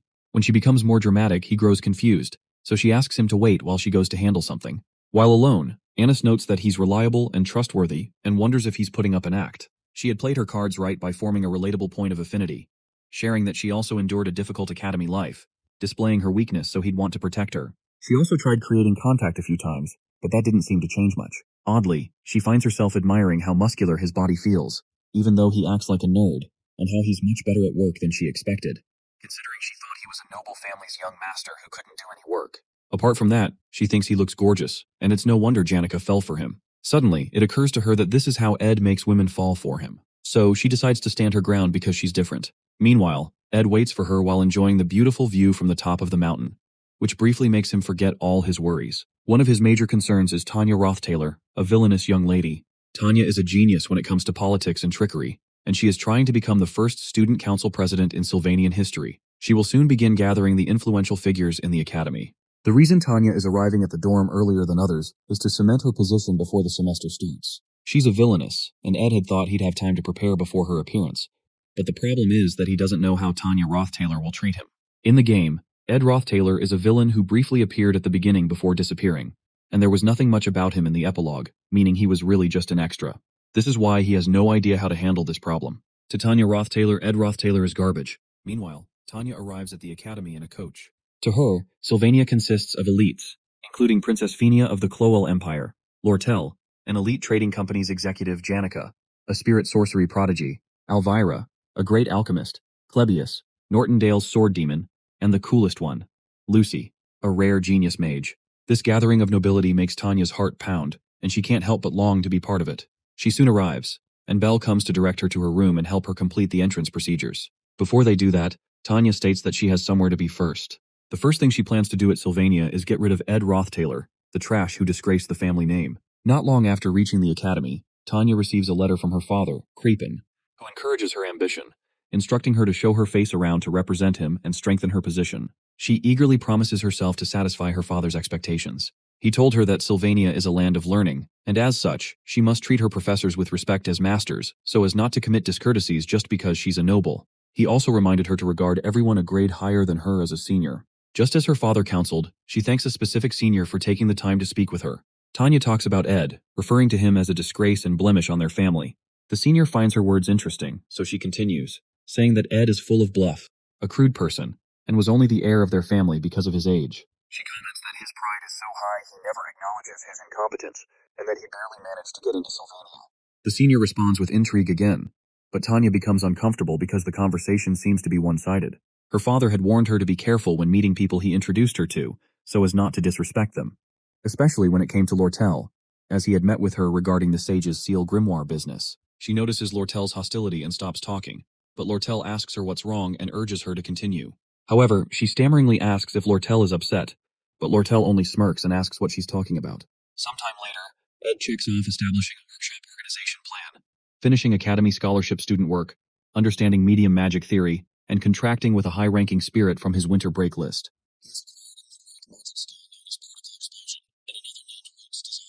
He got these skills from a book in Professor Gast's library last night.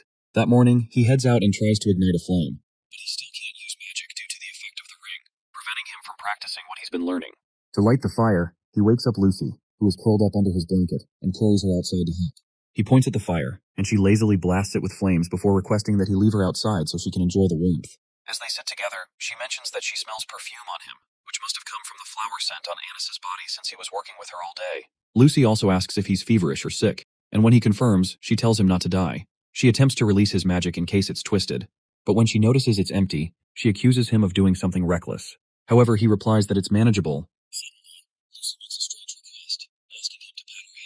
He obliges while reading a book. She rests her head on his legs and enjoys the warmth of his gentle touch. Out of nowhere, Lortel appears and tells Ed it's been a while since she last saw him. He assumes she's here because of the favor he asked her, and wonders why she didn't just call him to the trading company. Lortel tensely clarifies that she has other matters to discuss and wanted to ask him something.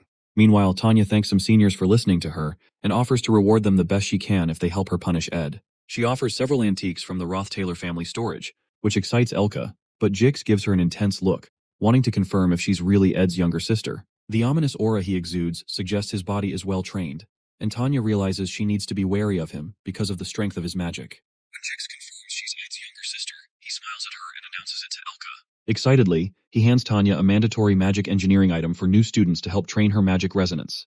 Tanya looks confused, but Jix also gives her Elka's copy of Professor Delorf's elemental study notes. After gathering several essentials for her first year, they fill an entire box with useful items. Surprised, Tanya asks if they properly heard her offer, but Jix dismisses it, saying that siblings always have trouble with one another. Soon after, Jix and Elka board a ship to their hometown, and Jix finally introduces himself as a second-year student. He explains that he's Ed's junior and is close to him because they're indebted to each other. He reassures Tanya that she'll do great and pats her on the back, acknowledging her noble lineage. As they depart, Tanya collapses under the weight of the gifts they gave her, annoyed at how things turned out. Meanwhile, in Assistant Professor Claire's office, Anis commends Claire's hard work and mentions that they'll be able to take it easy for the rest of the break if the new student's assignment exam goes well. Claire compliments Anis's stamina, as she has done most of the work assigned to the scholarship students. Most of them struggled with the tasks, except for Ed, who had no flaws in his document processing. He efficiently resolved practical issues at a level rarely seen among high-ranking nobles, which surprises Anis. While working, Claire asks about her experience with Ed and shares a secret. After the Awfulus Hall accident, she tailed him and discovered that he had built a camp bigger than their lab, entirely on his own using tools. She commends his perseverance and work ethic. When she also mentions that Ed contracted with a spirit, an incredibly difficult feat, Anis realizes she may have underestimated his practical abilities, which are vastly different from his noble upbringing. After some thought, Anis, who had investigated Ed due to Janika's interest in him, concludes that he's simply a decent and hard-working man. His appearance is outstanding. He's not arrogant, and even Claire likes him. And how well he takes care of himself. Claire notices her spacing out and calls her back to reality. Embarrassed, Anis quickly opens the windows to let in fresh air. Concerned, Claire asks if she's feeling well and suggests she may have overexerted herself. However, Anis realizes she's in big trouble. She recalls Claire mentioning that Ed made a contract with a spirit and suspects that he must have required Janika's help. If that's the case, the spirit he contracted with must be trustworthy and could report everything to Janika, including her attempts to seduce him. Trembling, she rushes out of the office, ignoring Claire's offer to grab a bite. By the way, the Failover family's motto is harmony and coexistence, and Janika Failover's love for everyone always made her shine. She gained many genuine friends, but what currently troubles her is learning about Anis and Ed. Meanwhile, Tanya approaches Janika to introduce herself and talk about Ed, just as she has been doing with others. Tanya came here on Lortel's advice, believing it would help her achieve her goal of ruining Ed. However, as she approaches Janika, the normally peaceful sorcerer rises with a fearsome spirit looming behind her.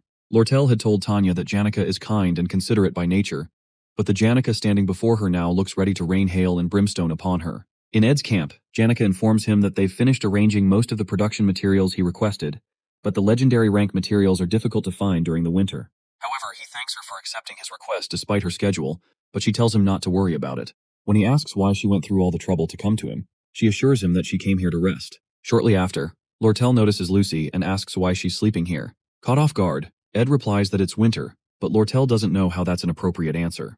Eventually, she calms down and informs him that she came to talk to him about something other than engineering items. When he asks what it is, she shows him the sage's sealed grimoire she won, and the letter where he had promised to do anything for her, as long as she bid on the grimoire for him.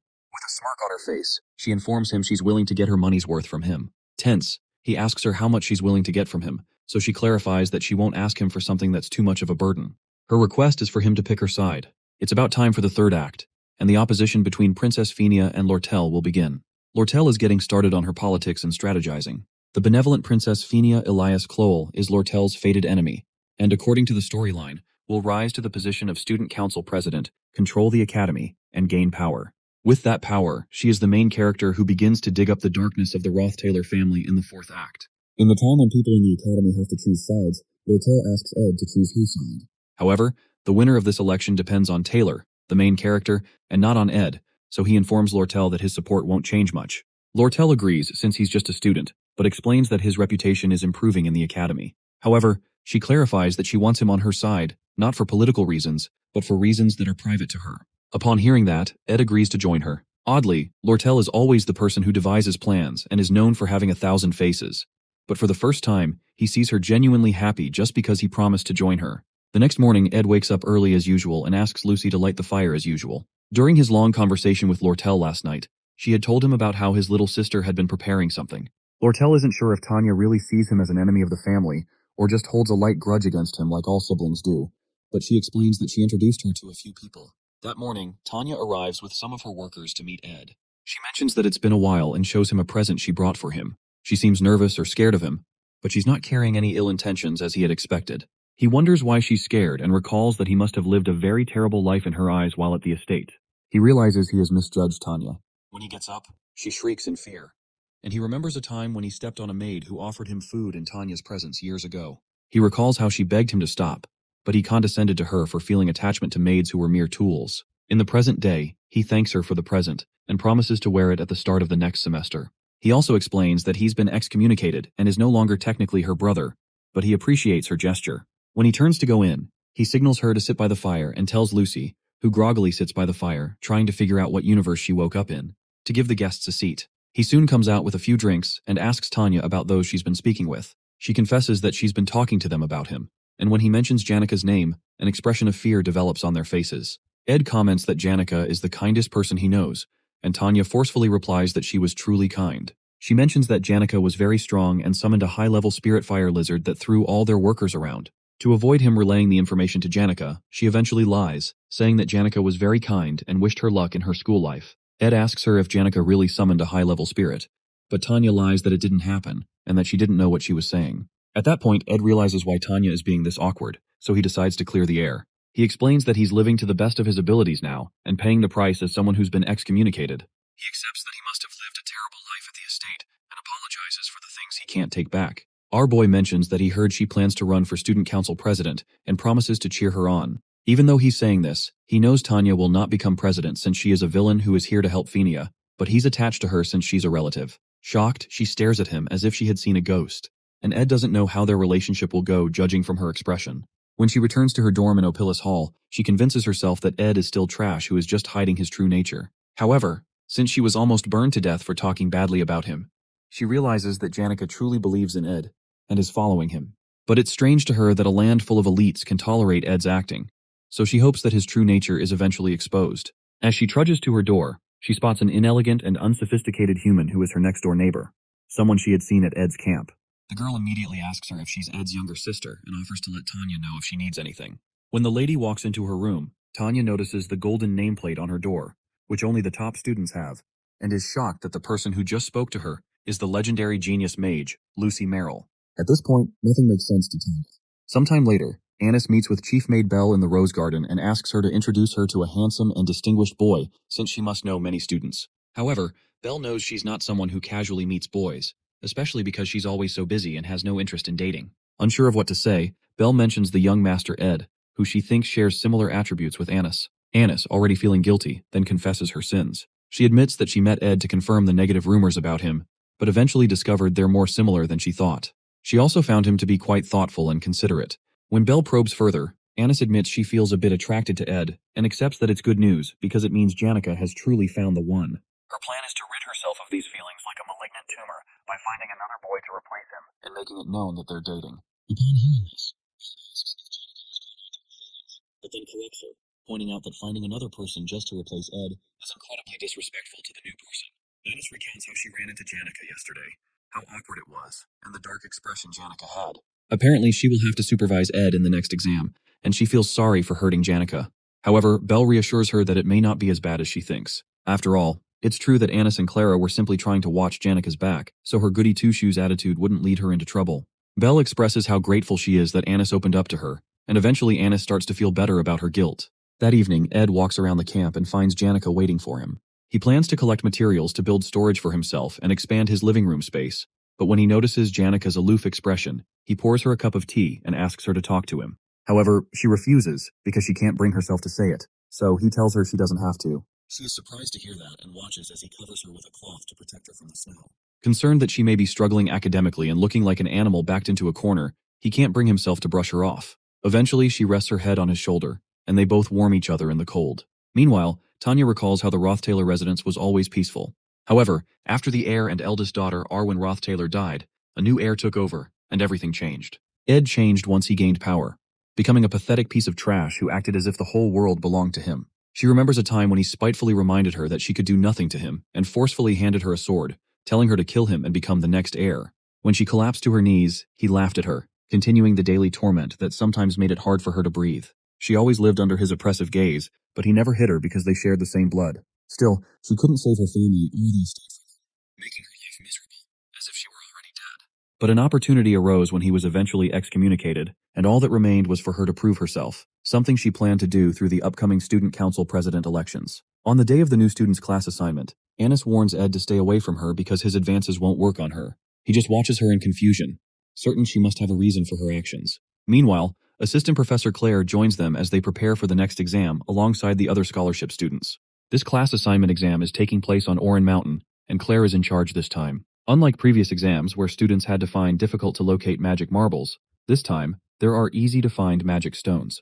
They aren't particularly hidden and don't have varying point values. Anyone in this exam can qualify for A class as long as they find a stone and place it on the altar of substitution. That's the easy part. However, because she is the disciple of the ruthless Glast, there is also the challenge of fighting and defeating countless monsters and wild animals. Only the students who survive will qualify for A class, which is why she calls it the Orin Mountain Survival Exam of Hell. In the end, none of the new students make it to A class at Sylvania Academy this year.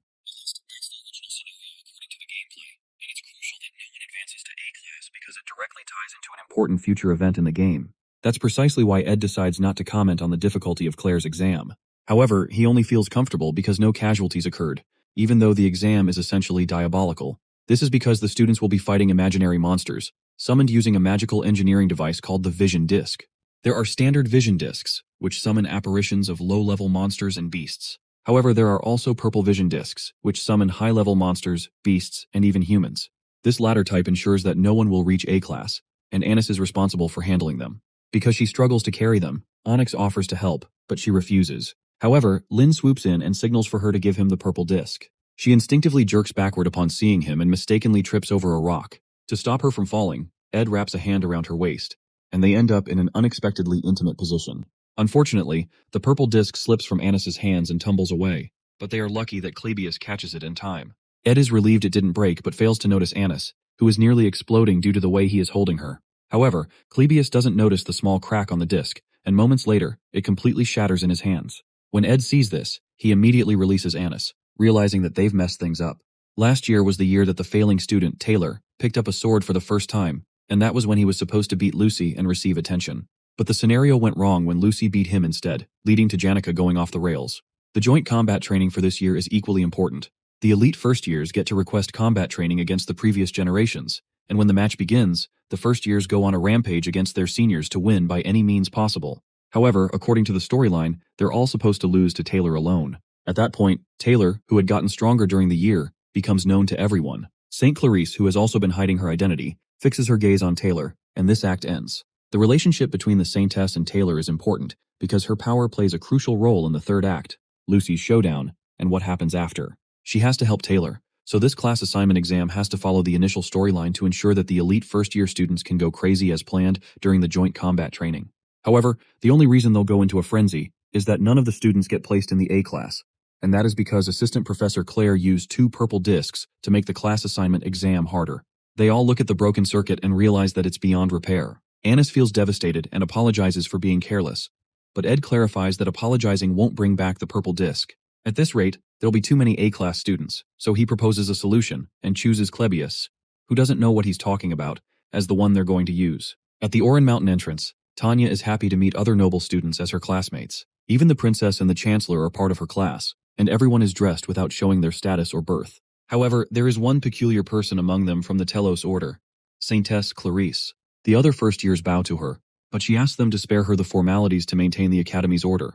While she's speaking, Tanya introduces herself and expresses how much of an honor it is to meet her. The Saintess is happy to hear that Tanya is from the Roth-Taylor family, and comments that Crepin, the patriarch, was baptized by her, although she was too young to remember. Regardless, Tanya replies that it was an honor and expresses her hope to be baptized when she becomes an adult. Soon after, an announcement signals the start of the exam, and each faculty member is directed to their assigned area, even though the goal for all of them is to get into A class. Everyone soon sprints toward A class, which affords them free student welfare activities, fame, tuition exemption, and access to Ophelis Hall. One redhead quickly finds a stone and rushes to place it on the altar before anyone else so he can secure A class. Another student named Joseph runs past him and reminds him to stop yapping and start running. Meanwhile, Tanya notices that there are too many magic stones on the mountain and figures there must be something else making the exam harder. She decides to conserve her energy, stay on guard, and move slowly.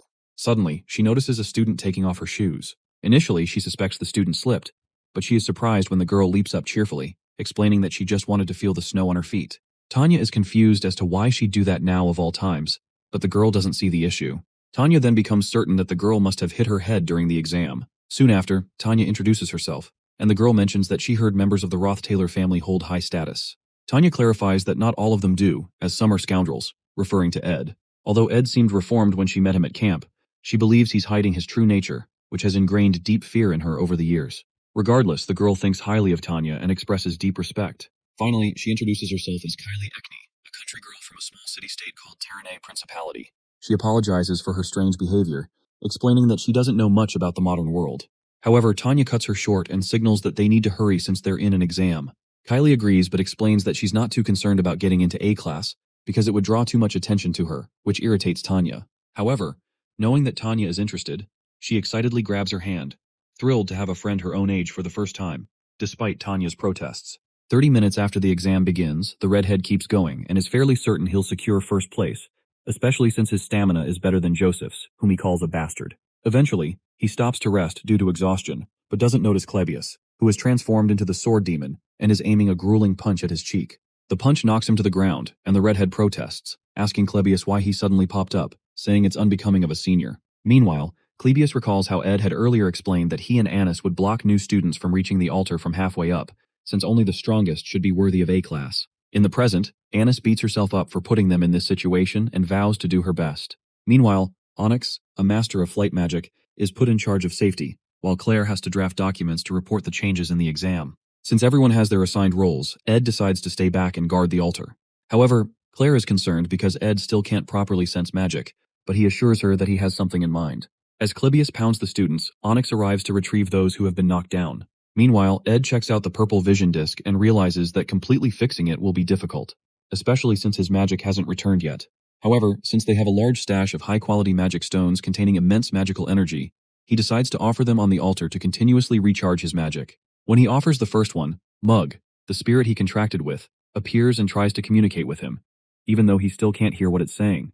While Anis and Clebius stall for time, Ed offers a large number of magic stones to ensure that no one gets past him. After several students are knocked down mercilessly, some try to warn the others to run. Meanwhile, Tanya and Kylie find the unconscious students and spot the sword demon, who menacingly approaches them. While that happens, Clebius notices an explosion behind him at the northern entrance, where Anis is stationed, but he's certain the explosion isn't from Anis's magic. Because he's distracted, the girls use the opportunity to run past him, so he chases after them. Although Anis, the top teacher assistant, is talented enough to be considered a specialist in academic and practical fields, she's just a little above average in combat. She's not an easy opponent for first years, but Joseph Whitefeltz is on a completely different level, unlike his sister, who had to work her ass off to become a top alchemy student. Joseph was the youngest to reach the status of Magic Society researcher and can freely use mid-rank magic, making him a genius. After she tells him to pass, Joseph tells her there's no need to be upset because he's certain she's talented in something other than fighting. However, Anis clarifies that she is upset, but not because she lost to him. She then asks him to go up. He moves forward, and Anis recalls that everything was going perfectly without a flaw, but she made it difficult by breaking the purple vision disc. The worst part is that she was unable to think of an alternative and left it to Ed, who had to lead the situation. She blames herself for losing to a new student and failing to block the northern entrance. But what frustrates her most is that she keeps thinking about Ed, who had calmly taken charge of the situation. Meanwhile, Joseph reaches the altar and runs into Ed, who welcomes him and reminds him that he only needs to place the stone on the altar, even though he won't let him do that. Surprised, Joseph comments that the exam method is kind of strange, since there'd be no one left for the other students to fight if he successfully defeats Ed. When he doesn't get an answer, he assumes there's an alternative. But in truth, he's making small talk to buy time and assess his surroundings. When he spots the purple disc, he notices it's a different color, meaning it could be stronger. He also notes that Ed isn't emitting much mana and senses that he has used magic stones, indicating a low mana reserve since he was the first visitor. Joseph prepares to blast him with fire, disappointed that Sylvania hadn't met his expectations. He releases a mid-rank particle explosion, which can hit hard if the target isn't ready. If Ed doesn't see the direction of his hand and dodge in advance, he'll get hit.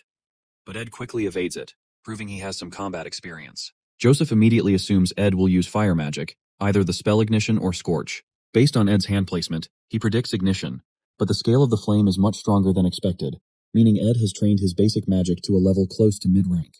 However, Joseph easily blocks the attack with a shield and remarks that it's a waste since it can't penetrate his defense. Battles between mages are usually determined by who has the higher mana reserve. Joseph, still unimpressed, believes that Ed lacks real combat experience and won't be able to block his offensive magic once his mana runs out. Oddly, Ed transforms into a fire monster and informs him that while he can block spells with defensive magic, he can't block physical force. Our boy grabs him by the head, kicks him in the stomach, and smashes his jaw right after. He asks Joseph why he assumed he'd only face mages just because he himself is a mage. Joseph quickly retreats and demands to know how Ed walked through the fire. Joseph prepares a mid-rank ice attack but plans to be more cautious this time.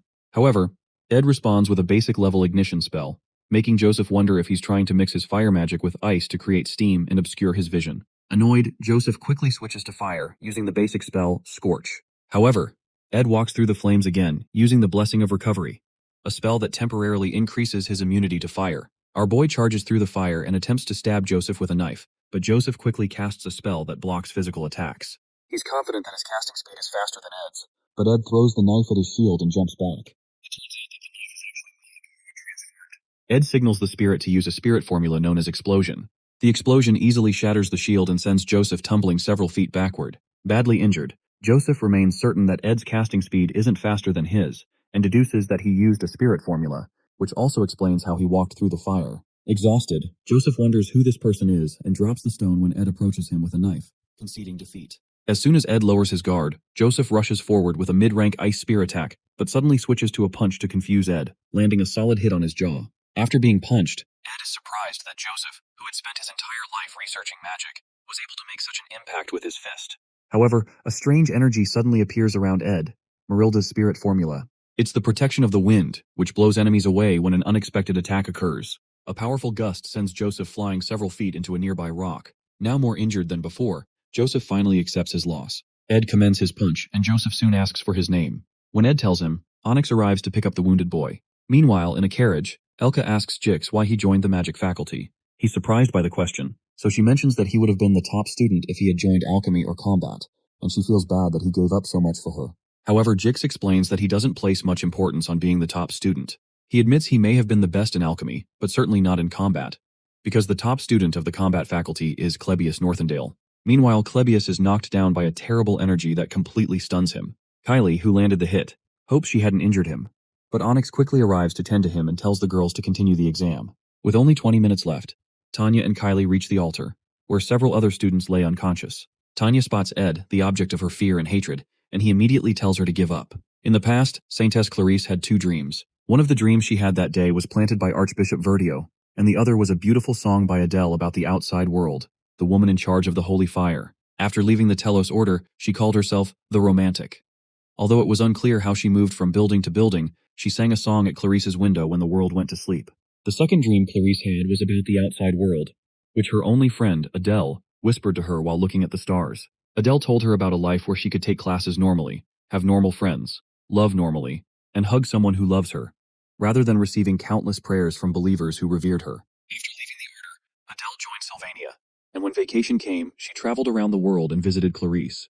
However, after Adele left, Clarice went to the places she spoke of in her dreams every night, and at the end of each dream, she would share a deep hug with someone. She and that person would explore the world together and enjoy a colorful journey, which contrasted with her pure white life up to that point. Before leaving for Sylvania Academy, Archbishop Verdio reminded St. Clarice, who was behind Kylie's disguise, to ensure she didn't reveal her identity. She assured him she'd be careful, and with the Order's arrangement to divert attention from her, she was brought to the academy. In this form, no one paid any attention to her, and she enjoyed sitting on a wooden bench, which deeply satisfied her.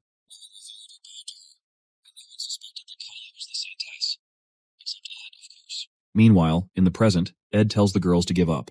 Tanya watches in surprise as it turns out that facing her brother is the final exam. Ed pleads with the girls to return, but then activates a gnarly aura and challenges them to step forward if they insist.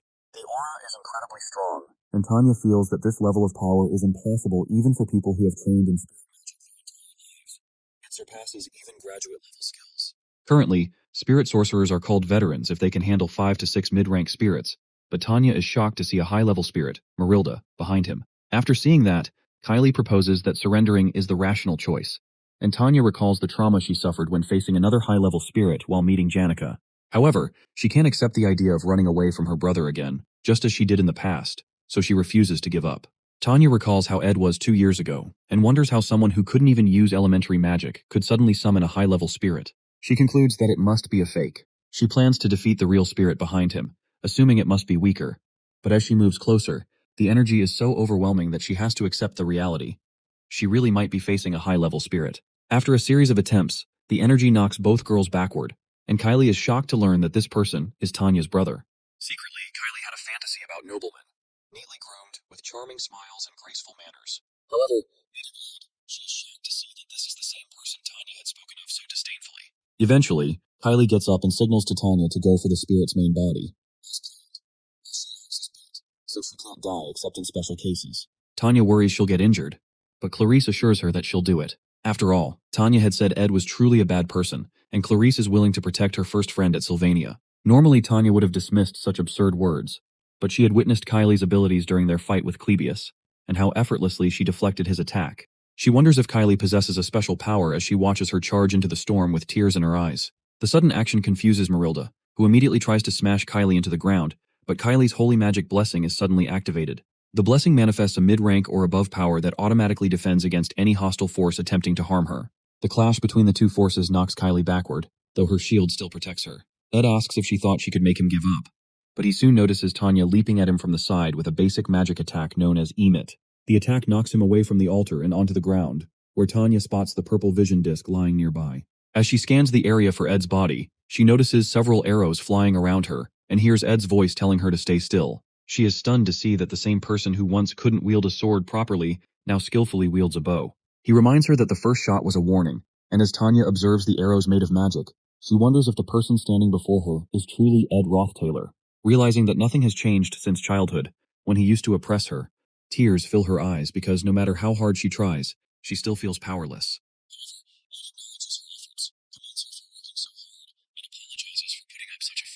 He explains that there is a reason behind his actions, and adds that she wouldn't have enjoyed the challenge if he hadn't resisted. As she listens, he praises her incredible performance, admitting that he would have given up if he were in her position.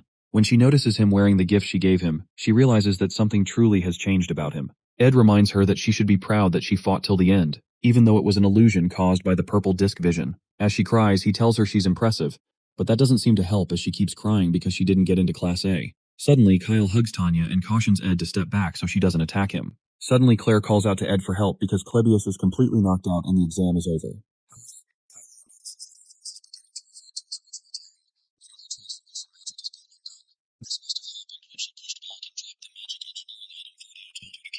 She begins to panic that her identity will be revealed and her school life will end, but Mug suddenly shows up with the magic item. Ed hands it to her and almost calls her by her title but quickly corrects himself. She looks at him in shock as he walks away to meet Claire. The class assignment exam ended, and Ed was able to return everything to the original storyline, except for one thing. One change that was created, even though it was quite meaningless, is that the Saintess's eyes, which were supposed to focus on Taylor, are now focused on Ed, because she noticed he almost referred to her by her title. While Ed lies on the ground, Matilda speaks to him about beauty that transcends generations and values, such as what is seen in the setting's nonsense. Ed, however, interjects that she's talking nonsense, so she protests that humans are unable to appreciate the moment, even though they live short lives. It turns out that Matilda wasn't just a vision, she was really there. But Ed didn't want to tell his sister. Matilda reminds him that he needs to learn how to appreciate small things. And Ed realizes she's a chatterbox, just like Janica told him. However, Matilda chastises him for always being thorough about everything and not paying attention to his well-being. Eventually, she spells it out for him. He needs to date someone who can help his well-being. To gain some credibility, she asks Mug if she's right. Mug agrees and even tells Ed to listen to Matilda, and at least pretend to agree.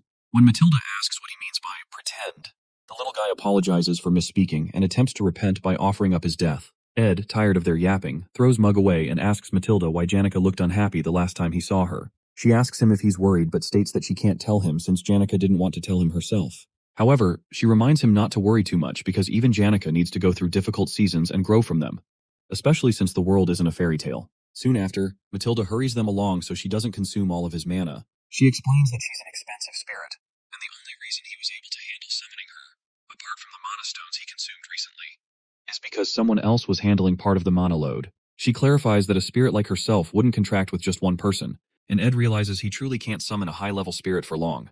As he wonders whose mana it was, the answer becomes clear. Climbing to the top of a nearby structure, he finds Lucy and teases her about coming up here to take a nap.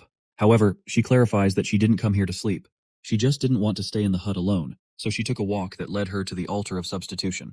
The thing is, Ed knows that her coming here marks the final stage of the third act. Soon, the distrustful Saintess will begin to suspect the Order after she realizes the darkness of the Holy City. Then, Telos' apostles will come to Arkan Island to condemn Clarice, and the characters in the Academy will decide to follow the Archbishop's orders since they don't know the whole story. In the end, everyone's swords will be pointed at the one girl trying to protect Arkan Island, Lucy, who is following her master's final will. Regardless of their insults, Lucy will not complain and will remain firm until she finally awakens. When that time comes, she will defeat all the main characters at Arkan Island and take down more than half of the raid party by herself. But in the end, her stamina will run out, and she will be defeated by Taylor, who has learned the final swordsman form. After the truth is revealed, everyone will learn why Lucy was trying to kill the god's apostles and realize she wasn't a villain after all. However, at that point, it will be too late to change anything. Perhaps it's her innate nature or because she felt they wouldn't have listened, but Lucy will keep everything to herself until the very end. Back in the present, Ed still plans to stop her.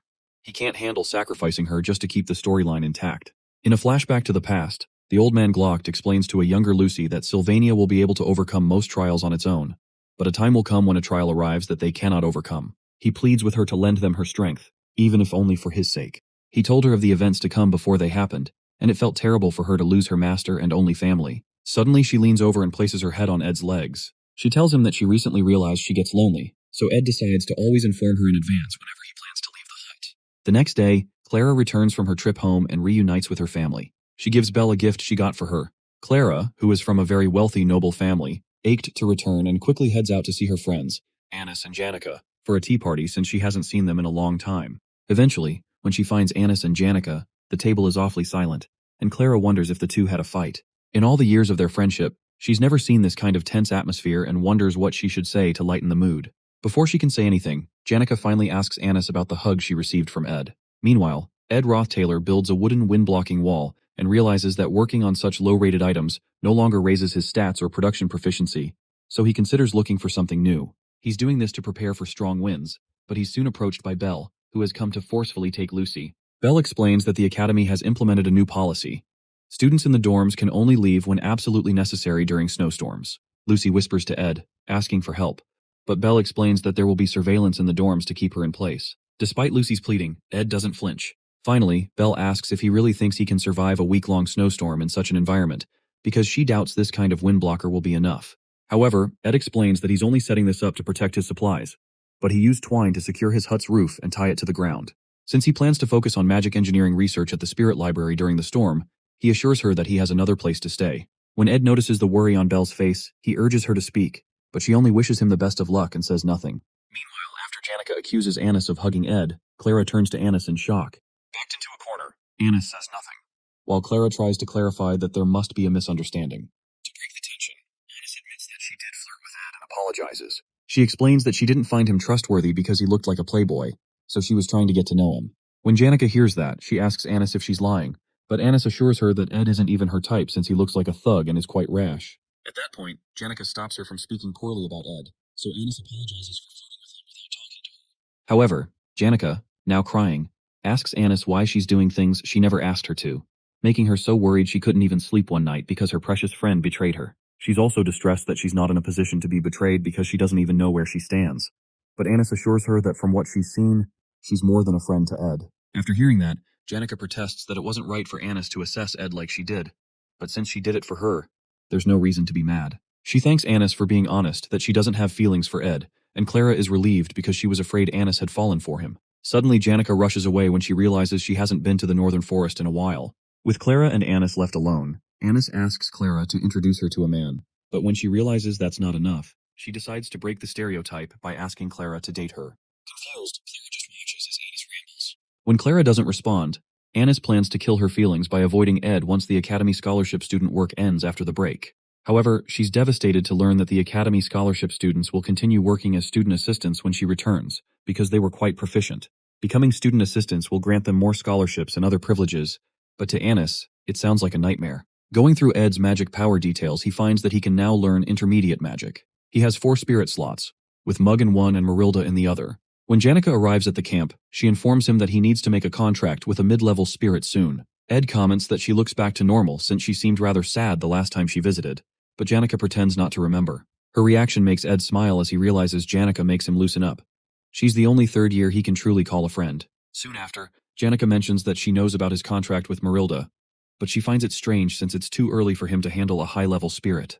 However, Ed is up front and shows her the golden phoenix ring that Glast gave him, informing her of his future plans. When she realizes he can't use magic for a while, she understands that making a contract with a mid-level spirit will be difficult for him right now. It turns out that Ed's magic will return when the break ends and the semester begins. Janica congratulates him for making a contract with a high-level spirit, as it's rare among spirit sorcerers. Finally, she asks if he plans to stay in the spirit library through the snowstorm and comments that he works quite hard. In response, Ed teases her, saying she works even harder since she's the top student. He mentions that people will probably pay attention to her in the upcoming student council president elections. Regardless, Janica responds that she intends to stay neutral during the elections. She asks if Tanya is also running and whether he's close to his sister. Ed admits he can't say so confidently since he's been excommunicated, but that doesn't change the fact that they're related, and he plans to maintain a good relationship with her because he cares about her. Hearing that, Janica concludes that Tanya's reaction was just sibling rivalry.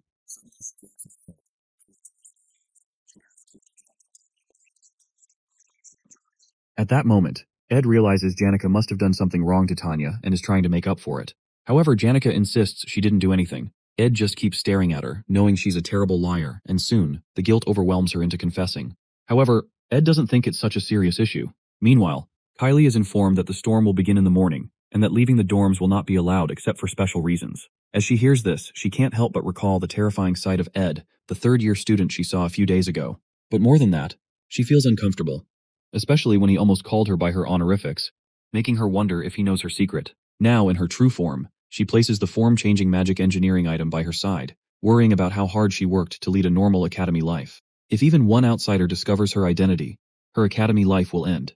It wasn't hard for her to gather information on Ed because she overheard Joseph scolding the red-haired boy about failing to get close to the altar. Joseph mentioned that Ed isn't human at all and that he heard Ed built a hut in the northern forest where he lives. The only problem is that she can't go there since students won't be allowed to leave once the storm begins. And once the snowstorm ends and spring arrives, the new semester will begin, leaving her with no chance to seal his lips or do anything else. She soon opens her window, but fear grips her. The fear of Ed, the darkness, and the bitter cold.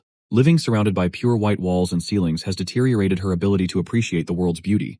But she decides she must experience it for herself. So, she jumps out the window with the form-changing item in her hands. Landing on the ground, determined not to lose the freedom she fought for, she heads to meet Ed, to ensure he isn't planning anything. Meanwhile, in the academic building, Clebius recalls how his eyes have long adapted to the dark, because darkness is all he's ever known. The most vivid memory he has is of his brother, who stayed by his side even when everyone in the household avoided him, especially the memory of when he stabbed him through the heart. After the break ends, Claire asks him if he doesn't want to be a student assistant. He explains that he felt like a burden to them last time, even though he liked the good treatment. From the way he's talking, Claire suspects that another lab is trying to scout him, but she soon gets him to agree to take the job as a student assistant.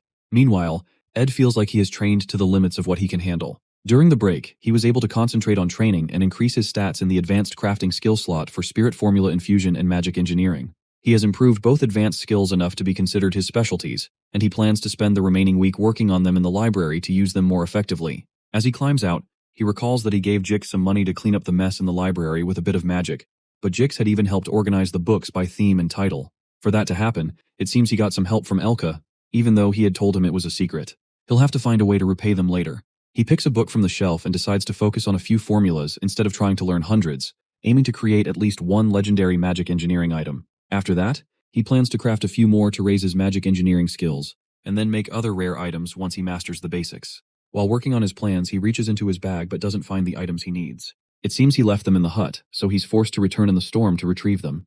Meanwhile, Kylie pushes through the painful storm, and eventually finds the river in the northern forest that Joseph mentioned. She checks the map she brought and tries to pinpoint the hut's location. At this point, she feels like she's on an adventure. Clarice is not weak. She's more talented than most mages, and her holy magic is even stronger than others. The holy magic's blessing ensures that anyone who attempts to harm her will have the damage returned twofold. So even if she encounters a wild animal or a robber, she won't be harmed. Regardless, she feels a certain fear when it comes to Ed, especially because he may have been baptized by the Telos Order since he was the successor to the Roth-Taylor household. The issue is that the holy magic's blessing does not harm those who have been baptized by the Order. However, there should be no reason for him to harm her. She just needs to be certain that he doesn't know who she is. Soon after, she reaches his door and tries to push it open, but it won't budge. When she forces it open, she notices a small pot filled with blood placed behind it, and her force spills its contents onto the ground. She stands there, confused, but soon becomes afraid when she sees a wild boar tied nearby. There's blood everywhere, and fear grips her. Has she entered hell? As if that's not enough, she soon hears footsteps and quickly hides. Moments later, someone steps through the open door and notices the blood on the ground. Meanwhile, Kylie hides, trembling, as the person approaches her hiding spot and pulls out a huge knife from one of the drawers. Trying to muffle her whimpering, she accidentally hiccups, and the person turns toward her, asking who she is. While she stammers, Ed recognizes her and calls her name in confusion. Surprised, he asks what she's doing here and why she's shaking. However, Kylie, overcome with fear, releases a divine holy magic explosion toward him, an attack that nullifies most of the opponent's magic while inflicting physical damage. The blast hits Ed, launching him backward and sending him crashing through a bookshelf. When she sees that he's been severely injured, she falls to her knees, trembling, realizing she didn't mean to kill him. In tears, she prays to Telos, believing she has committed a grave sin. She was supposed to live a life of purity, but now she is stained with sin. Pledging to burn in the depths of hell to atone, her prayer is abruptly interrupted by an angry Ed, who walks up to her and asks if she's kidding him. Shocked to her bones, the spirit within her seems to leave her, and she faints on the spot. Meanwhile, in Ophilus Hall, the chief maid is summoned when it is discovered that Kylie is missing. Belle is one of the few people aware of Kylie's true identity, as the order decided the person in charge should know what's going on. The nation would be in an uproar if they knew the scientist had disappeared into a snowstorm. Belle stays calm, determined to handle the situation discreetly. To avoid reducing the staff required to maintain the hall, Belle decides to search for the Saintess alone. Before heading out, a maid informs her that a witness last saw Kylie heading toward the northern forest. Hearing this, Belle realizes that Kylie is heading toward Ed's territory. The same Ed who is strangely blessed with women. Worse, it's a snowstorm, and a man and a woman left alone together, forced to rely on each other until rescued, doesn't sound like a good situation. The imagery in her mind makes her uneasy, so she rushes out, knowing she must find them as soon as possible. The Saintess is in danger. There is a suspicious man in the forest who walks around carrying the bloodied corpses of beasts. These were the rumors among the students, but Belle knew the truth. She knows he's a pretty considerate person, and he faithfully carries out his duties despite the many women who approach him, which makes him worth trusting. But the thought of relationships getting more complicated by adding the Saintess to the mix worries Belle, especially because she's certain that Ed doesn't know Kylie's true identity. When she enters through the door, she finds a dazed Kylie with Ed, who looks severely injured. Confused, Belle asks what happened, so he explains. Afterward, Belle informs him that she has to take Kylie back soon so the snowstorm doesn't get too intense for them to pass through. Ed knows why the Saintess came all this way, but it goes against the storyline since her identity is supposed to be revealed much later. It's not time for that yet, but he knows Kylie is unsure of him. He apologizes for his rude behavior and pleads with her to put the chair down, but he accidentally calls her Saintess. Kylie puts the chair down but recoils again when both women realize Ed just called her that.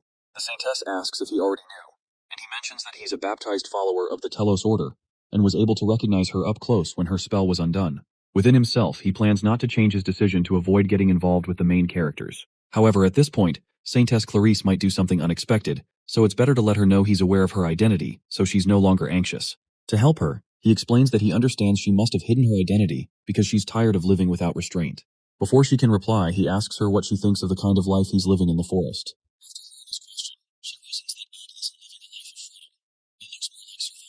It seems there is a light and dark side to everything, and Ed's life is the dark part of freedom. However, Ed apologizes for being so rash, explaining that he spoke that way because he felt no one else would say it to her. Shortly after, he asks them to leave, so Belle takes the Saintess back to the hall. As they head back, the Saintess plans to enjoy a delicious soup in a warm room, while Ed will keep smelling blood and enduring the harsh reality of the storm. She had never imagined that the person who stood against the students at the altar would be living this kind of life. He had destroyed her idea of freedom, but she still respects him nonetheless. While they're leaving, Belle notices the Saintess looking back and hopes she hasn't also fallen for Ed, but she's not certain. Soon after, spring comes and the Laplace bakery opens again. Lortel meets Ed at the bakery, securing a seat for them without reservations because she supplies them with goods, and they can't refuse since she runs a monopoly. She finds it amusing, but Ed doubts the baker does. Later, Lortel explains that there was a bit of an error in the distribution process due to the snowstorm. The bakery had ordered a bunch of supplies they didn't need beforehand, but canceled all their orders when the storm got closer. It was unethical for them to monopolize food that could have gone to other businesses by placing fake orders, so Lortel had to handle it. While they chat, the baker returns to beg Lortel to change her colleagues' minds about limiting orders, as it will affect the bakery. However, Lortel ignores him and simply asks Ed if he'd like to walk her to her afternoon class. Ed notices Lortel's cold attitude toward the bakery. She explains that she doesn't want to be harsh, but the snowstorm cut off their main distribution base, and funds are tight at the moment. Ed accepts her explanation, so she reassures him that she's an expert in managing money and will ensure the company's funds aren't wasted because that's what it takes to run a business. Suddenly, she notices he isn't carrying his textbook, so he explains that he'll have to run to the library to borrow one, but running is good for his health. That surprises her since the textbook isn't expensive, so she asks why he doesn't just buy one. When she thinks about it more, she realizes that textbooks aren't actually cheap for most students, so she asks him how much it costs. Seeing her pull out her purse, Ed replies that he appreciates the offer, but it's not necessary. Soon after, she mentions that the student council election is approaching, but she won't run for a position because the trading company is her priority. However, she wants someone who likes her to become student council president, so she suggests Ed run for the position, promising to support him. Ed refuses, so Lortel asks if his sister is running, especially since she doesn't want to suck up to Princess Fenia if she becomes president. However, it will be hard for Tanya to win, even if all the top students support her, because the gap between her and the princess is too large. Hearing that, Ed realizes Lortel is right. It makes more sense for the princess to become president. Tanya, on the other hand, does almost anything to get votes, no matter how desperate, but she can't close the gap and will eventually lose by an overwhelming margin. Suddenly, Lortel asks if Ed supports the princess. He confesses that he leans more toward Tanya. That answer makes Lortel happy, because most people admire Princess Fenia, and she was worried he might be the same. Lowering her head, she asks if he knows she likes him, admitting that she almost got jealous. In a vulnerable moment, she places her hand on his chest, but isn't sure if her attempt works since Ed doesn't say anything. Regardless, she rests her head against his chest and suggests checking his heartbeat. Immediately, Ed pushes her away. Lortel protests, asking if she did something wrong. Ed responds that she didn't, but he doesn't plan to date anyone until he graduates. Hearing that, Lortel asks if he plans to date after graduation, but he doesn't reply. Happy that she's gained some insight, she rejoices. Graduation isn't too far off, and she's eager to see if he can keep rejecting her. While she talks, Ed remains silent, thinking about how graduating safely isn't an easy goal. The main character must defeat the final boss at the end of the story to restore peace, allowing him to graduate. Clarice, the symbol of the Order, and Fenia, the symbol of the royal family, need to support the protagonist in order for him to defeat the final boss, the Sacred Lance Dragon. In other words, Taylor must grow as the storyline intends and make allies. The class placements went as planned, and Clarice seems to be hiding her identity well. Even though he feels bad for Tanya, Fenia will become the council president, allowing the storyline to return to normal so he can rest easy. However, despite Ed's expectations, the scenario is already breaking down, because Princess Fenia suddenly wakes up one day and decides she doesn't want to run for council president after all. Meanwhile, Clebius freaks out because a first-year student had sent him a duel request form and wonders why they didn't pick someone else. He's the first person the student sent the form to, and he begins to curse about his damned life and why it has to be him that this person wants to duel. While that is going on, this first-year student also goes to inform Jix that he'd like to duel with him. When Jix asks why, the guy says he'd like to learn from him, but Jix tells him not to give some shallow reason like that. When the guy hears that, he comes out plain that he'd like to prove his worth. Jix asks him why he needs the duel since he's already claimed the position of top student in his year, but the boy protests that being top student doesn't mean much since he's just a first year. However, since Janica is the top student of all the third years, Drake is the top student of the Faculty of Combat, and Ed is popular among the first-year Faculty of Magic, he plans to duel against them all. The top student of the second-year Faculty of Combat, but it seems like he's avoiding it. The guy plans to win against him and then duel with Elvira, the top of the Faculty of Alchemy, before dueling with Jix. Jix wonders why he's next when he's not a top student, so the guy explains that the top student of the second-year Faculty of Magic, Lucy, is out of the question, so that's why he chose Jix. Intrigued, Jix tells the boy he's self-centered, and it seems that the first lesson he needs to be taught in Sylvania is that he's not always right.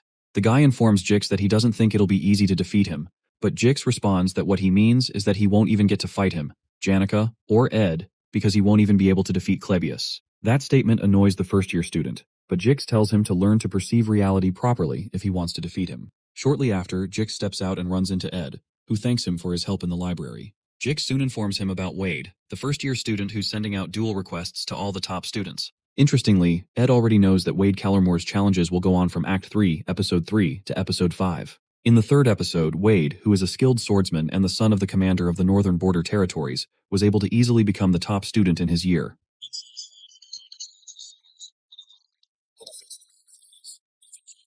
Jix had already been exhausted going into the fight, so it was kind of unfair, but it still ended in a loss. Wade's rampage, which seemed like it wouldn't end, was eventually stopped by Taylor, who had improved over the year. Jix asks Ed if he'd like to check Wade out at the welcome party for the first years that night, but Ed turns down the offer because he already knows what Wade looks like. As he walks away, he notices that the refreshing atmosphere of the school is giving him more energy. Meanwhile, Jix wonders if he should have told him about something else he's noticed. Since he's in the same grade as Fenia and sees her often, he's noticed she's been looking rather down recently, but whenever he's talking to someone and Ed is brought up, she always listens. Sometime later, Jix intentionally calls the name Edward, but focuses on the Ed part, and he notices how the princess jolts back to look at him.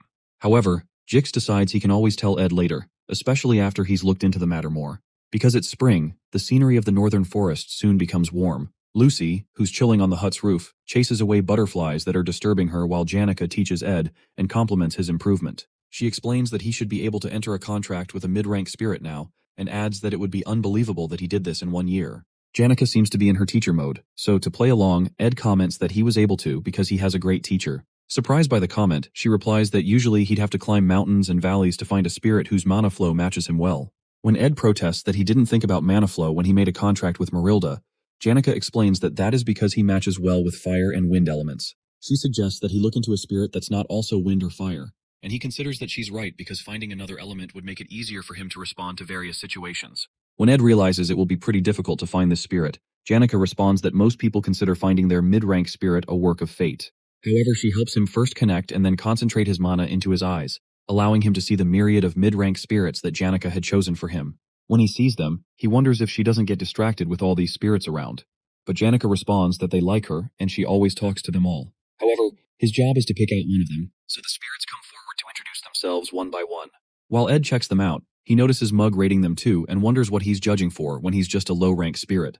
However, our boy feels a bit weird, so Janica asks him what's wrong. He responds that it's nothing. But inside, he hopes to meet his spirit by fate too and wonders if they're using the right method. That night, a welcoming festival is organized for all the first-year students. But the organizers soon find out that Janica and Lucy, the top students for the third and second years, were unable to attend due to personal reasons. The faculty became worried that the festival would be unenjoyable because of their absence, but it didn't eventually have any impact because the dignified Princess Phinia attended. The first years were quite afraid to speak to someone of royal blood, including the nobles. There was only one person who was able to talk to her during the event, and that was the top student of the first year, Wade Callermore, who's from one of the 3 greatest swordsman households. They both play a game of chess, and Princess Phinia commends Wade's skill, even though she eventually wins. While they talk, she mentions that she thought she was the best at reading people, but she's found out that she was wrong. Kicking Ed Rothtailor was only a small concern to her initially. However, he saved Janica, made a home in the forest, and as more time passed, his presence grew bigger until even the incoming students spoke highly of him. As his presence in the school grew, her mistake also grew bigger. She understands that she can be wrong sometimes, but for some reason, she keeps acting like a child by evading her problems, which means that nothing will be resolved. Suddenly, while enjoying the game, she finds new strength and decides that she cannot run from her problems forever. She decides to take 4 days to resolve everything and then go to Ed's hut in the northern forest and talk freely with him. After that realization, she felt refreshed until the morning of the 3rd day, when the news of Ed Rothtailor's death reached her ears. Sometime later, Tanya writes a letter to her father, as she always does, talking about how there are many things she's not used to while living away from home. She mentions the busy schedule, how she's made a few school friends, how she's been working toward the goal she told him about before she left, and her plan to become the youngest student council president. She explains that she's worried because she heard Princess Phinia will be running for president too, but she'll try her best. She also adds that she's met with Lortel, and negotiations for the purchase of the sage's sealed grimoire will begin soon. Finally, she talks about how she met Ed, noting that he seems to have become hardworking and diligent, as if he's a completely different person. She recalls a dream from her childhood where her older sister Arwen held one of her hands, while the other person was either her father or Ed, back when he wasn't much of a scoundrel. She suggests that he's either turned over a new leaf or returned to the way he was before, and she ends the letter. After reading through the letter, Crepin holds a deadly poisoned sword, capable of killing with even a slight graze. Soon after, he hands it to a butler and informs him that he sent a response to Tanya to assist her with the student council president elections and the negotiation for the grimoire's purchase. He's decided to send her a trustworthy subordinate, to whom he also hands the poisonous sword. Normally, sending a subordinate into Sylvania isn't allowed, but since this is for business purposes, the Academy has to permit it. After dismissing the men so they can set off for Sylvania, Crepin removes his gloves, exposing a very red-colored hand with eyes on it. The eye is of the highest-ranked magic called Cause and Effect, which allows him to see the results of any action he sets in motion. He places his hands on a round ball, which drains a significant amount of his mana. He can't use it often for that reason, but the method is tremendously powerful. Suddenly, a vision appears before him, one of his subordinates driving the poisoned sword through Ed's stomach, then dropping him off a cliff as Janica rushes to save him. Crepin doesn't consider this the best plan, but he views it as a necessary sacrifice. 3 days before Ed's death, Tanya considers how popular Princess Phinia is, and realizes her chances of winning against her are nearly zero.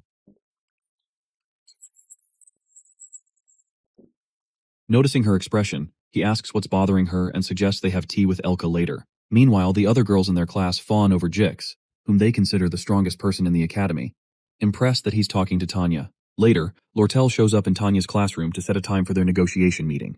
Her classmates are also impressed that she just spoke with an executive from the elite trading company. Shortly after, Lucy Merrill, known as the Academy's greatest genius, greets Tanya while passing by. The other students are amazed by Tanya's high-profile connections, noting how she never boasts about them. Tanya overhears her classmates' chatter and uses it to motivate them, encouraging everyone to work hard to become exceptional students. As she steps out, she realizes her status within the academy has risen drastically in the past few days, even though she hasn't done anything. The only reason she's receiving this treatment is that she's Ed's younger sister. She had always thought of him as trash, but now she feels like the trashy one. The overwhelming realization unsettles her, but she's soon distracted when 2 of her father's subordinates, Kadek and Nox, arrive to greet her after a long time. She's glad to see them, and appreciates her father's thoughtfulness. Kadek informs her that he'll be gathering information on the grimoire's market price, and the trading company's funding to facilitate negotiations. Meanwhile, Nox explains that he's here to assist with the student council president election. When he suggests gathering intel on Fenia, Tanya stops him, revealing that they've received news that Princess Fenia will no longer be running for president. Meanwhile, elsewhere, Janica and Ed have a drink together when she mentions hearing an announcement that the princess is withdrawing from the election. The news surprises him, so he asks if the announcement is final or still subject to change. The final boss of Act 4 is Crepin Rothtailor, known to the world as the benevolent patriarch of the Rothtailor family. However, only Princess Fenia recognizes his true darkness. With her influence in the imperial family and the academy, she is the only ally who can lead the fight against Crepin. Her withdrawal from the election is a major problem. Suddenly, Janica walks up to Ed and tells him she has a feeling he's about to do something reckless again. She protests that she can't bear the thought of him getting hurt and bleeding on his own while she remains unaware. To avoid making things harder for himself, she offers to help him.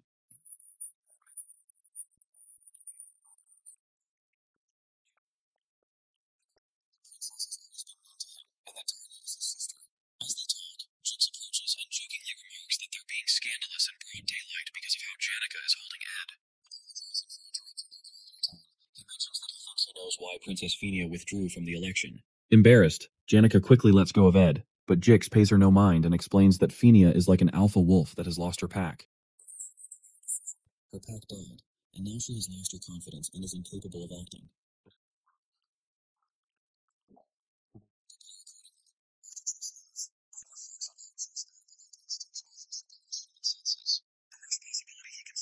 Princess Fenia has lost all hostility toward the Rothtailor family. He wonders what he should do. While he's deep in thought, Janica remarks that the rain will be perfect for training the water spirits, and suggests they head to the northern cliff tomorrow to train a mid-rank spirit.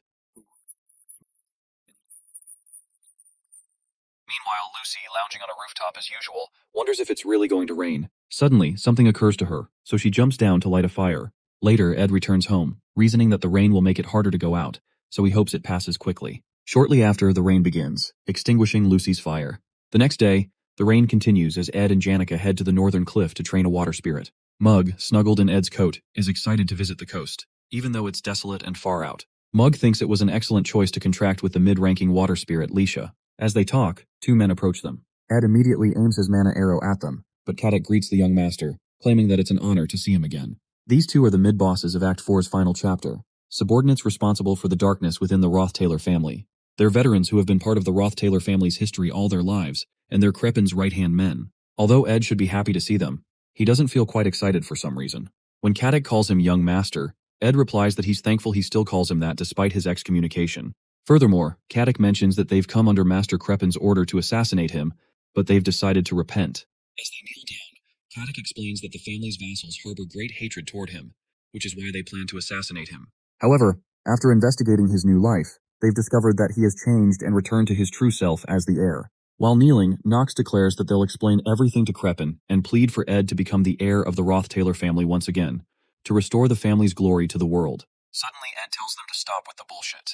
Both men smirk when they realize Ed has seen through their plan. Kadak commends Ed's growth, rushes at him with a poisoned dagger, and sends sword strikes of wind ahead of himself. However, Ed, who knows his fighting style, quickly dodges the wind sword strike, but he's soon ambushed by Knight Nox, who wields a flaming mace. Quickly, Ed rolls out of the way to avoid the flames and strikes at the men with a water attack, which Kadak easily blocks with his daggers. While they're fighting, Nox asks Ed if he remembers someone named Meliana, the poor child who lost vision in one of her eyes for his amusement. Meliana turns out to be Nox's daughter, and he is clearly fighting with the rage from that experience. Deeply angry, he blasts Ed with fire, but is shocked when Ed completely protects himself with a shield. He explains that only emptiness lies at the end of vengeance. But Nox, enraged, smashes his shield, unwilling to hear it from someone like him. As Ed moves backward, Kadak retorts that even though Ed has grown, it'll be impossible to block Nox's magic-infused mace. But he'll die the moment he gets hit, especially since the bow he's carrying is hindering him. The struggle continues as Ed desperately avoids Nox's attacks. Seeing that Ed's movements are becoming sloppy, Nox charges at him with his mace, sensing he has nowhere left to run. As Nox is about to land the final blow, Ed agrees that he's out of options, but Nox is suddenly stabbed in the back by a dagger. The attacker turns out to be Mug. Shocked, Kadak wonders if Ed has used telekinesis or spirit formula, but he soon realizes that Ed had only been using basic magic to force them into attacking while he prepared a counter. Suddenly, Ed tells Mug to trigger the divine explosion, and he does, spilling Nox's blood everywhere. While the explosion is still happening, Ed quickly fires 2 mana arrows at Kadak, who can't comprehend how the boy is still attacking inside an explosion. Soon after, our boy emerges through the blast, using his blessing of recovery that grants him immunity to flames. Surprised, Caddick asks how a scoundrel like Ed has grown so strong in such a short time, but reminds him to aim for vital points next time. Suddenly, Caddick unleashes a barrage of wind attacks that knock Ed backwards several feet toward Nox's body. It seems Nox had used his own body as a shield to protect his vital points from the explosion. Enraged, Caddick charges in to end the fight.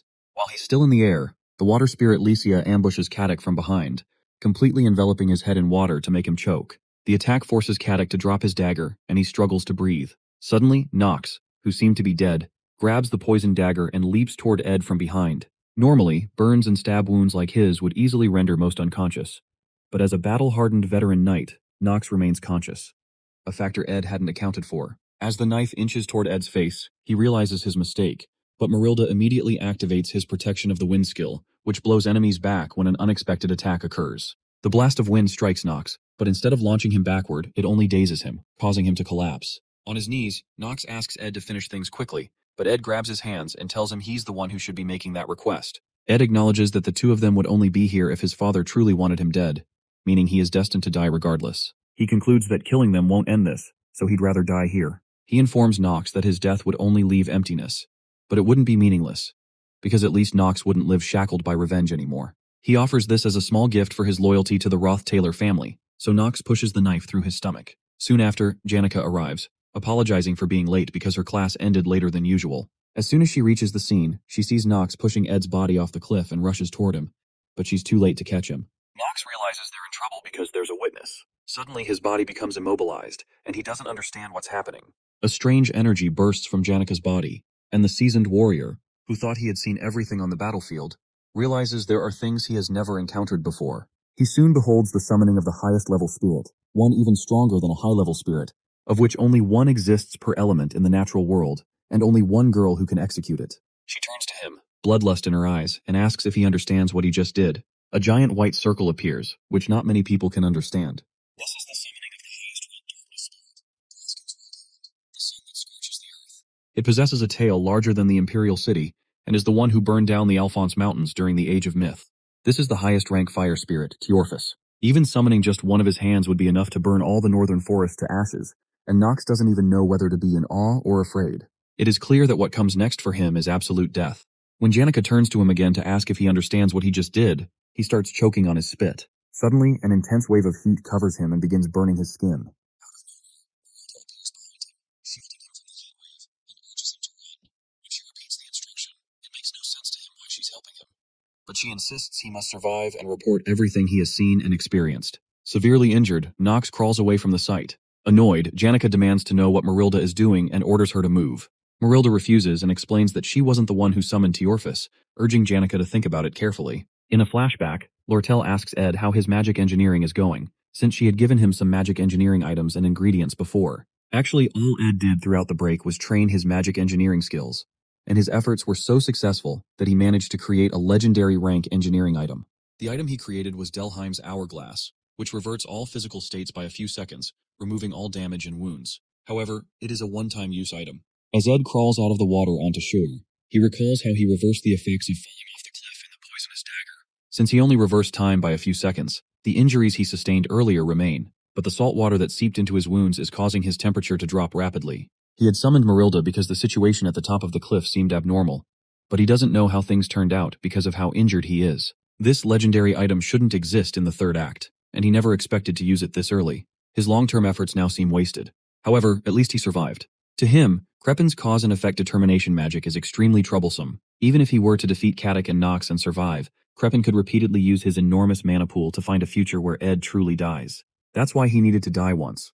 So Crepin would lose interest in him for a while, believing him to be dead. He figures that the only reason the Academy would allow the subordinates inside would be to help Tanya with her election and purchase the grimoire. After that, they would have to leave. In the meantime, he'll have to live like a dead man. He can survive, but the issue is that his body isn't moving well. While lying on the ground, a fire spirit belonging to Janica finds Ed, which brings him relief. Before he can say anything, Janica jumps on him, hugging him tightly and pushing him to the ground. Happy, Ed apologizes to Janica for always making her worry and hugs her back. Later, he explains to her that it's better for him to stay hidden until the election ends. To help, Janica promises to bring him essential supplies and daily tools. When he mentions that his injuries hurt, She quickly removes her hands from around his neck and apologizes for hugging him so tightly. Meanwhile, Lucy hides under the hut's covering, watching the falling rain. Although it seems like she's doing nothing, she's practicing the art of waiting. Normally, Ed would walk through the forest grass, and once he confirmed the fire had gone out, he'd kick the wooden reinforcements to ensure they were sturdy. Then, he'd put away all the clothes drying on the line, place rust-prone tools under the tent, greet Lucy, and sit at his desk to read a magic engineering book. Meanwhile, Lucy would always sit near the fire and sleep while listening to the rain and the sound of Ed flipping through his books. Suddenly, she detects mana laced with the scent of blood but chooses to ignore it. Eventually, she heads out to investigate and runs into subordinates of the Roth-Taylor family. When Knox spots her, he asks for help, claiming he tripped in the forest and that his partner was mauled by a wild animal. However, much to Knox's confusion, Lucy's eyes light up, and she offers to let him live if he tells her the truth about what he was doing in the forest. Meanwhile, some guards discover the seal of the deadly poison dagger, an advanced seal so rare that one might only see it once in a lifetime. The lead guard laments that these kinds of incident reports always happen during his shift. However, from the traces on the dagger, he deduces that it was used to kill someone. Considering the fall from the cliff, finding the body will be difficult, especially after the rain stops. The man turns to Janica, who explains that she was on her way to meet Ed to practice spirit sorcery. But when she arrived, he had already been stabbed.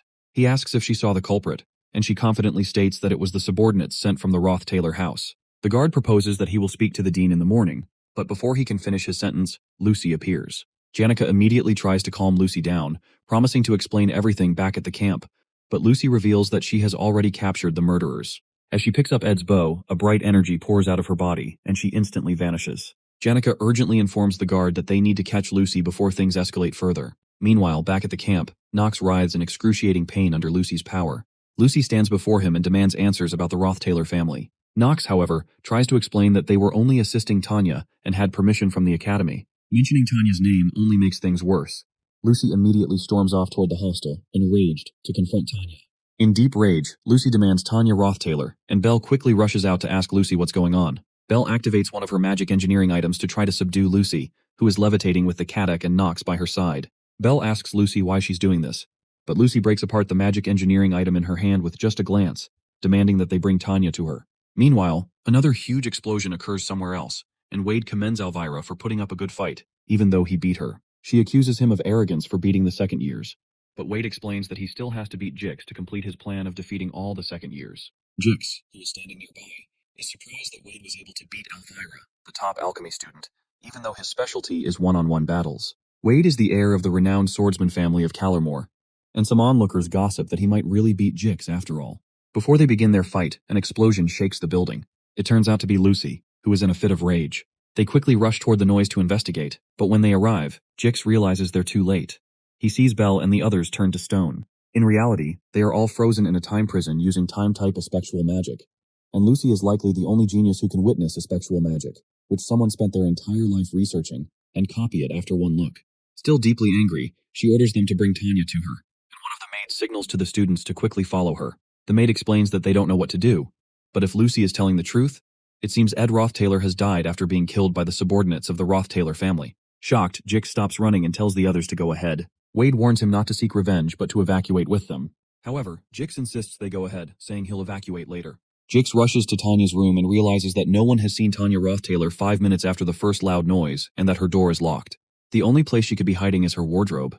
He opens it and finds her trembling in fear, wondering why any of this is happening. All the evidence points to Tanya, but Jix doesn't understand, especially since Tanya's reputation was improving due to Ed's influence. Although she had some ill feelings toward Ed, orchestrating an assassination seems strange. Immediately, he calls her attention and asks truthfully if she had Ed assassinated.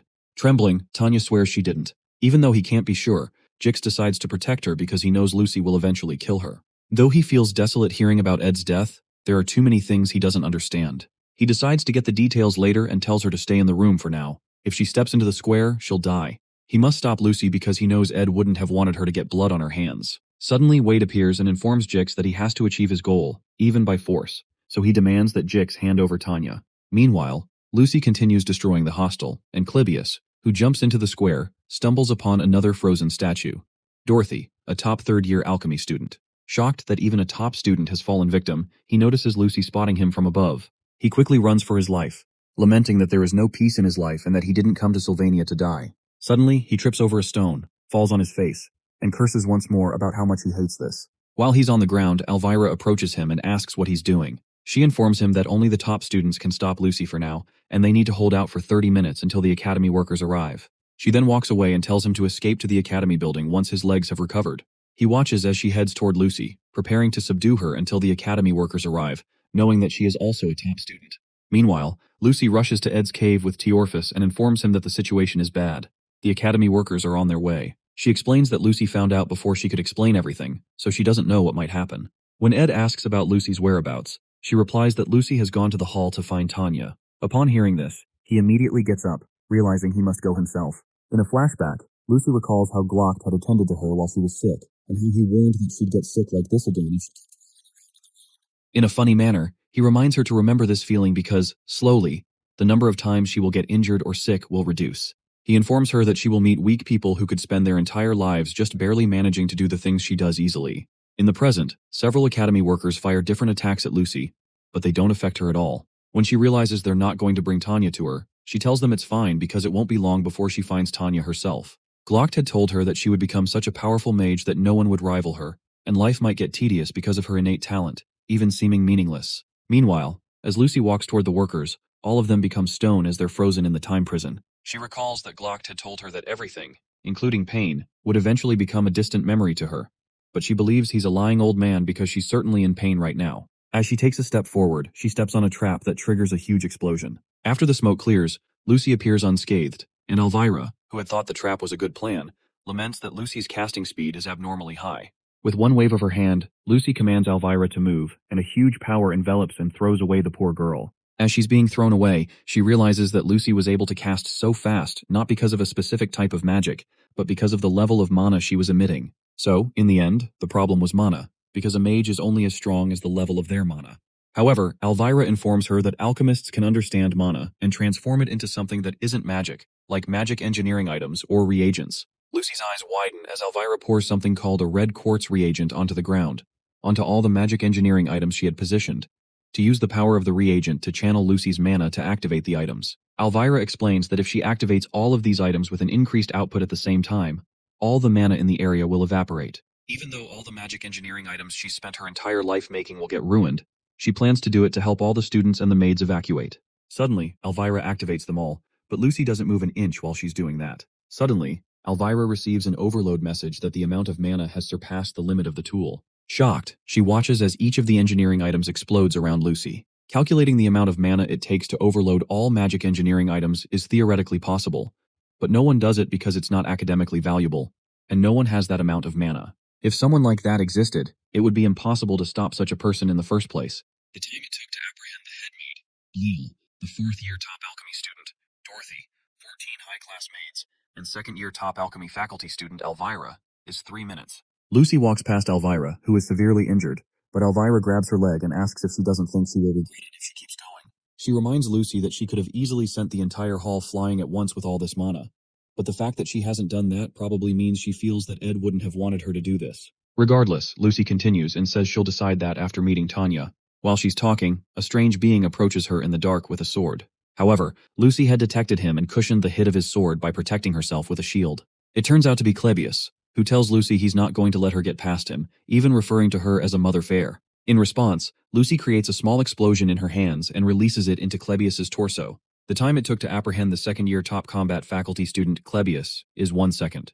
Meanwhile, Wade tells Jix that he has to achieve his goal, even if he has to do it by force, and demands Tanya. He swoops in to strike Jix with his sword, but Jix quickly averts the attack and retaliates with his own sword.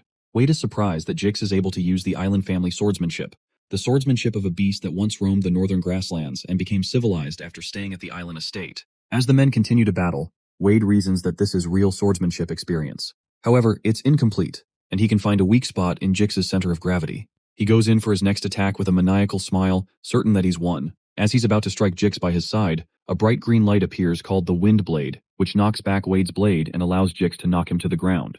When Wade is on the ground, Jix asks him if he wants to keep going, and Wade gets up, prepared to continue. The swordsman confesses that he enjoys fighting strong people, so there's no need to give up this opportunity. As he leaps in for another strike, he begs Jix to entertain him more, but Jix comments that it's shameful that Wade only enjoys victory and not fights. He accuses him of only showing drive when it comes to fights in which he sees the potential for victory, because if he truly wanted to fight someone strong, he wouldn't have chosen Jix, especially because Lucy Merrill is the magic faculty's top student. Stung by his comment, Jix calls Wade a cowardly bastard who keeps looking for an excuse. With one move, Jix pushes his sword down and goes in for the last strike, but eventually stops when he gets close to Wade's throat. Wade asks him what he should have done against an impossible opponent like Lucy, since it would be foolish to challenge her. Jix tells him that that's his limit. Meanwhile, Lucy makes her way into the hall. In a flashback, someone considers how pride is the leading cause of warriors' downfall more than anything else. This person advises caution against men who charge pompously into battle, with no respect for those who have put their lives on the line. He believes Clebius would be wiser if he relied on fear rather than pride. Behind Lucy, Clebius still follows after her, despite the fact that he's literally oozing blood. In the flashback, the person tells Clebius that if he lives with fear in mind, there will come a day when he will not be able to move his feet off the floor, and he will be able to escape. But as his body trembles, his hand will be firm and steady on his sword, and he will know loss is inevitable. That will be his conviction. Suddenly, a crimson energy surrounds Clebius's body, and he transforms into the sword demon.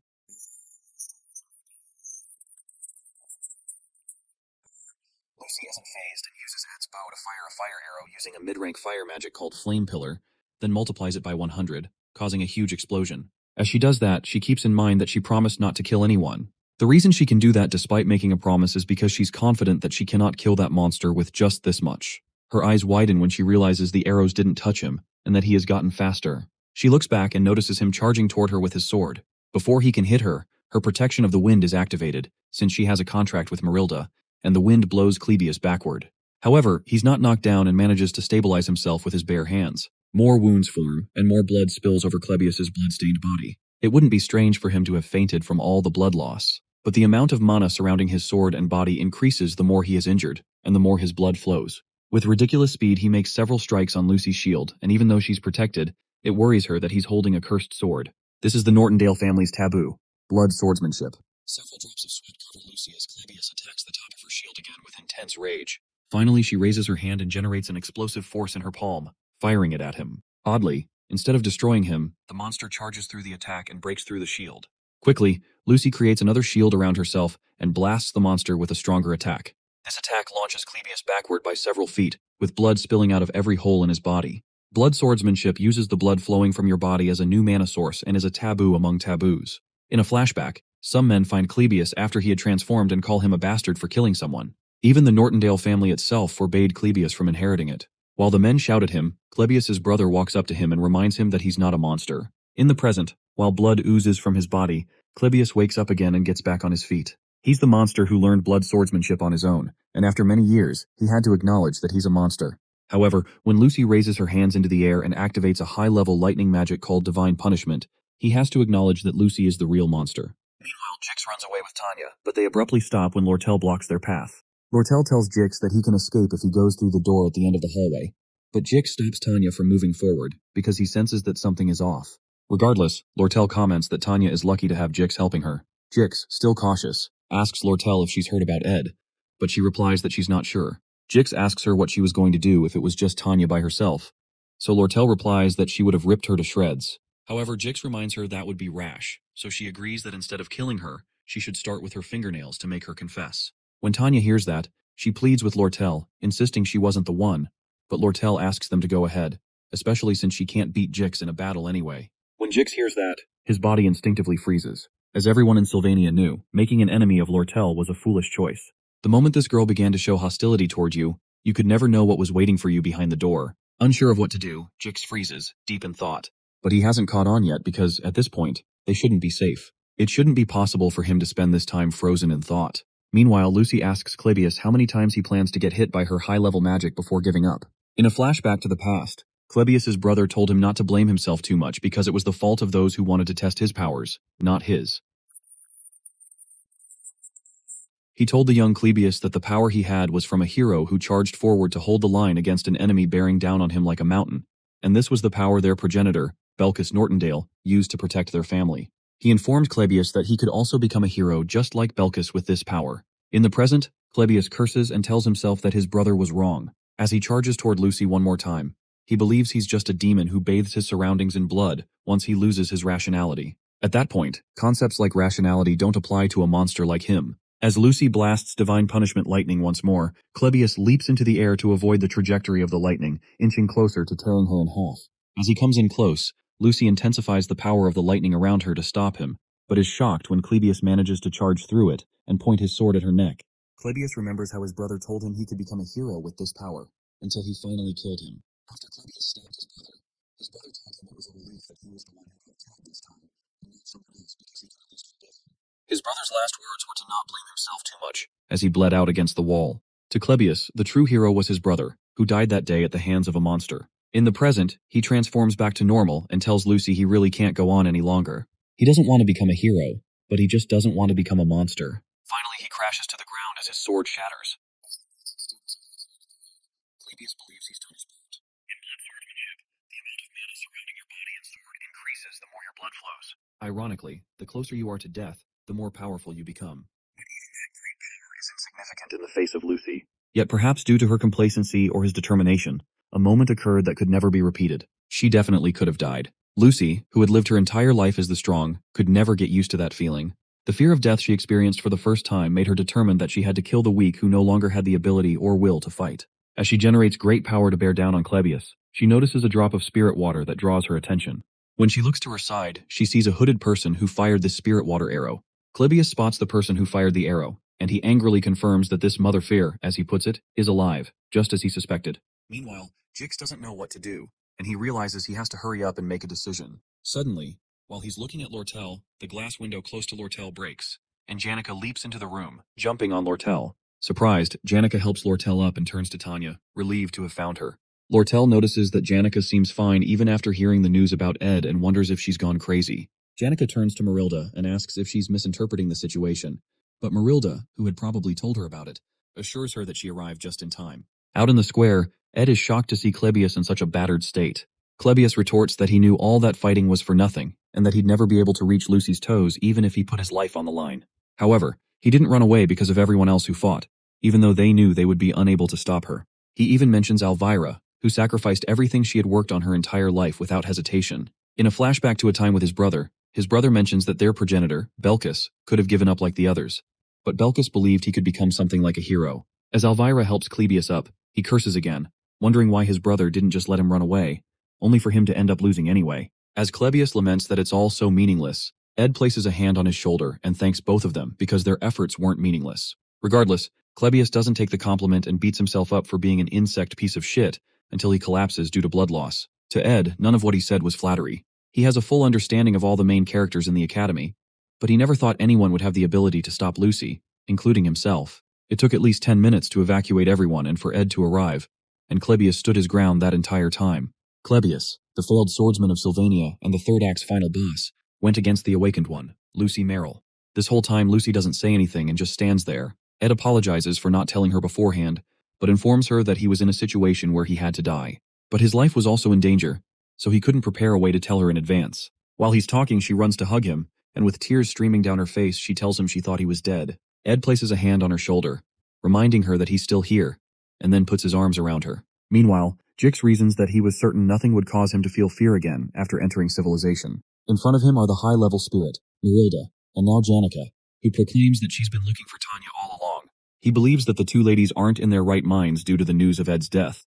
But as Jix prepares to react, Janica tries to stop him and confesses that she has something to say about Ed.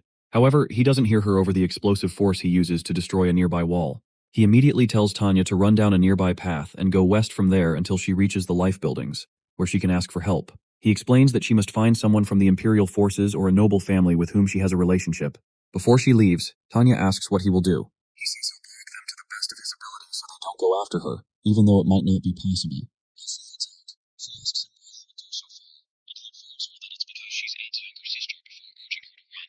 After she passes through the entrance he created, Jix prepares himself to fight, sure that the ladies won't listen to him no matter what he says. He tries to calm Janica by saying he understands her feelings since he also has someone he loves, but Janica, who is explaining the situation to Lortel, wonders what he's talking about. Jix continues his speech, saying he'd be extremely hurt if he lost the person he loves, and that he understands if her entire body is burning with fury, especially because she loves Ed more than anyone. When he mentions how serious and precious her love for Ed is, Janica turns red in the face, surprised by what he's saying.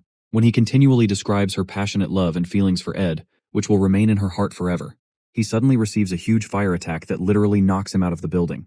Completely dazed, he hears Janica tell him that Ed's not dead as she strikes him with the staff in her hand and pleads with him to stop talking. Meanwhile, Lucy remains in Ed's embrace as the rain continues falling. Emotions are the same, and you regain your composure once you release them. Lucy had believed that the way she felt about Glocked was the same way she felt about Ed, but those overlapping feelings were similar, yet slightly different. Suddenly, she pushes him away, which shocks Ed, so he calls out to her. Although he had only said her name like he normally did, her heart felt like it was burning. Lucy finally realized that the emotion she was feeling was. Lucy considers how the smell of settled grass makes her feel serene. When that scent comes from the stack of hay near the hut, she lets it linger because she doesn't particularly dislike the smell.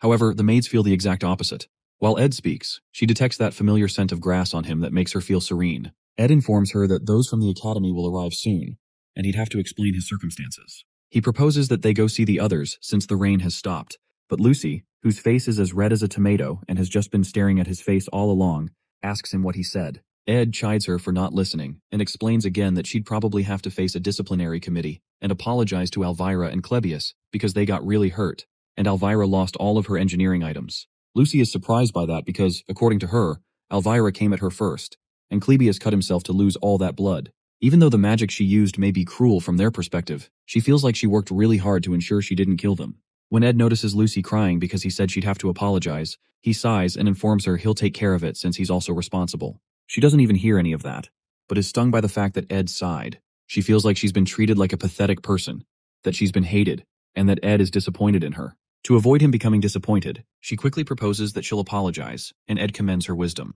The scent of grass wafts past her again, and Ed proposes that they start moving since she's not hurt. Meanwhile, Lucy, who is love-struck, just keeps staring at Ed's face. When she smells that scent of grass, if she lets her guard down for even a second, she can't breathe and feels shivers run down her spine. She wonders why this has happened since she had just considered Ed as someone who took care of her perfect nap spot at camp, who fed her, sat with her, and allowed her to lay on his leg. She realizes they've spent most of the year together, and now she's awestruck by his scent. Meanwhile, Ed turns to go look for Janica, but Lucy suddenly grabs him from behind. With tears in her eyes, she asks him if he really has to leave now, but Ed doesn't seem to understand what the heck is going on. At the Ophilus Hall central entrance, Janica chides Jix for talking too much, and Ed soon arrives with Lucy. Suddenly he notices Lortel looking the other way, and asks her what she's doing. She's obviously red in the face, so she clears her throat and calmly turns around to acknowledge the fact that Ed is safe after all. Our boy immediately apologizes for making her worry, but Lortel claims she didn't, because she had logically thought that he wasn't someone who would die easily,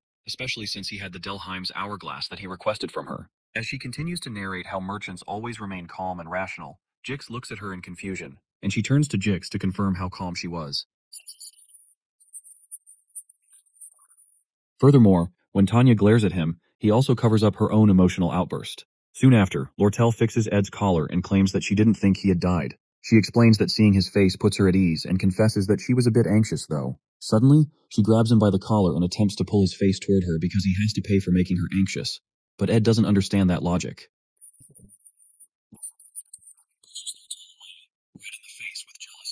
For a moment, everyone remains silent, and Jix just looks at them all in confusion. At this point, Lortel becomes extremely angry that Lucy just blocked her chance. Worried, Ed places a hand on Lucy's head and asks her what's wrong. He explains that Lortel was just saying she was worried, and that there's no need to push her away. However, he doesn't notice that Lucy is about to burst because of the way he's touching her, and is literally oozing out smoke from her head. Suddenly, Janica yanks Lucy out of Ed's reach and protests that they're both standing too close, but Lucy aggressively pushes her away too. At this point, all three women face each other defensively, and for some reason, Ed feels like there's an emergency. He stands there in shock as he watches the face-off, and Jix watches from behind with keen interest. All three women glare at one another in an intense staring competition, and Jix watches excitedly, hoping for some action.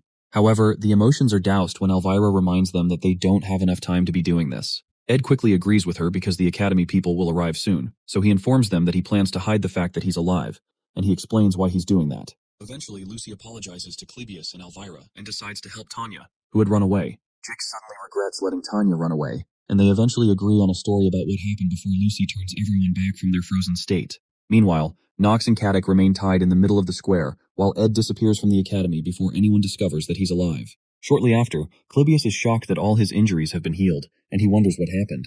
When he looks up, he sees Elvira, and he starts to panic because he thinks he's dead since he was certain that he was bleeding profusely just a moment ago. Elvira soon stops his yapping and informs him that the academy workers are coming soon, and he has to testify that he stopped Lucy. Moments before, Lucy bowed her head to apologize and healed Clebius's injuries. Lortel promised to provide secret maintenance funds for Ed, and Elvira still can't wrap her head around the unexpected things that Ed said to Clebius while he beat himself up. After Elvira drags him down to rest, Clebius concludes that it must have been Ed who blocked Lucy and beats himself up for not being able to beat Ed again. While he talks, Elvira considers how the most intriguing thing she's discovered from this experience is Clebius. When he laments that life is shitty and expects her to yell at him, she affirms that life is truly shitty, and they both look up to watch the night sky for a while. Meanwhile, Tanya, who had been frantically running through the woods, slips over some mud, and she quickly gets up, urging her legs to move. She urges herself to move because she's certain Lucy would be after her. Unfortunately, no one is chasing Tanya, but her plan is to get to a safe place and find out the truth about how Ed died to clear her name. With tears in her eyes, she runs through the woods so she doesn't get caught, but there's no one to stop her. Sometime later, the guard who was summoned to the site of Ed's murder reports that the investigation into Ed's death is nearly concluded. They use something called thoughtography magic to analyze the scene and attempt a reenactment, which matches Janica's testimony. It appears that subordinates of the Roth-Taylor family stabbed Ed, causing him to fall off the cliff. The subordinates, who seem to be the culprits, have been imprisoned in a facility in the academy basement, and their punishment will be transferred to the royal palace. The principal, Obel, listens to the guard's report and confirms that Ed's death has been essentially verified. He proposes organizing the facts properly for an official report to the royal palace, aiding in the conclusion of the investigation. The influence of a student's death seems greater than expected. Lucy had an extreme reaction upon hearing the news, leading to a situation where students had to be evacuated in the middle of the night. It's clear that Ed had a significant impact on many people, and reports indicate that Lucy was eventually stopped by Clebius. Obel is intrigued by Clebius's strength and suggests that the academy prepare a commendation for him. Regarding Lucy, they plan to hold a disciplinary committee hearing, which is overseen by the academy's vice principal, Rachel. During the hearing, Elvira and Clebius are called to testify. While the damage to Ophelis Hall is not insignificant, it is minimal compared to the previous Ophelis Hall occupation incident. Lucy might have received a lighter punishment if she had shown any sign of remorse. Other educational institutions, as well as the royal family, consider Sylvania the best academy because it produced the rare genius mage, Lucy, and the academy frequently uses this for promotion. At this point, expulsion is not an option, and it would be preferable not to leave any disciplinary records. However, Lucy's attitude toward the situation greatly frustrates Vice Principal Rachel, despite her intent to be lenient. Eventually, Rachel revokes Lucy's scholarship eligibility, suspends her for 10 days, restricts her access to student facilities for 70 days, lowers her practical exam score by 2 ranks, and revokes her eligibility to stay in Ophelis Hall. Although the punishment seems harsh, the scholarship means little to Lucy since the Glocked Scholarship Association has already covered her tuition. Even with a 2-rank grade reduction, the gap between her and Jix, who ranks second, remains vast. She also rarely uses the school's facilities, so the restrictions do not affect her significantly. Lucy is about to sign the punishment agreement when Belle interrupts the proceedings. As a witness, Belle suggests that forcing Lucy out of Ophelis Hall is not an effective punishment and won't make her truly reflect on her actions. When Belle starts speaking, Lucy frantically urges the vice principal to hand her the document so she can sign it quickly. But Belle argues that expelling Lucy from Ophelis Hall is a reward rather than a punishment. Instead, Belle suggests restricting her movements within the dormitory for a probationary period. Lucy pleads with the vice principal to just suspend her from school entirely, but Belle assures Rachel that the maids will stand guard 24/7 to ensure Lucy doesn't leave. In the end, Rachel grants a 30-day probation. Upon hearing this, Lucy bursts into tears, finally beginning to reflect on her actions. As she begs, Belle reassures her that she will personally make sure Lucy is unable to step outside. Sometime later, Janica visits a cave to inform Ed that Lucy is under probation. Meanwhile, Janica prepares her favorite beef stew, which piques Ed's interest. He is surprised that she insists on doing his laundry, helping him with spirit classes, school lessons, and cooking. The student council president elections are approaching, but 3 concerns trouble Ed. First, Fenia has seemingly lost the will to run for president. Second, Tanya, who was supposed to be Fenia's rival, is currently missing. Third, the Roth-Taylor subordinates Caddick and Knox remain imprisoned at the academy. Ed staged his own death so that Crep and Roth-Taylor would hear about it and stop searching for him. However, since things have taken an unexpected turn, Caddick and Knox have been arrested at the academy, and Ed now needs to find a way to free them so Crepin truly believes he is dead. Only then can he safely come out of hiding. Suddenly, Janica comments that Ed, a noble young master from a duke's family, keeps getting involved in various troubles despite being excommunicated. As a simple farm girl, she doesn't understand his struggles or how to properly comfort him. Ed assures her that she doesn't need to overthink it, especially since she has already done so much for him. However, she explains that she doesn't want him to keep suffering and wishes he would stop having such a hard time. Her words surprise Ed, and for a moment they share an awkward silence before abruptly looking away from each other. Shortly after, Ed thanks Janica, acknowledging that she is the only one who worries about him this much. She laughs, embarrassed by her own words. Anyway, Their top priority now is finding Tanya. Ed mentions that he has a hunch about where she might be. In the failed Swordsman of Sylvania game, Tanya Roth-Taylor was always portrayed as a proud, fearless, and strong girl. Since he has witnessed her strength firsthand, he is certain that Tanya is fine and is somewhere, confidently planning for the future as always. Meanwhile, Tanya is in tears in front of Princess Fenia, desperately trying to explain that she never ordered anyone to kill her brother. Before Tanya arrived, Fenia had already heard of Ed's death and had cancelled most of her work to deal with her complicated emotions about him. She had wanted to talk to him, and with just one more day, she might have done so. But she was too late. If she had acted sooner, things might have been different. But her pride held her back.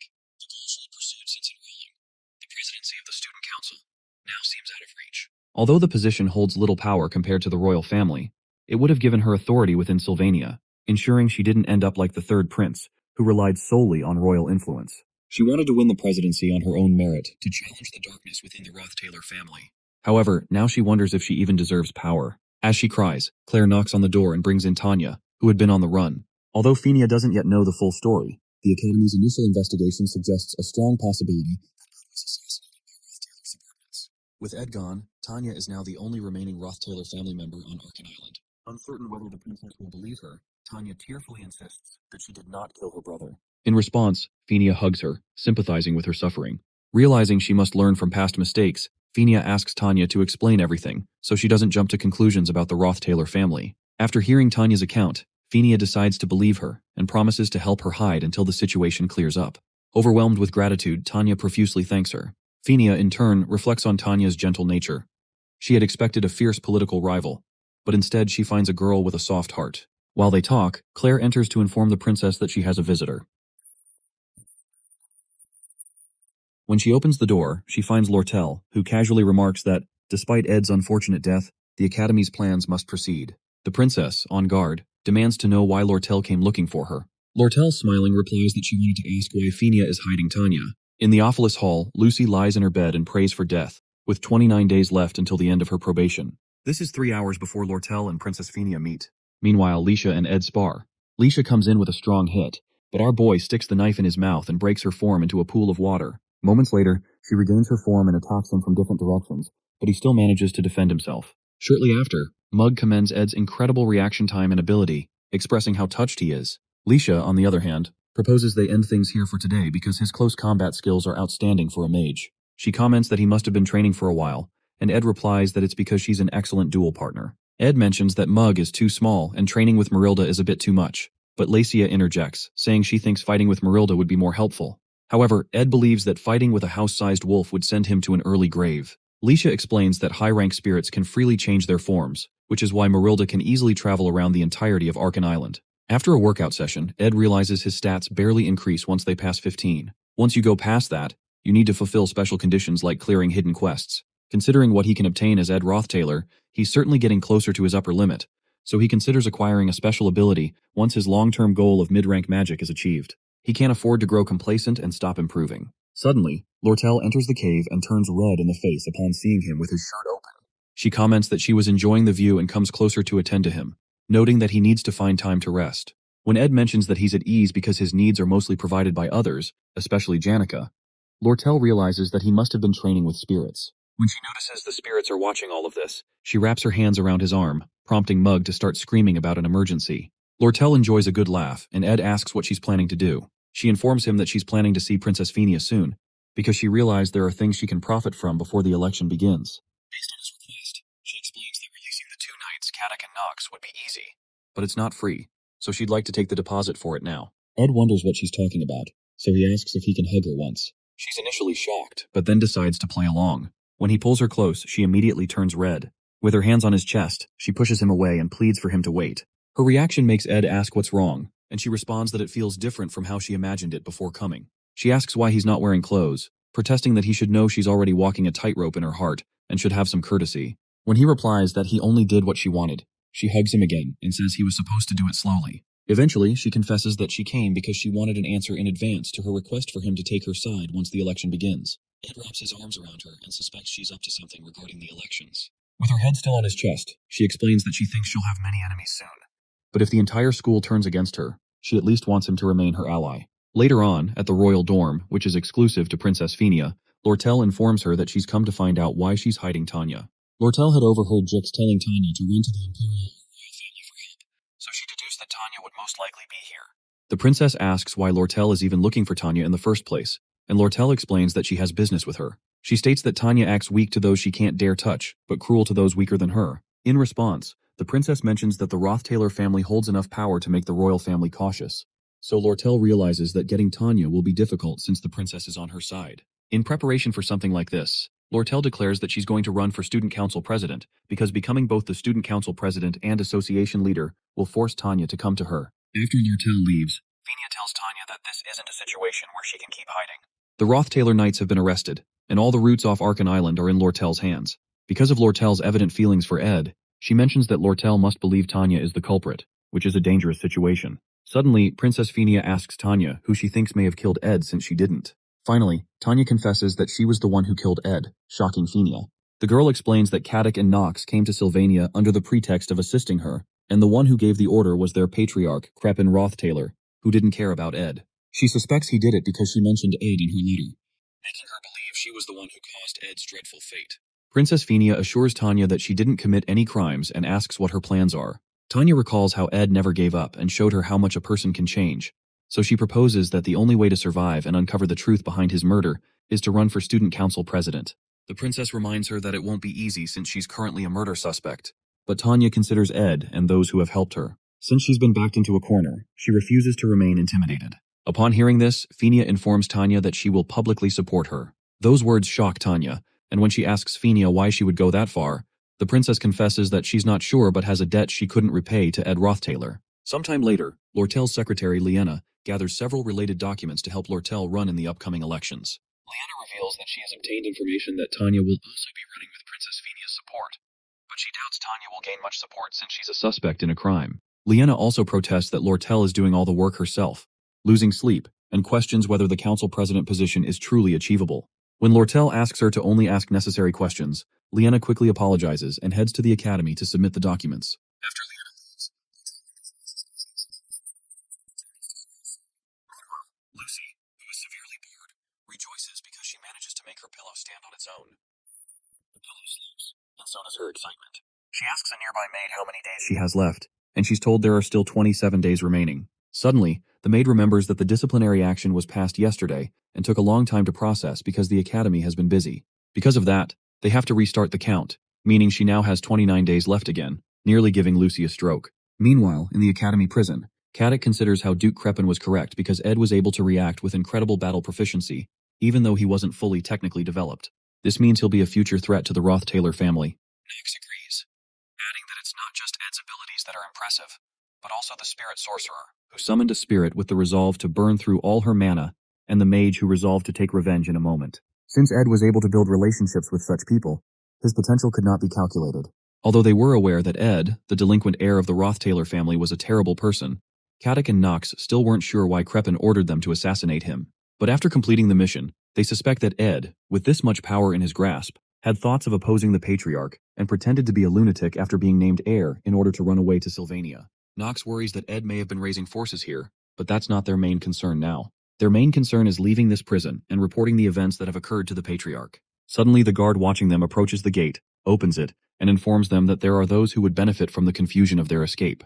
He introduces himself as Dune, the decoy of the trading company. Sometime later, Lucy lies on her bed, thinking about Ed and the hut. When Belle informs her that she has 24 days and 3 hours left, Lucy asks her to kill her. Meanwhile, a beautiful lady walks around the academy, receiving glances from everyone who passes her. She's quite pretty and has a fascinating aura, but she suddenly disappears, only to reappear in front of Kylie, who had been admiring her. Surprised, Kylie wonders who she is, and the woman pledges to learn all she can about this place and live her life to the fullest. Her excitement is soon doused when she opens the academy newsletter and sees Tanya, whom she had hoped to see after the incident, still in seclusion. She is surprised to hear that Tanya is running for student council president, but is quite glad that she's safe. The more shocking news is that the third-year student, Ed, is dead. She recognizes that the subordinates of the Roth-Taylor family are the likely culprits, and she still remembers what she saw at Ed's hut and the things he said. The painful part is that Tanya, her first friend, is said to have a hand in the murder. Although Kylie believes in Tanya, public opinion about her in the academy is worsening, especially after news of the Roth-Taylor Knight's escape. Also, the air around the academy after Ed's death is quite dark and gloomy. Meanwhile, Principal Obel realizes that the paperwork concerning Ed's death is massive, so he is pleased to assign it to a professor who has interacted with the people involved in the incident. When Obel asks if there's anyone like that, the work, as usual, gets assigned to Assistant Professor Claire. While doing the grueling paperwork, she comments on Ed's death, saying that one never knows what will happen in the future, and Clebius gives a short reply. Claire notices that Annis has also stopped talking. Annis, staring at the profile she made of Ed, feels tears fill her eyes and pain swell in her heart. She comforts herself, telling herself she'll be fine, and recalls that it was Janica who testified about the event in court. She considers that Janica must be having an even worse time than she is. She goes to check on Janica, who excitedly declares that she's going to try using curry to cook today. When she asks Annis for advice on cooking a new dish, Annis suddenly hugs her out of nowhere, surprising her. Annis, believing that Janica must be hiding her emotions, tells her to wake up and advises her to accept that Ed is dead, with tears in her eyes. Janica, who doesn't know what to say, simply remains in her embrace and silences Driss, who has returned from picking up groceries, so he doesn't ruin the moment. Sometime later, Ed receives a copy of the Academy's newsletter from Janica, who also informs him that Tanya has returned to the Academy on her own after leaving the royal dorms, where she had been hiding. Apparently, Tanya has been actively cooperating with the investigation to prove her innocence, and the princess has chosen to publicly support her, even though more people support Lortel. Suddenly, Janica asks what happened when Lortel came to the cave, surprising Ed. She pretends it's none of her business, as girls do. But Jix soon interrupts by saying that Lortel will become student council president. Jix believes it doesn't matter if Lortel becomes president, but is worried that the knight's escape has strengthened the rumors about Tanya's involvement in the murder. He mentions that he went to the royal dorms after Princess Fenia called him and noticed that Tanya is in really bad shape. Initially, Tanya received attention from the top students because she was Ed's younger sister, but now she is being framed for murder and suspected by all the students in the academy. After the candidate registration period ends, she'll have to stand in front of everyone, and it doesn't seem like she'll be able to handle it. Jix hints that Ed should do something about it. Right now, it's Act 3, Scene 2, right before the election. According to Ed's memories, this act doesn't have a single fight scene. It is meant to clearly show all the relationships the protagonist, Taylor, has built so far. Normally, Taylor would actively support Princess Fenia since she was the one who chased Ed Roth-Taylor out at the beginning and saved him. Because the top students in each year have a large influence on the students, Taylor would go convince the top students he has a relationship with. However, Lucy, who doesn't vote because she's lazy, Janica, who wants to give everyone a vote, Wade, who is on the princess's side, and fourth-year Dorothy, who supports Tanya, cannot be convinced. The ones who can be convinced are Joseph, a first year in the magic faculty, Claude, a first year in the alchemy faculty, Clebius, a second year in the combat faculty, Alvira, a second year in alchemy, Drake, a third year in combat, Adelante, a third year in alchemy, Deke, a third year in alchemy, and Traciana, a fourth year in the magic faculty. These top students make a total of 8 people. In the elections, as long as you can get 5 of these 8 on your side, you can win. With this method, the princess would win the election, and Taylor would obtain the royal family's support, which is the biggest force backing him until the end. In the fourth act, he especially needs the royal family's power to go against Crepin and the final boss. Maintaining the flow of the scenario is a matter of life and death because it's the most assured way of guaranteeing survival in future trials. Although small aspects have changed, Ed considers that he needs to ensure the major parts of the storyline continue and that the princess becomes student council president. If he continues to hide, opinions about Tanya will worsen, and to prevent Lortel from becoming president, Princess Fenia might decide to run. It might be better for him to let the princess know he's alive so he can convince her to run and persuade the top students he knows to sway things in her favor. However, until the registration period is over, there are still many ways to turn Princess Fenia into a candidate. Another issue is Tanya, who was supposed to be a one-time villain that would disappear later, is now being accused of murder. She's experiencing a great ordeal that was never in the storyline, and Ed must choose between Tanya and the storyline. While he's thinking, Jix notices his concern and asks if he'd like to cancel their plans for today. But Ed assures him he's fine and proposes they begin. Our boy plans to confirm the results of all the training he's been doing and find something to distract him. Jix thanks him for the opportunity, as he hasn't had a proper opponent in a while and has been itching to sweat. With a maniacal look in both boys' eyes, they prepare for their light sparring. Meanwhile, Tanya thinks about old memories of her time with Arwen and Ed when she was much younger. She tries to recall every scene of how they walked hand in hand to the hill covered in blooming flowers. Perhaps that was her last happy memory, and her life has been filled with great responsibility and heavy pressures since then. Looking out the window, she hears the chants of several students protesting that she stepped down since she's a murderer, and she wonders how things ended up like this. Meanwhile, because Tanya, who has been driven into a corner, will have a heavy influence on the storyline, Ed hesitates a bit before taking action. They soon begin their sparring, and Ed considers how Jix, the strongest second year other than Lucy, who was a comrade to Taylor until the end and should have lost his fight to Wade due to exhaustion, charges towards him. Jix lands the first strike on the ground using a skill called the First Sword. Although it's a small detail that Jix didn't lose the fight to Wade, it still bothers Ed. As he blocks the attack, he wants to check how much Jix has improved, and how much he himself has improved, since he's the one who has changed the most from the original scenario. He uses basic defensive magic to create a shield around himself to block the attack that shatters the ground before him. The moment the dust clears, he's surprised to see Jix leap right at him, realizing he's fast. He wonders how Jix is moving so quickly, but he considers that it may also be difficult for him to dodge because of the speed.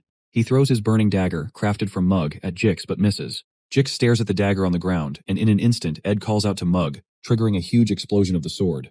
As the fire clears, Ed is surprised that Jix has faced backward and blocked the flames. He wonders about Jix's unnatural movements, and as he picks up the dagger to slash at Jix, who also slides backward without moving his legs, Ed realizes he's using telekinesis magic to move his body during battle. No matter how much control Jix has over his magic and physical abilities, those movements aren't ones that can be replicated because they require a battle sense that surpasses simple theory. Suddenly, Jix uses mid-rank magic, Ice Spear, and blasts Ed, who realizes Jix is fighting with no mercy. He wonders if Jix assumes he'll dodge it, but in reality, he's just barely managing to. It's clear to him that this move was a diversion to activate greater magic. Ed comments that he thought this was supposed to be a light spar, and Jix agrees, saying he thought the same but changed his mind. Suddenly, Jix activates high-rank magic called Advanced Mana Armament. With a smirk, Jix explains that practice should feel like the real thing, so he delivers an explosion so great that Janica, who is cooking far away, gets worried.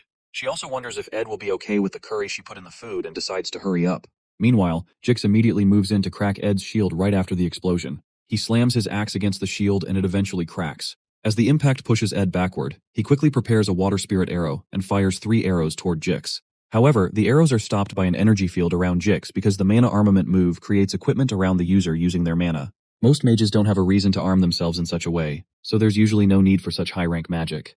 But as the only mage who can use all types of weapons without limitation, this is Jix's unique magic. As Ed keeps firing arrows from all angles, Jix abruptly moves out of view, using telekinesis to get behind him. As he wields 2 of his weapons toward Ed, our boy turns around in shock, realizing that these telekinetic movements can't be predicted. As Jix comes in to strike, Ed's Blessing of Wind activates due to his contract with Marilda, knocking Jix backward and cutting him enough to draw blood. Eventually, Jix lands on his feet, but he's surprised to see he has landed on one of Ed's water arrows. But our boy quickly activates a spirit formula known as Manifest Waterhead.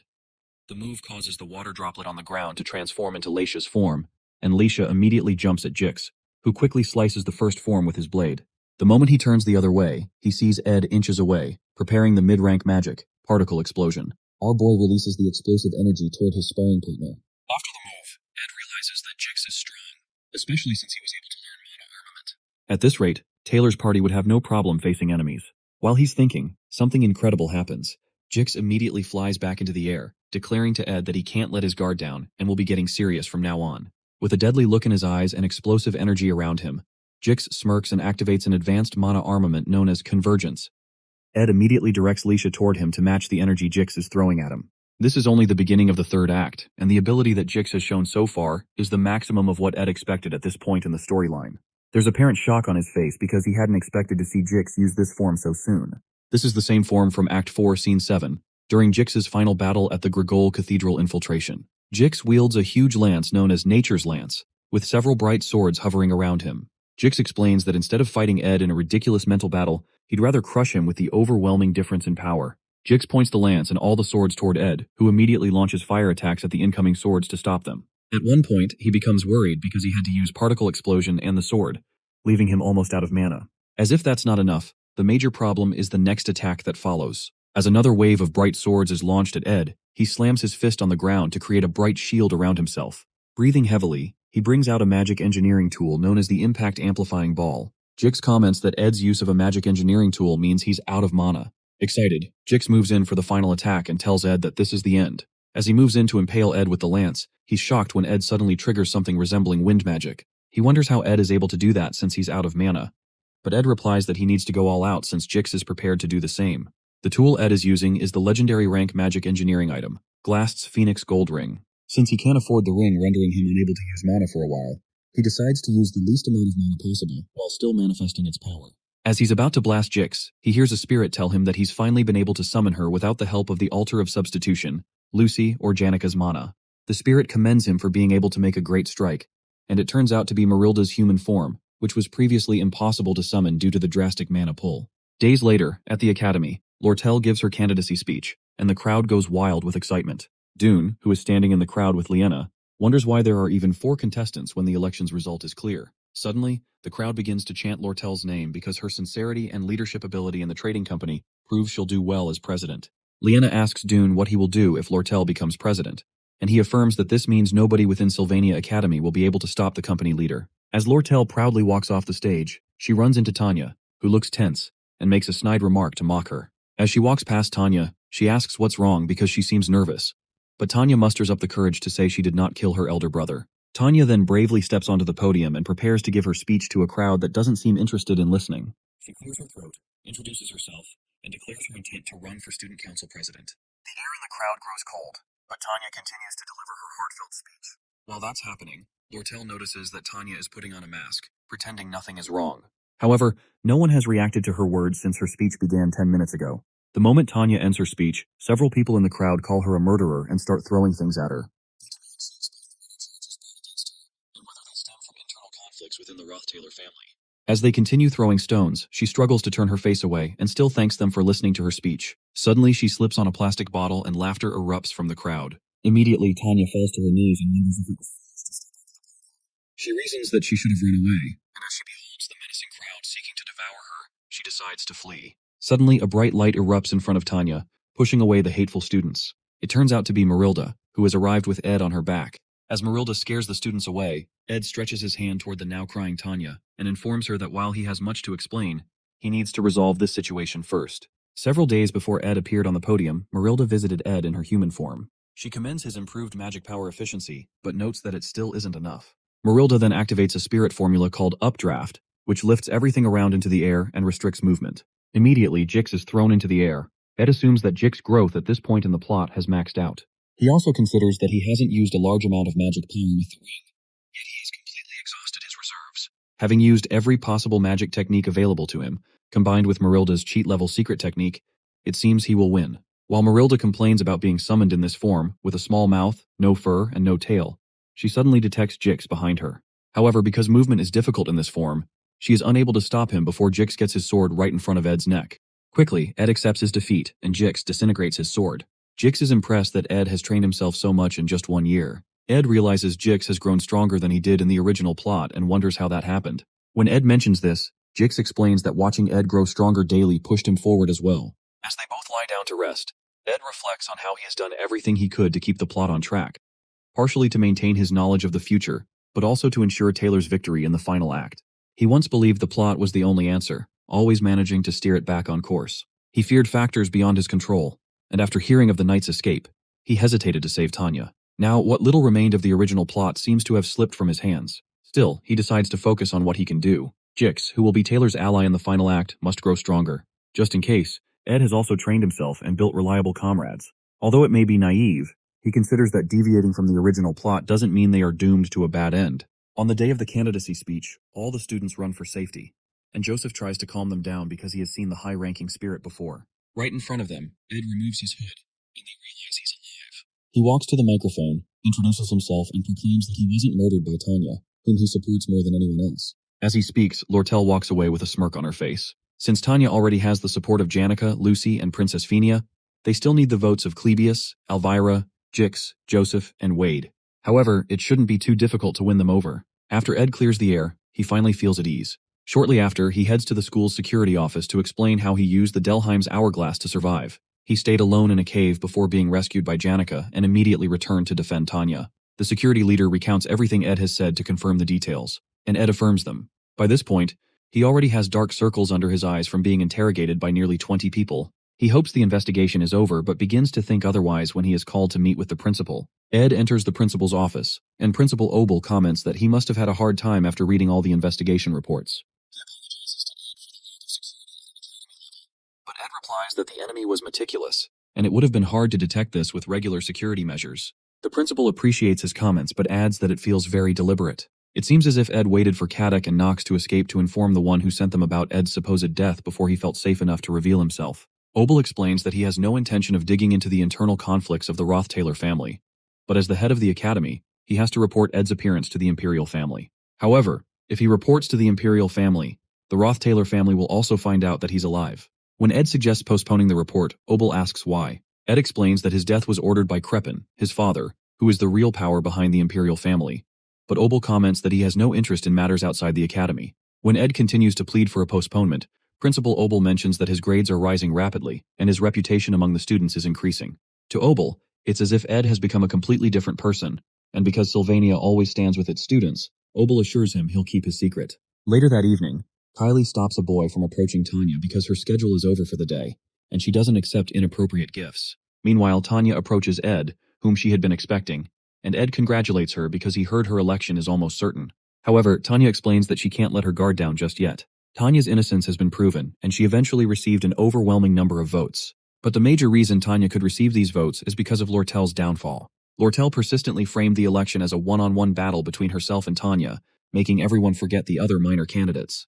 And at the perfect time, when their supporters were fairly equal, an article about how Lortel embezzled trade funds and abused her business partners was released, causing her to naturally resign in disgrace. As a result, only Tanya's supporters remained. Sometime later, Tanya meets with Ed and notes that they haven't had time to talk since she's been busy running for office. She mentions that she wanted to thank him, but he reminds her that he's told her it's fine, especially as she kneeled before him with tears in her eyes on the day she announced her candidacy. However, Tanya interjects that the thing she wanted to thank him for was something else. She considers asking him an inappropriate question, but decides to ask anyway. She asks him why he supported her when she announced her candidacy, especially because he was supposed to stay hidden. She mentions that she felt as if he couldn't stand the injustice she was going through, so Ed agrees that that's why he did it. He mentions that she's his family, so it's clear that he'd take her side, which makes her smile. Since she's now student council president, she requests that he inform her if a crisis comes so she can do whatever she can to help. As Tanya walks away, Ed watches her with a smile on his face, but his reflection is soon interrupted by Lortel, who teases him about the touching statement he just made to Tanya. Ed wonders how much of what he said she heard, and asks her how she's been coping with the terrible rumors about her recently. She sits down next to him and cheerfully declares that it's all according to plan. The factor that secured Tanya's victory is the article about Lortel, and Lortel's company deliberately exposed this scandal to help Tanya. Setting up a competition with Tanya for the presidency position and everything else Lortel did was to pressure Tanya into becoming president. Lortel told Ed about her plan the day she came to the cave, and his duel with Jix erased the hesitation in his heart. He had truly saved Tanya because she is family, but he also considered her usefulness. The upcoming fourth act is a battle against the Roth-Taylor family. He's already an enemy of the family, but Tanya is an insider and the perfect connection for diversion tactics and gathering information. Eventually, Lortel comments that her infamy in the academy has been rising, and Tanya doesn't seem to think too highly of her, so she'll leave it all to Ed. Ed replies that she has a bad habit of manipulating everyone around her, but she jokes that it's just an occupational hazard. However, Ed asks her if she's really okay. But since rumors don't take away her money, Lortel doesn't care, especially as long as Ed doesn't turn into her enemy. At this point, the storyline is entering a new phase, and the future actions of Princess Penia, who did not take the president's position, are now uncertain. The power struggle between the Roth-Taylor family and the Imperial family is also uncertain. All Ed can do is watch and see how the remaining part of the third act will unfold. Soon after, he returns to his hut after almost a month. There are many things to do, but when he enters, he finds Lucy sleeping on his bed, which makes him smile. He immediately goes to his usual spot to read his books, but he eventually falls asleep due to fatigue. The news of Tanya's election as student council president came 3 days later. Meanwhile, Janica goes to meet the senior professor of spirit studies, Melina, who offers her a grading job for extra bonus points. Melina is offering her this because she's already at the highest level, even among active spiritists. Janica still wonders why Melina chose her, so Melina advises her to establish her dignity as a senior in the next joint combat training. Janica, however, doesn't seem interested in doing that, so Melina mentions that she's the top student in her year, the best spiritist in the academy, yet she's always smiling like the happiest person in the world, with her head floating in the clouds. Melina mentions that it's obvious she's dating Ed, but she looks like she's lost her mind from an outsider's perspective. Janica immediately turns red and wonders why Melina would say she's dating Ed. Melina clarifies that they're always together, and that Janica is always grinning and spacing out in classes, which is typical of a kid who just started dating. Janica begins to stutter and tries to stop the professor from speaking in front of the other students. But Melina loudly declares that everyone already knows she's dating Ed, which makes Janica feel like disappearing.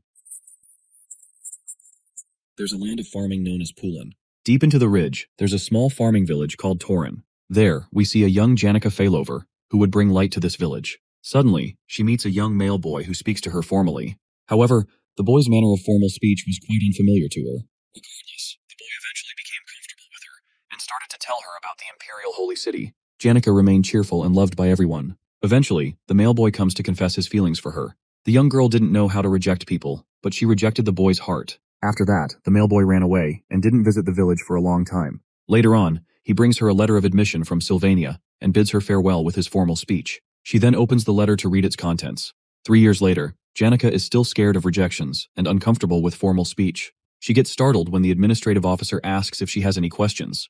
The lady promises to quickly deal with any issue if it's an administrative task. However, Janica is short of words as she stares at the leave request from Trick's dorms. Regardless, the lady still tells her that a lot of people will help her if she just asks. Despite having a lot of people in the past, Janica finds the attention to be a burden. After that, she meets up with Anise, who realizes that Ed was alive all along. Anise sees that her friend must have had her reasons, but she wonders what's worrying Janica now. Janica then mentions how she finds it hard to reject other people's requests. Anise then calls her out for always cooking for Ed and acting like his maid, but Janica says she did those things because she wanted to.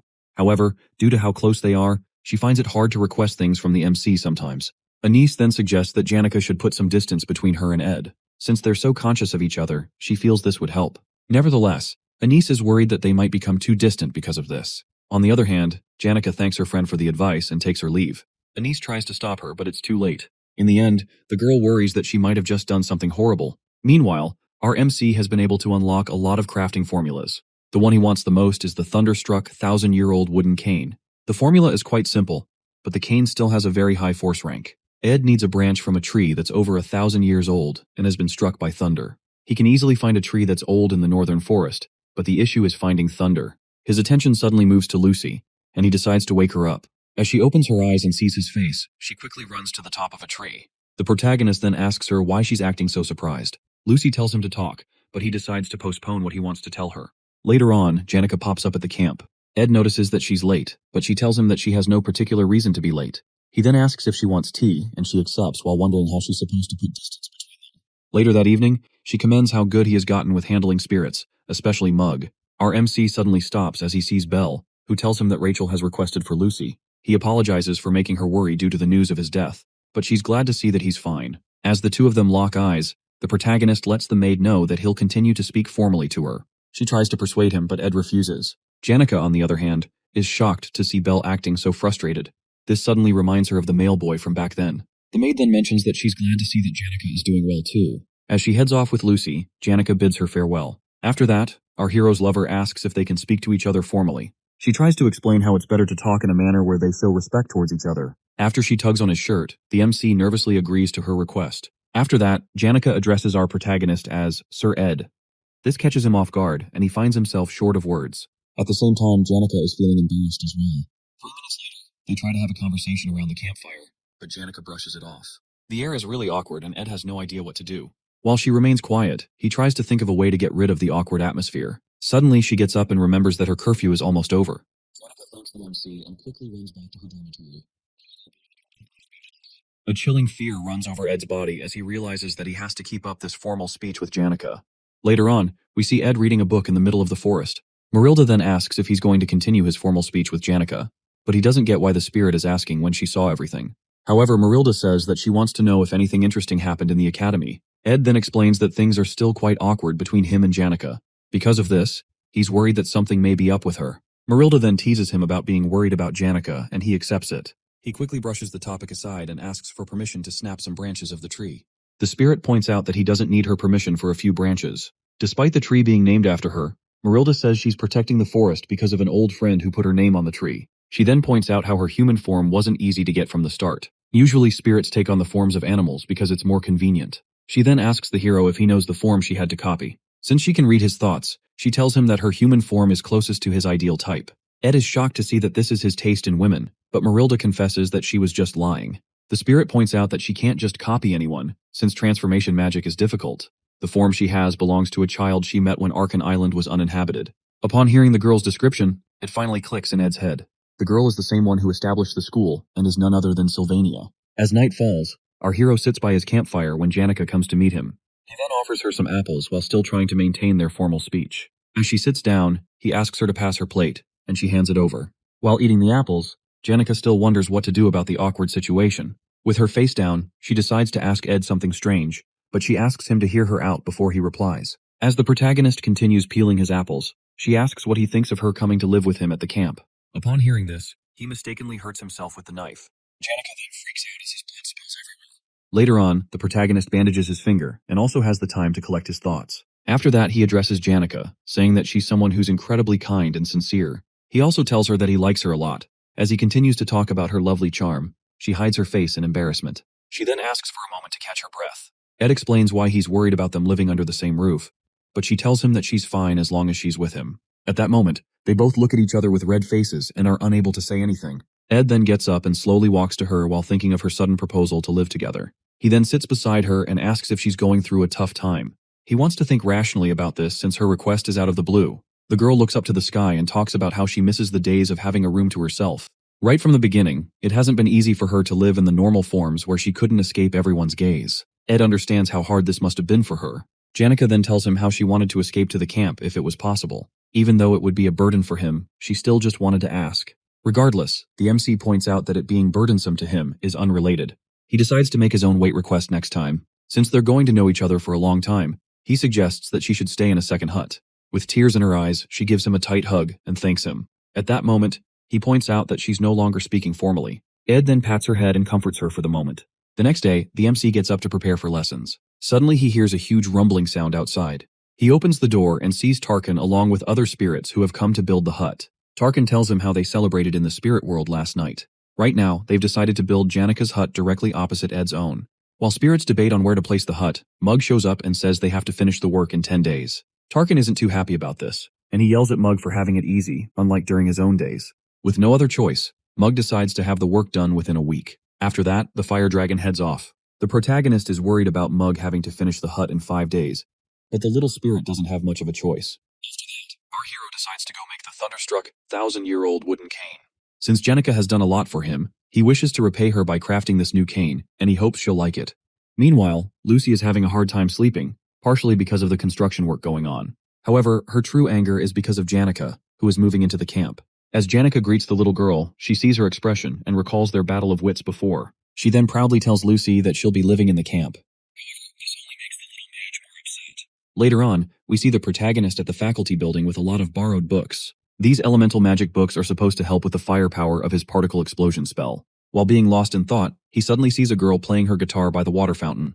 Her name is Adele Saris, and she doesn't really appear often in the game. As he passes her, she calls out to him, and he wonders why she's talking to him. She tells him how much she's heard from Taylor and Ayla, but our boy doesn't really care. According to Jix, Taylor has been growing much stronger recently. Adele then offers to play a song for Ed, but he declines. As he walks away, she tells him that if he rises to the patriarch's throne, he'll have to kill the person he respects the most.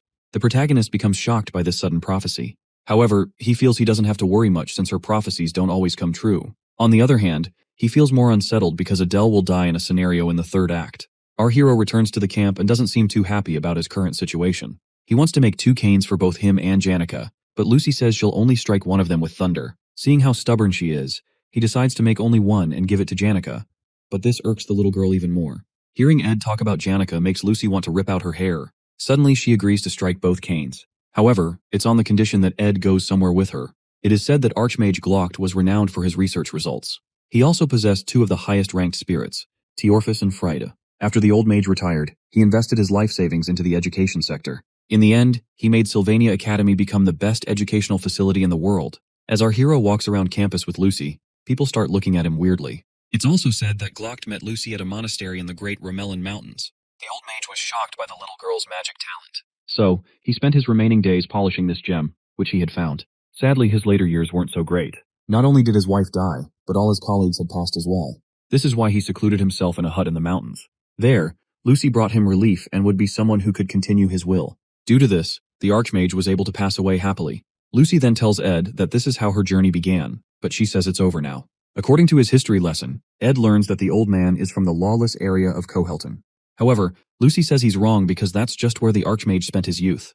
According to her, Glockt's hometown is actually Arkan Island. She says the old man was always worried about the academy and how his heart saw Arkan Island as his hometown. Back then, she covered his corpse with a blanket and froze the body with ice magic. At her young age, she was able to maintain the ice magic for a while and carried the body out of the hut. She headed south of the Romellan Mountains and passed many lands before arriving at the Klol Empire's borders. After that, she passed through many more counties, rivers, and forests, before finally reaching the Mexis Bridge that connects to Arkan Island.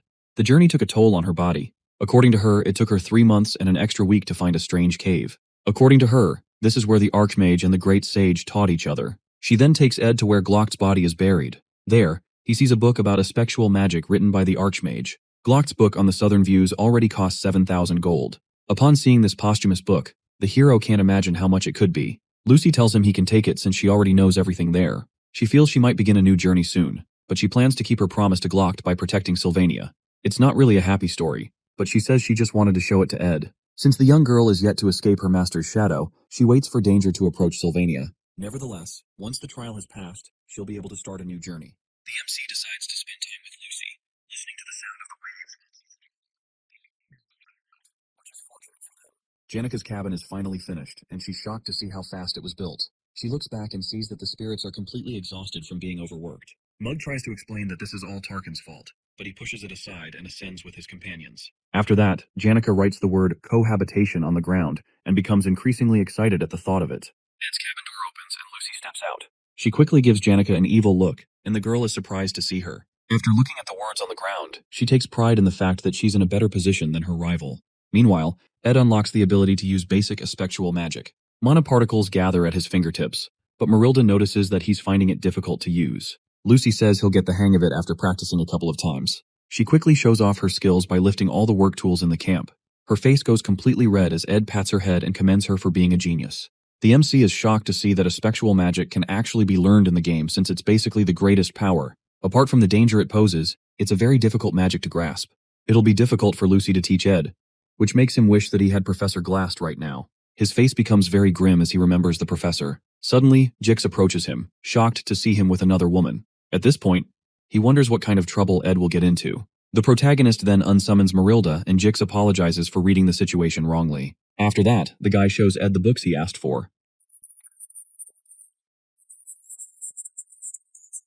He is concerned about the request due to the last issue with Tanya, but Jix tells him that the council president wants people she can trust. The council president has already gathered some top students and plans to recruit more, including Ed. Jix feels that the protagonist will reject the offer because he already has a lot going on. However, Ed is shocked to see that he expected it. After Ed saved Tanya, a lot of things have become unknown, such as Jix joining the student council. The joint combat training will be happening soon before the third act's final event. During this event, there's a scenario where Claude loses in the final battle. Ed remembers it as one with a bad ending, but it's out of his hands now. Right now, the flow of things is all unknown to him. Later on, we see a giant carriage known as the Wheeled Palace, moving and being guarded by a lot of elite knights. On top of the palace, there are two people sitting, known as Archbishop Verdio and the Holy Pope, Eldine. The two dignitaries will be arriving in Sylvania soon. With Verdio and Eldane visiting, Tanya is pressured to make sure that preparations go as planned. We also see other students helping her to sort out some paperwork. She sees that the dignitaries are worried about Saintess Clarice, and that the Holy Pope also wants to meet Adele. Meanwhile, the real Saintess is getting ready to show up for the first time in front of the students. Sadly, the Pope's visit overlaps with the combat training, which she was hoping to attend. Clarice will rather much remain a student than return to the Holy Imperial capital. Also, she hasn't been able to meet Adele because the girl is usually in and out of places. Not only that, but the Saintess has had some nice adventures and now has stories of her own to tell. Of course, she can't tell the Archbishop about the incident with Lucy and Ed as well because Verdio will make her leave the academy. She finds it hard to refuse the Archbishop's words because he's always been like a teacher to her. Clarice just needs to make sure that no one finds out her real identity, but she suddenly remembers that the protagonist knows who she is. Because of this, she fears what would happen if Ed and Verdio were to meet. As she shudders in fear, Belle offers to make tea for her, but she refuses and asks her to help with preparations to go out and meet Ed. The Saintess tells the maid that she needs to meet the MC quickly. On the other hand, Belle didn't want Ed and the Saintess to meet. The students gather to look at the matchups for the joint combat training. Meanwhile, Janica is feeling bad about not having any challengers for the training. Just like last year's exam, the results reflect in the grades of the students, and lower grades fight with higher grades as well. The only difference this year is the rule that you can challenge an opponent through a duel request. Currently, there are no first years in Class A, which makes them eager to win against a second-year student. These matches between the first and second years will be worth watching too. On the other hand, not many people are interested in the third and fourth-year matches. Aside from when Janica beat Lortel, no one else was able to beat their junior. Janica notices that Ed is reading the book Lucy gave him, and he says it's important. She starts feeling jealous, and he wonders why she's making such a face. Suddenly, the knights clear the way for the Saintess to come through. The protagonist becomes nervous when he sees the chariot because it's weird for Clarice to be there. As she steps out, he starts wondering if the Pope's visit was delayed. He and Janica are shocked as Clarice steps up to her boy, saying that she wanted to hurry and meet him. After greeting him, the Saintess requests to have a short conversation with the MC. On the other hand, Janica nervously introduces herself to the Saintess. Ed figures her reaction is normal since the Saintess isn't a regular person. However, he can't believe that the girl in front of him is the same as Kylie Ekney. Clarice then tells him that Eldine is currently visiting Trix Hall. This makes Ed more wary as to why Clarice came to see him. She then mentions how Verdio is really smart and could make someone wonder if he could read minds. She explains that there are rumors stating that the Archbishop can read one's thoughts. As Ed listens to her, he finally realizes why she must have come to see him. This is because she's worried that Verdio will find out that Ed knows her identity. He then tells her that there's no way the Archbishop will meet him. Since he'll be partaking in the joint combat training, he'll most likely never meet Verdio. Upon hearing this, the Saintess is relieved. Suddenly, Janica asks her if she just came there to see Ed. She then starts to give Clarice a deadly look. The Saintess tries to explain herself but only makes things worse. In the end, she admits that she wanted to see our boy. After getting embarrassed, she runs back to her carriage. As the carriage zooms off, all eyes suddenly focus on our hero. Ed also admits that Clarice is a hard person to spend time with. Later on, we see students cheering as the combat training takes place. Rumors are also flying around about Ed being just strong among the third-year weaklings. One of the combatants, Kordek, brings out an upgraded weapon and says he'll show why the upper grades are different. The other students become nervous and scared as they see the guy's blunt weapon. The professor then signals the start of the match between Ed and Kordek. In a split second, the fourth-year brute appears in Ed's face and tells him that it's not too late to run if he's scared. However, our boy blocks his opponent's strike with his magic and blasts the guy. Kordek lies on the ground, wondering how a third-year student is so strong. The protagonist then sends his spirits after the guy and finishes him with a huge explosion. The other students are left speechless as Kordek lies like a roasted chicken on the ground. Ed commends his opponent, but his mind was focused on other things during the fight. After Clarice's visit, he escorted Janica to the stadium. On his way to the other stadium, he suddenly meets Adele. The girl feels that their meeting is by fate, but Ed is confused by her words. As she leaves for the hall, Ed thinks about the consequences of influencing the scenarios. After recalling Glast's death, he finds it hard to just let things pass. He then calls out to Adele and tells her that she'll die soon. Shockingly, she tells him that she already knows with a wide smile on her face. Suddenly, the ground starts rumbling as if there's an earthquake. He looks outside the window and sees that what's happening now is far more than he imagined. His eyes grow wide with fear as he sees a creature thought to have gone extinct. The sacred lance dragon awakens, wreaking havoc in the whole vicinity. In the original story, Taylor crushes the strongest freshman and takes down Claude, who drank the evil god's blood. As he exits the room, he hears of Adele's death. This incident causes Clarice to lose trust in the Order and become a different person. Due to this, players named her the Faithless Servant. As the Order dispatched troops to deal with Clarice, an awakened Lucy completely wipes them out. However, this is changed with the appearance of the sacred dragon, Wellbrock, which is supposed to appear towards the end of the main story. Ed wonders just what the hell is going on. Meanwhile, the dragon is causing so much destruction with just its foot. As it takes a step forward, the shockwave is too much for him to handle. Students run for their lives, trying to escape the explosions as well. As the protagonist staggers to get back up, he sees that half of the dormitory has been reduced to ashes. After that, he dashes forward and breaks out of the window. He then powers up his magic ring, knowing that he might never be able to use magic again. He uses all the power he can muster to summon Marilda and tells her to run quickly. Over in Trix Hall, the knights try to get the Saintess to safety. She tells them to gather the others as they offer to take her back to her carriage. In the blink of an eye, the knights are impaled by sharp objects that burst through the window. Clarice shields herself, and as the dust settles, you can see the frightened look on her face. She sees the scales, and as she walks out, she wonders who could have created such a horrid creature. The surviving knight tells Marv to prepare the carriage. The guy tells them the carriage has been destroyed and offers them a horse instead. Clarice is then told that the horse will take her outside Arkan Island. With tears in her eyes, she says she can't ride a horse, but the knight urges her to hold onto it tightly. With his remaining strength, he taps the horse, and it sets off with the Saintess. As Clarice looks at the horrible scene before her, she recalls the stories that the Archbishop once told her. Wellbrock rages out, and she rides to safety.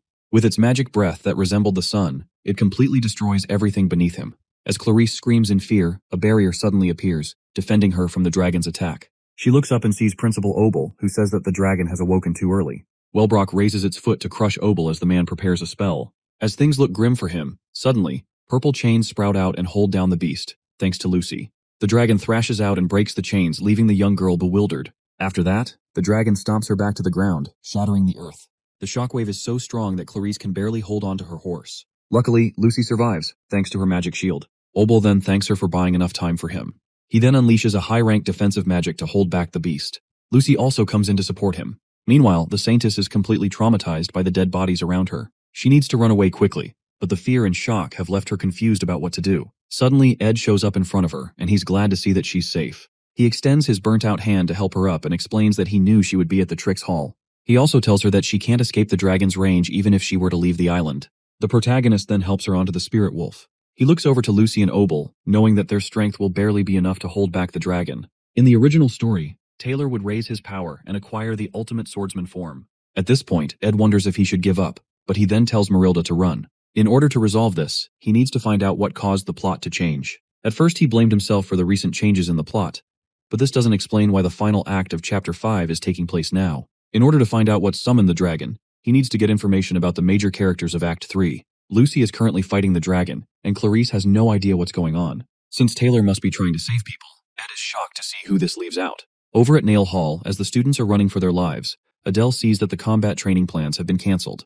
However, she is sure that fate will allow her to meet the Saintess one day. As the battle goes on, Ed figures if he finds Adele, the truth will be revealed. With him using the ring to borrow power from his future, he doesn't have much time. He arrives at the Ophilis Hall and tells Clarice to head inside. However, it turns out that the barrier wasn't able to block the dragon's scales. The Saintess shudders as she sees that most of the students are dead. The protagonist quickly grabs her land and runs inside, knowing that someone is still maintaining the barrier. As he rushes to the top floor, he finds Belle's body impaled by scales. Clarice offers to use holy magic to save her, but he already knows it's hopeless. Our hero figures that Belle crawled up to the top floor after suffering the dragon's attacks. With her remaining strength, the maid gives the MC a key before passing out. Knowing her, she'd say she did what she had to do. Tears flow down Clarice's eyes as she looks at the dead maid. As Ed closes Belle's eyes, Clarice believes that the maid will be all right. However, the protagonist grits his teeth in anger and runs out of the room with the Saintess. He opens the door to Clarice's room and tells her to keep a strong heart while he heads out. The Saintess tells him it's too dangerous, but as he tries to explain how things are outside, his words get cut off when he sees a huge gathering of mana particles in the air. He notices that it's aspectual magic and begins to search through all the books in the room. He feels the book he's looking for has to be there. Eventually, he comes across Glock's introduction to aspectual magic. As he assesses the situation, he notes the method of aspectual magic being used is nothing like he's seen before. Meanwhile, the sacred lance dragon blows down fire on Obel's shield, and he can barely hold on any longer. As the flames head for where Ed is, he finally figures out why things are so weird. When Clarice asks if he has figured out something, the dragon's flames burst through the window, causing a blinding light to shine in the room.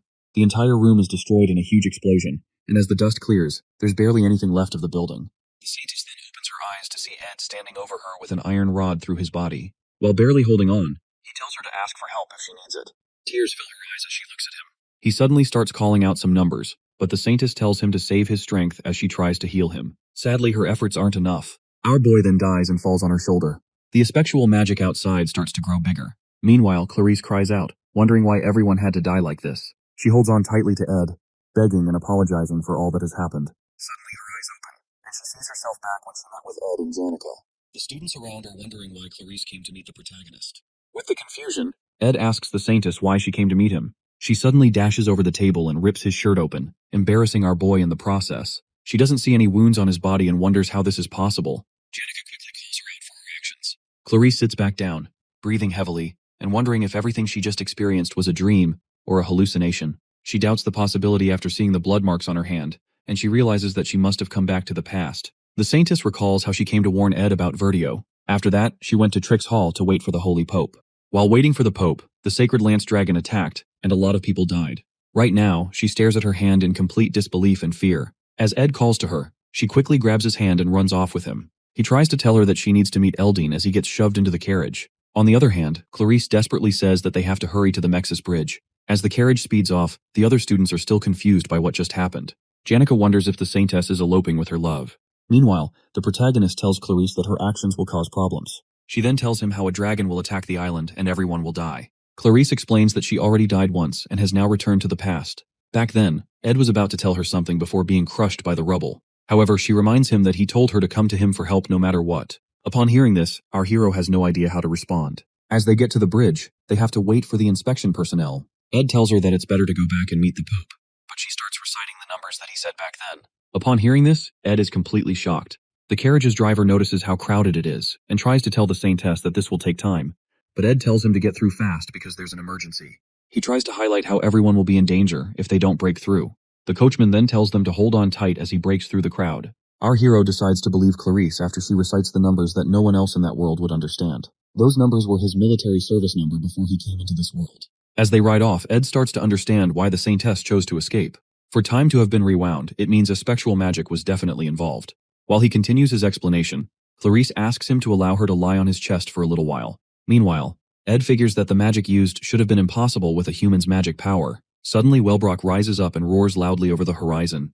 Clarice screams in fear, but they have successfully escaped this time. However, the same nightmare occurs again for her. She turns back to look at Ed, who calls to her and is terrified to see him impaled by the dragon's scales. As she weeps, she tries to heal him and apologizes for not being able to help him again. Once again, our hero has died for her sake, and all she can do is say sorry. Nevertheless, Ed comforts her, telling her not to cry and saying that he's sure that he'll help her again. After those final words, he dies. Clarice begins to blame her blessing, wishing that Ed had it instead of her. As she wishes to return to the past once more, she finds herself at her initial meeting with the protagonist again. As he asks why she came to talk, she rushes to hug him with tears in her eyes. This time around, she swears to save him. She quickly shoves him into the carriage again and tells the driver to head towards the east. After explaining the situation to Ed, they decide to find a place to hide. However, the dragon's attacks still reach them, and the protagonist dies by her side again. She regresses for the 4th time again, but Ed still dies in a cavern by the Western Sea. On her 12th time, they go to Glast's secret lab, but the dragon still strikes them there. Clarice regresses up to 22 times, but the results are always the same. Again and again, Ed keeps dying, and Clarice only sees herself in a pool of blood and misery. No matter where they ran to, the Archbishop and the Holy Pope were never present, but our hero kept dying and saving the Saintess. She calls out Ed's military service number to him again and wonders what to do now. Meanwhile, they're back at the Mexis Bridge where inspections are taking place. As Ed leaves the carriage, she expects him to yell out how they need to pass, but this time he asks the driver to stop. Then, he asks the Saintess to get off because he can tell that she has been through this process a lot. Ed gives her his jacket and tells her to get some rest. He then tells her that he knows some people worth asking for help from. Clarice asks the protagonist to run away because she's tired of seeing him die. Despite trying countless times to save him, nothing worked. In the end, all her efforts are in vain. Ed tells her that it's okay and wonders why her wounds won't heal, despite going back in time. As he tends to her wounds, he notes how the holy magic's blessing protects her body and gives her resistance against the same type of magic as well. This means that time is being rewound due to holy magic in the first place. She then realizes that Ed must have found this out when he was searching through books the first time he died. With this, he tries to show her that there's hope. As she flings herself on him, he asks how many times she has repeated the day. The Saintess tells him that she lost count after the 10th time. Ed tells her to calm down and commends her for coming this far. As she looks up at him with her teary eyes, he tells her to leave it all to him. Now, they have to remove the source of this issue. Ed finds it strange the way Clarice changed after Adele's death. The faithless saint was basically a destruction of her original character. It only makes sense that she experienced so much for her personality to change. Now that he has seen how much she has gone through, it makes sense why Clarice would go against the order. This also means that the original story hasn't changed. Later on, Ed storms into the Nail Hall and tells the Saintess that they need to stop the resurrection of the Holy Lance Dragon. They need to find the Archbishop and the Holy Pope, but no one knows where they are. She finds it strange because these two dignitaries should attract attention normally. As they enter the training room, they see Taylor and Wade sparring. Taylor gets distracted and hit on the head, then their attention turns to Ed and Clarice. Ed quickly covers the Saintess with his jacket and moves through the crowd. Seeing that they have to find Verdio and Eldane quickly, our hero meets with Lortel, who will most likely know their whereabouts. As she grabs the hero's hands, she's shocked to see that Clarice is with him. She calls him out for trying to hypnotize the Saintess, but Ed tells her that he needs to find someone quickly, and he offers to pay any amount of money she wants.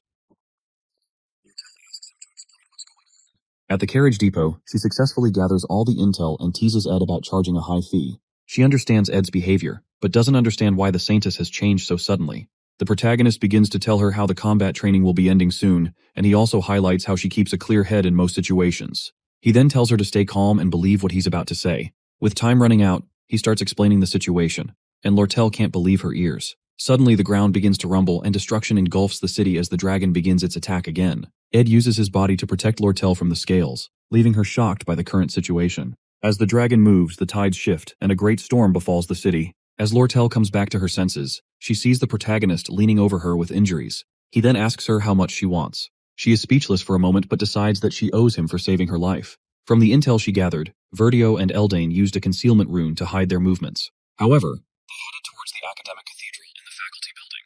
As Ed and Lortel head towards there, Clarice bursts out of the carriage and tries to stop Ed. Seeing how worried the Saintess is, Lortel starts to feel awkward. The merchant girl then tells them to get moving. Luckily, there's a horse that can still get them to the faculty building. Ed gets on it and asks for the reins. As Lortel hands it over, she tells him that one of them needs to stay back. She quickly helps Clarice to get on the horse and tells Ed that she believes in him. While Ed swears to repay the favor, she quickly grabs him and plants a kiss, leaving the Saintess feeling awkward. Clarice then looks at Lortel and notices her deadly gaze. Nevertheless, Lortel now has her insurance. After that, the horse starts to move out. The merchant girl then tells Clarice that clinging onto someone's property can get quite messy. After bidding them farewell, she slowly walks through the field of dead bodies. She forces herself to put on a smile as the dragon is about to crush her, but those who laugh in the face of danger find themselves as the victors in the end. While Obel and Lucy fight the dragon, our hero and Saintess ride off to find the culprits of this calamity. Ed tells Clarice to take to heart what he has told her. However, she wonders how he's so calm in the midst of all this. Suddenly, their horse gets struck, and he shields her as they fall to the ground. As she opens her eyes, she notices that Ed is bleeding a lot. However, he tells her not to worry because he's had far worse injuries. Luckily, they finally arrive at the cathedral, where they see a strange person standing on the roof. This is one of the people revered as the greatest of holy sorcerers. Even Lucy will have a hard time against one of them, and they are known as the Apostles of Telos. As the guy lands before them, Clarice tells him to step aside. However, the apostle tells her that he can't let them pass because of Eldon's orders. In that instant, Ed's dagger reaches his face, but the guy quickly parries it. The protagonist then tells Clarice that she needs to break through quickly. As the apostle tries to stop her, he sees a magic wave ball that Ed tossed towards him. The ball explodes and pushes the guy back. After that, he gets attacked with wind blades, but he is able to block it. However, the Saintess uses the chance to enter the building. The Apostle of Telos then wonders who Ed is. Seeing that he has lost a lot of blood, he tells the MC to give up. Suddenly, the ground begins to rumble as Ed charges his mana and gets ready to fire a magic arrow. The Apostle goes ahead to fortify his body with high-rank magic. As the protagonist fires the arrows, his opponent quickly evades them. The guy dives toward Ed and impales him with his spear. The scene then flashes back to when our hero told the Saintess not to give up. As she runs through the building, she recalls his words, telling her to break through and come to an understanding of what's going on. Meanwhile, Ed grabs the Apostle's hand, refusing to die easily. He stabs the guy's hand and charges up the power in his ring, leaving Tal'Darak scared. With this, Marilda is summoned, and she devours the Apostle in a single bite. As our hero falls to the ground, the spirit tells him that he should have summoned her from the beginning. She tries to get him to keep it together, but our hero is already losing his vision. The last thing he sees is a bright light shining from the cathedral as Marilda screams out his name. Clarice finally reaches the door, but it's locked, and she doesn't know what to do. Past the door is a sacred chamber that she knows of. She tries to use her magic to force it open, and it explodes. After that, she suddenly sees Adele covered in blood. She runs to help the girl and asks what happened. Adele is shocked that the Saintess has come sooner than expected, but she tells her that there's no need to come back again. As she walks off, Clarice sees the mark of a holy blessing on her arm. For that one mark, the holy dignitaries must be gathered, and there is only one person who can have this blessing inscribed on their body. This is none other than the Saintess. So seeing this on Adele makes no sense to Clarice. However, the girl tells the Saintess to wait a bit longer because it'll all be over soon. As Clarice reaches out for her, Adele's body bursts out with magic, and the Saintess regresses to the same day again. With the anger in her, she gets up and decides to tell Ed about everything immediately. The first memory Adele recalls is seeing seagulls flying above the harbor. There, two kids are running around and playing. She then tells them to be careful and watch where they're going. Her parents ran away from their homelands to the trade city of Oldek to seek refuge from the war. Sadly, they were still used and scammed and could barely afford a piece of bread for the day. One day, while she's enjoying a nice meal, her dad tells her he'll be back soon after taking care of something. As the man walks away, he occasionally takes a look back at his daughter. Meanwhile, the wonderful sandwich Adele had tasted like nothing at all to her. After that moment, she became an orphan. She then goes to Deldaros Orphanage, where she worked together with the other children. Luckily, they were able to rest occasionally and receive support from the Telos Order. She also learned to play the lute, which made her spend more time at the church. One day, Archbishop Verdio gets congratulated on his entry into the Holy Imperial Capital. While Verdio thanks everyone, his robe suddenly catches fire. As the fire begins to spread, it is quickly doused with a bucket of water. The Archbishop is shocked to see Adele with buckets of water. He then asks her how she knew it would happen. She tells him that she has dreams about the future, but she can't see her own future. Upon hearing this, Verdio grabs her hand and calls her the Saintess of Telos. Just overnight, Adele saw herself at a table with luxurious meals and the respect of high-ranking clergymen. Her new life was incomparable to the one she lived in poverty. She received baptisms from the Holy Pope, Verdio, and the greatest apostle. She also bore the holy magic's blessing on her body. With this, her holy power grew stronger. All that remained was the baptism of the stigmata, and for the first time, Adele was able to see her future. Later on, Verdio lashes out at her because she wants to give up on being the Saintess. She thanks him for all the care, but she wants to use other means to serve Telos. Seeing that she can't be convinced, the Archbishop tells her that her ability to see the future is the reason she was selected as the Saintess. He gives her a nasty look as he realizes that she can now see her own future. As years passed by, Adele remained as the caretaker of the Holy Flame. As she plays the lute through the night, her future would appear once she fell asleep. There, she sees the feral dragon, Wellbrock. Verdio then decides to offer her as a sacrifice because his plans have gotten out of hand. While in the Imperial capital, she heard a lot of things.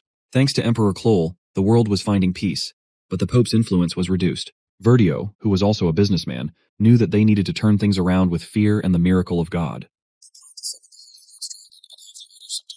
For this, Verdio was searching for a sacrifice which was none other than Adele. However, several years later, she meets Clarice, who has an incredible gift for holy magic. Clarice then asks her what she has to do to live a pure life. Adele stops her music, thinking of how to tell Clarice that it's her fault that she's the saintess now. She then starts singing for Clarice while telling her to run away in her mind.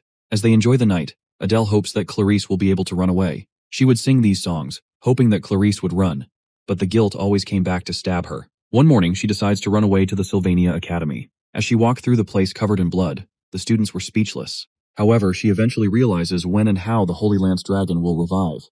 When she heads to the chapel, she meets Taldarak, who tells her that outsiders aren't allowed inside. She would then show her holy blessing mark and enter the chapel, where the apostles are waiting. There, she sees a chest containing Wilbrock's fang. She tries to convince Verdio and the apostles to stop, but they won't listen to her. Seeing that Saintess Clarice isn't there, they must have thought that Tales of the Dragon were fairy tales. However, the appearance of the mighty beast proves them wrong. In the end, Verdio tries to quickly get the Saintess to be used as a sacrifice. The magic circle on the floor would seal the dragon once the Saintess was sacrificed, so Adele decides to use herself as a sacrifice and endures the pain. Nevertheless, she didn't predict that the holy magic blessing would protect her body from the necklace. The spectral magic within her gets pushed to its limits. So the process repeated itself. Adele was shocked when Clarice managed to enter the chapel the last time. Now, she pushes herself to try 1 or 2 more times to finally end the loop. As she drags her bloody body to the chapel again, she suddenly bumps into Ed and wonders what he's doing there.